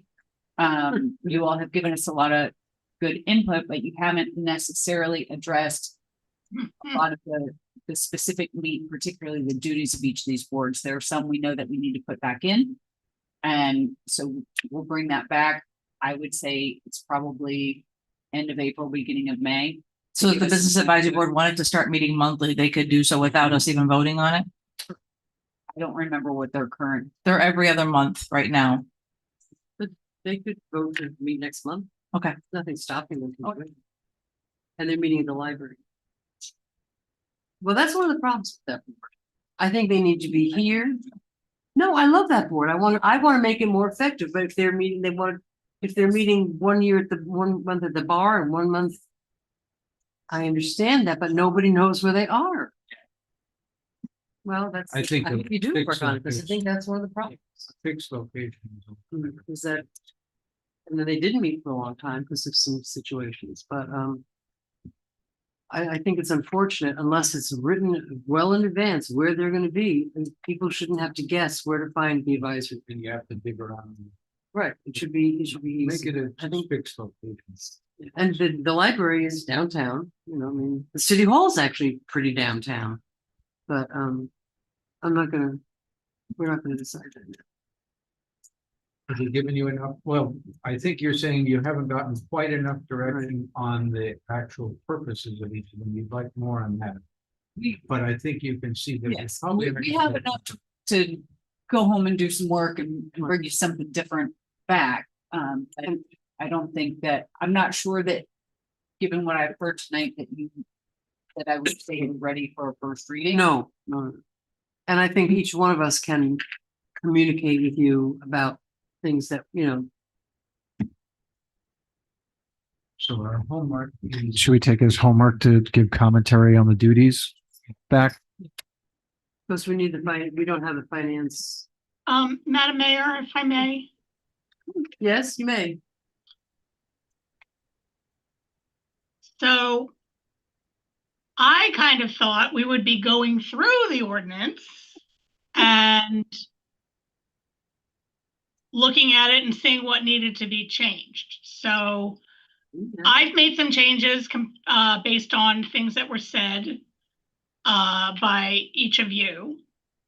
My suggestion would be to bring it back another time for with the changes that we make for final polishing before we bring it back for first reading. I agree. Okay, but can we not make it like 5 meetings from now, because we have boards that need to be filled and we have things that we need to continue. I don't want to see this come back in May, is my point. We can still fill the board. It doesn't stop us from filling the board. Well, I think that Melissa was waiting to schedule. Yeah, but with all due respect, I'm sorry to interrupt, but Yeah. because it seems like we are not instituting terms, it doesn't, that's kind of what I was waiting for, because it's like you were going to appoint all these people and then there are going to be terms, and all these people were appointed without terms. But what I'm hearing is there aren't going to be terms. We're So gonna have- there's no reason to not proceed with, to fill, Right. you know, and I also was waiting to see what would happen with the sunsetting. Music to my ears. Okay, awesome. So, yeah, we can get going on that. And I think we decided to have a review every 2 years of the I board. put that in there. One, Segridge? one question that I had on the filling of the boards, are we going to be reviewing the board membership in its entirety? Because I know there's a number of people who've been serving on boards for 3 years or more. They've kind of been there. So are we looking at, or we want to look at all the seats for the board and basically make everyone reapply kind I of think thing? that's what we did last time, didn't we, Melissa? I'm That- sorry, could you repeat That that? would be my preference. Don't we make the boards completely reapply when we fill one vacancy? I feel I like. don't think I'm understanding the question, Vice Mayor. So if we have a vacancy, like right now, there's 2 vacancies on the Business Advisory Board. Are we gonna take Okay. applications and do interviews just to fill those 2 seats, or are we making the entire board reapply? I'm not in favor of making the board No. reapply. If they can resign, they can. Yeah, I think That's it's, that's a commission question. We have not done that. We did that with one board. I can't, or maybe that's when we took away the term limits or something. I But think, yeah, I'm not in favor of Yes, making. so we did this back in, we had like a massive interview thing for all the boards in 2022. fill the, Um, But other than that, we've never asked everyone to reapply. Maybe what we could do is reach out to the board members and see if they're interested in continuing to serve, knowing that there'll be a review every 2 years. Or alternatively, ask if they want to serve another life term. Review every 2 years. What I'm saying is some of these have been members for 3 years without review. So now, in my opinion, now's the time to do a review. start that, and we're gonna fill the, it sounds like we're gonna fill the positions and institute a 2-year, every 2-year Sure, review. but that would put those people at 5 years when their first review comes up. I would be more in favor of let's review it now. Doesn't mean we have to remove them, but I think we need to review the boards. I think we have our hands full with filling the. Hands full. I don't think we need to review the boards too, because we've had, like, when there's bad actors, let's just say, are people who aren't fulfilling their duties or they're missing. Melissa will keep track of that, and then she has to send them a formal letter. And so there's already people who are keeping track of that. I do understand your concern, but to me, these are people who have signed up to volunteer. And unless there's an egregious reason for me to ask them to step aside or to replace them, they're volunteers. So then, Say that every 2 years, so have, let's institute a review every 2 years. Right. Starting so- January right. 2026. But so if it's logical to do a review every 2 years, we've got people who haven't had a review in 3 or 4. Logic would dictate that it's a good time to do a review. So I kick somebody off, bring it up. Yeah. I think it's logic. I'm sorry, could everybody speak into their mics, please? I'm fading. Logic is a good thing, but also remember that our objective is to increase involvement, make people feel welcome. If they've done something really egregious and we need to encourage them to not do a second life term, that's fine. But it's pretty drastic to tell people, hey, you got to reapply for your. I get it, but then why institute the 2-year review? Why not just have it if somebody does something egregious? So that's all. If we're going to institute a review, I really think we should just start doing it now. We ask staff to do the same thing, with their performance reviews. I think. But staff, hey, volunteers are different. I understand. We are asking for the review process. So it's not a matter of have the review process or not have the review process. It's just, do we start it this year or do we wait 2 years? But I think that we should, if we're going to Let's do it, fill we should fill the empty seats, bring back policy that we will review board members and make it effective. You got to also give them a warning that now they're going to be reviewed by the commission because that wasn't part of their sign up. So if we give them a warning and say, starting, October 1st of this year and make it every October, we review, or every 2 years in October, we review the advisory boards, but we have to give them a warning.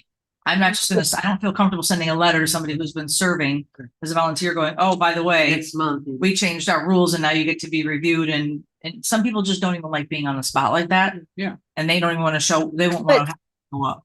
What are we reviewing? Just, I mean, they have attendance regulations, so if they don't meet those attendance regulations, then unless they're doing something that we as a commission or even individually want to bring up, I don't understand what we're reviewing. Are you volunteering correctly? No, I mean, it's the opportunity to get new people involved. but That's you have to remove somebody to get somebody else involved. I 100% understand that. okay, so huge. are we reviewing Now or are become a we crowd. reapplying? I'd say it again. Ms. Wait, Mayor. hold on, Mayor. Mayor, let me finish. I'm saying. So I'm We're talking. can I, so I'm happy. just confused. Is it not my turn? Yes. Yes, we're waiting. Okay. Are you saying that every 2 years, everybody has to reapply and we pick the people that we want to continue to serve? Is that what you're saying? Is that the review? It might not be a good idea. I think we weren't 100% clear. Yeah, we're not being. we're Because not- otherwise I don't understand what the review is. What are we reviewing? that Right. But then that creates the, right. The list, the review could simply be giving a list of the boards and the people who are on the boards and how long they've served. It can be that simple. And Yeah, but we should have that information anyway, and it should be on the website. That's not a review. That's just a fact. Either you are on it or you're not. correct, it's on there.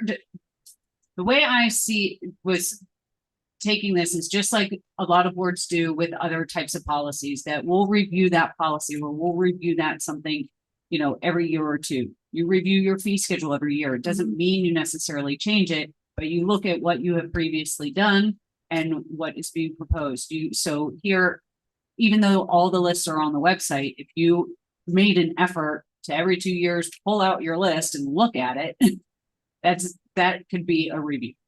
And it's just a dedicated. You're saying, so what you're saying, Elizabeth, is that we're reviewing the goals themselves. We're not individual members.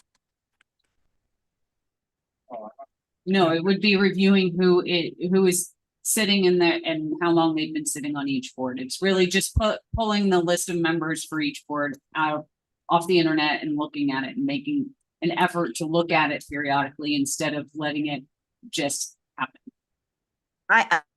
I'm uncomfortable with that because there's no criteria to review them. I think what I'm hearing is there's kind of a continuum. And one end of the continuum is people just go on the board and they serve forever and nobody really pays any attention and it goes on. The other end of the continuum is, sorry, dudes, we're going to review every year. And if we still like you, we'll keep you on. And if we don't, off you go. But we aren't doing terms, as we decided not to do. And I think what I'm hearing is some degree of having looked at it, like Bernie pointed out, have a look at the list. Wow, that person's been on for 27 years. Hey, you gotta go talk. But not necessarily, and I'm hearing a concern from Commissioner May, and I think it's a valid one. Well, are you gonna review them on the color of the shirt they wore the night that you came, or did they volunteer correctly? Well, that's kind of what I'm saying. I don't understand the point of the review. And I think I'm not saying we shouldn't, because I do think the of rotation is very important, and we should get new members and new voices and new ideas to come onto these boards. So if the idea is every 2 years or every even 3 years, everybody reapplies, you want to put new people, and they also have the choice of staying or not staying. It is kind of like a term limit, but it isn't. It's every 3 years we reappoint or we review who's on the board. And if you want to stay, you can reapply. If you don't, you don't. I just think that just to say we're going to review is setting us up for something so vague that it's going to become a middle school popularity contest, and that is not fair to anybody. Well, saying that they Mr. serve, Segrich? saying that they serve at the pleasure of the commission is saying exactly that. It is That's arbitrary. why I'm uncomfortable with it. You know, to use Mr. McVoy's example, yes, in fact, somebody could say, I don't like the color of your shirt, therefore you're off, right? And it's a score. And we all could be the fashion police that night and decide it, right? It's an absurd analogy to prove the point, but yeah, I mean, that is the definition of serving at the pleasure of a commission or a board or what have you. I think I guess where I'm coming from, I feel it is very important that each year or periodically we invite people to join these boards, whether or not there is a vacancy, because there is talent constantly moving into our city. There's talent in our city whose life circumstances change, and maybe they're inspired to get involved. And if it's that we never consider the possibility of saying, you know what, we have this finance advisory board and we filled it with 5 great people, but we weren't able to get somebody who is really strong in finance. And then all of a sudden we have a young actuary that wants to come in and help. I really think we need to consider that and say, well, let's look at Wendy over here, the young actuary, and let's compare her to the rest of the board. And there might be a little bit of, you know what, I'm sorry, we do want to make a replacement. That's the definition of serving at the pleasure.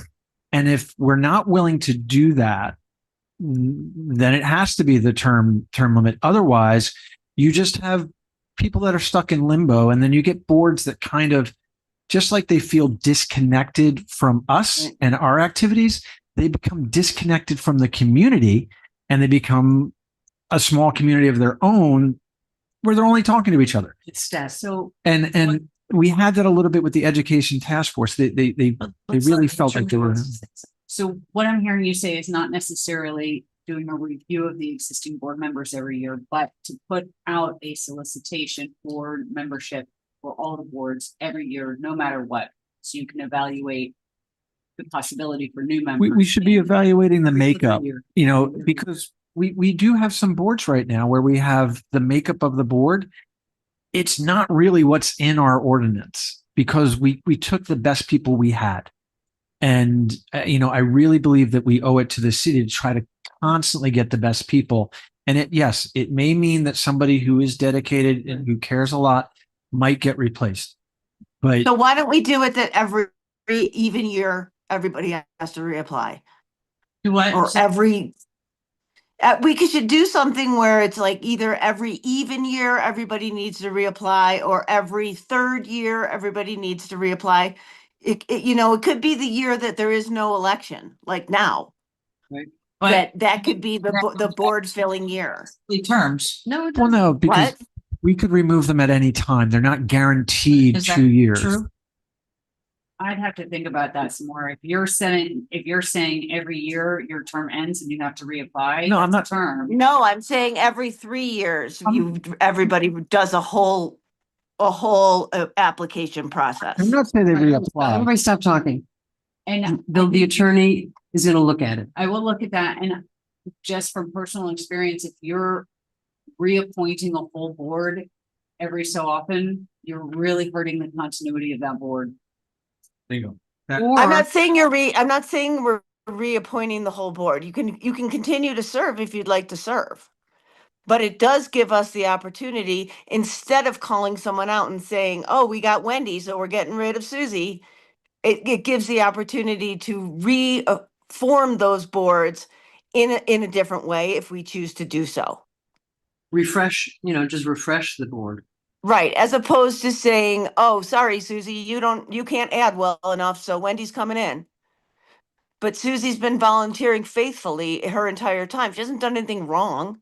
She just really isn't appropriate for that board. So instead of, publicly embarrassing her. You do the reapply and then you don't put her on again.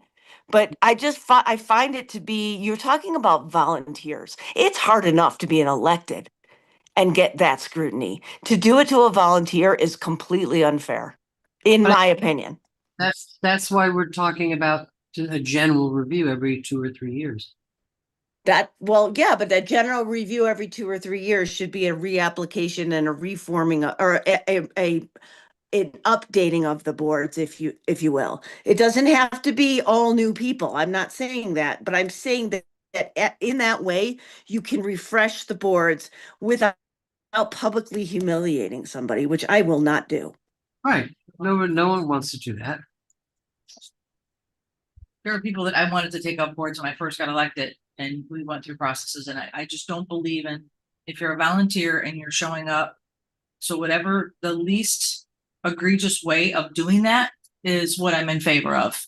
I just, it is one thing that we run and we sit here and we get belittled and degraded. And I think once every 6 months, somebody might actually say something kind to us. Being serious. No, you're being nice. I'm saying being kind. I mean, I will not put volunteers through that. And I saw one person who came up here, and I think it was who applied for the educational task force, and she said, I'm bilingual, and her bilingual level was questioned by a board member of the dais. That is not what you do to volunteers. So whatever, I support the thought of it. I don't know how we get there without it being confrontational and belittling. That's why we have an attorney. But I'm in favor of doing it, but doing it the right way and not hindering or hurting any of our volunteers or residents. And the one piece that I haven't heard anybody say, except the mayor or the attorney alluded in that direction, is institutional knowledge. That when you just boot people out,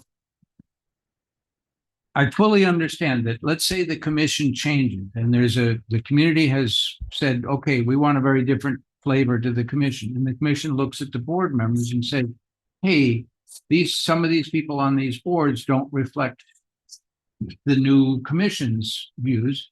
There should be some ability to make adjustments. I think that's reasonable. I've sat there when a whole board, every single one of them got thrown out. I don't think that was I didn't think it was a good idea then. I don't think it would be a good idea for us to do that or anybody else to do it. You lose a lot when you do that. Elizabeth, can you give us some guidance later? I will do my best. Thank you very much. Motion to adjourn. Motion to adjourn. I'm sorry. I know you just made it. Before we go, are we getting rid of, is the education task force staying a task force, or is it becoming an advisory board? Task force. I heard consensus for advisory board. That's what I thought I heard as well. I'm a no on that. I'm sorry, can you speak into your mic, please? Anthony is a no. McVoy is a no. On making it advisory? Yes. Actually, you know what? You're not going to believe it, but I'm a no too. I'm going to as long as they're not discussing money or policy, right? I'm fine with them being a task force. Task force. Task force. I have no problem. As long as they're not advising us where to spend money or what to do. Okay, then one other question, because there is nothing in writing establishing the task force either. Well, they should probably write that then. Let's tell them to write their job. No, I think we better write that. I mean, I could change section 2-51 to education task force, not advisory board, and then it would be out of the sunshine, et cetera, et cetera. I think we want to get it out of the sunshine. But do they still have to take the ethics training? If it's task force, I would establish it by resolution. Okay. Okay, good idea. They don't have to do the ethics training or anything. No. Could So we then the question is, what's the purpose? But we can tackle that another day. I think everyone should take, even if it doesn't include sunshine. I agree that they should have to take the ethics, and I think that they should have to follow the same thing of proving residency and still, I mean, you're still representing the city. Oh, yeah. But For sure. Okay.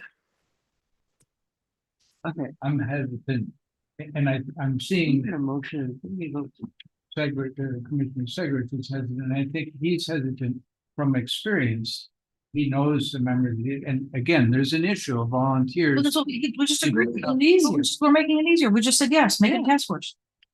Yeah, no, I think we're. So clear. why are we Task force. talking? Why are we But then talking? Residency was what I was shaking my head at.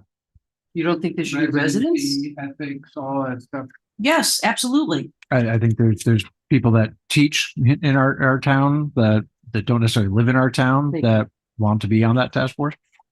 No, they can talk to the teacher. That's what their liaisons. I don't know whatever the language was. And specifically, we made it when you, if you were a teacher at one of those schools, you could absolutely not be on that task force.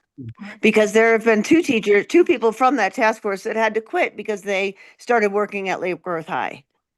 Yeah, I'm not referring to those You schools. could be a teacher, you just can't teach there. Well, if they work for a school in the city, like if they're still representing, I don't know, we have to talk about that. I believe that No, was I a don't school think- board thing, though, Commissioner May. I What? believe the school board has a policy that would not allow teachers to serve on the education task force. I think they That's should. what be sticks in residents. my mind. So, well, that's, yes, because I was a teacher at that point and I did serve on, I wasn't a teacher at a Lake Worth Beach school. If to be teachers at Lake Worth Beach schools, you allow them 2 votes at the SAC meeting because the education task force member is a member of the teacher would be a member of the SAC. Give them 2 votes. They cannot be teachers at the school. I don't understand what you just said. So they can't be teachers at a Lake Worth Beach school. But they have to live here. Correct, but they can't be teachers at the school. We're making way too much sense. I think we're. They have to live there or have a business. Like one of the members Right. has on federal and he's been treasurer of a, so it's the same requirements as all the other boards. Right. But it's not a board. Motion to adjourn for the 3rd time, calling the vote. All in favor? Aye. I'm sorry, who made a second to Aye. adjourn? Mr. McBoy.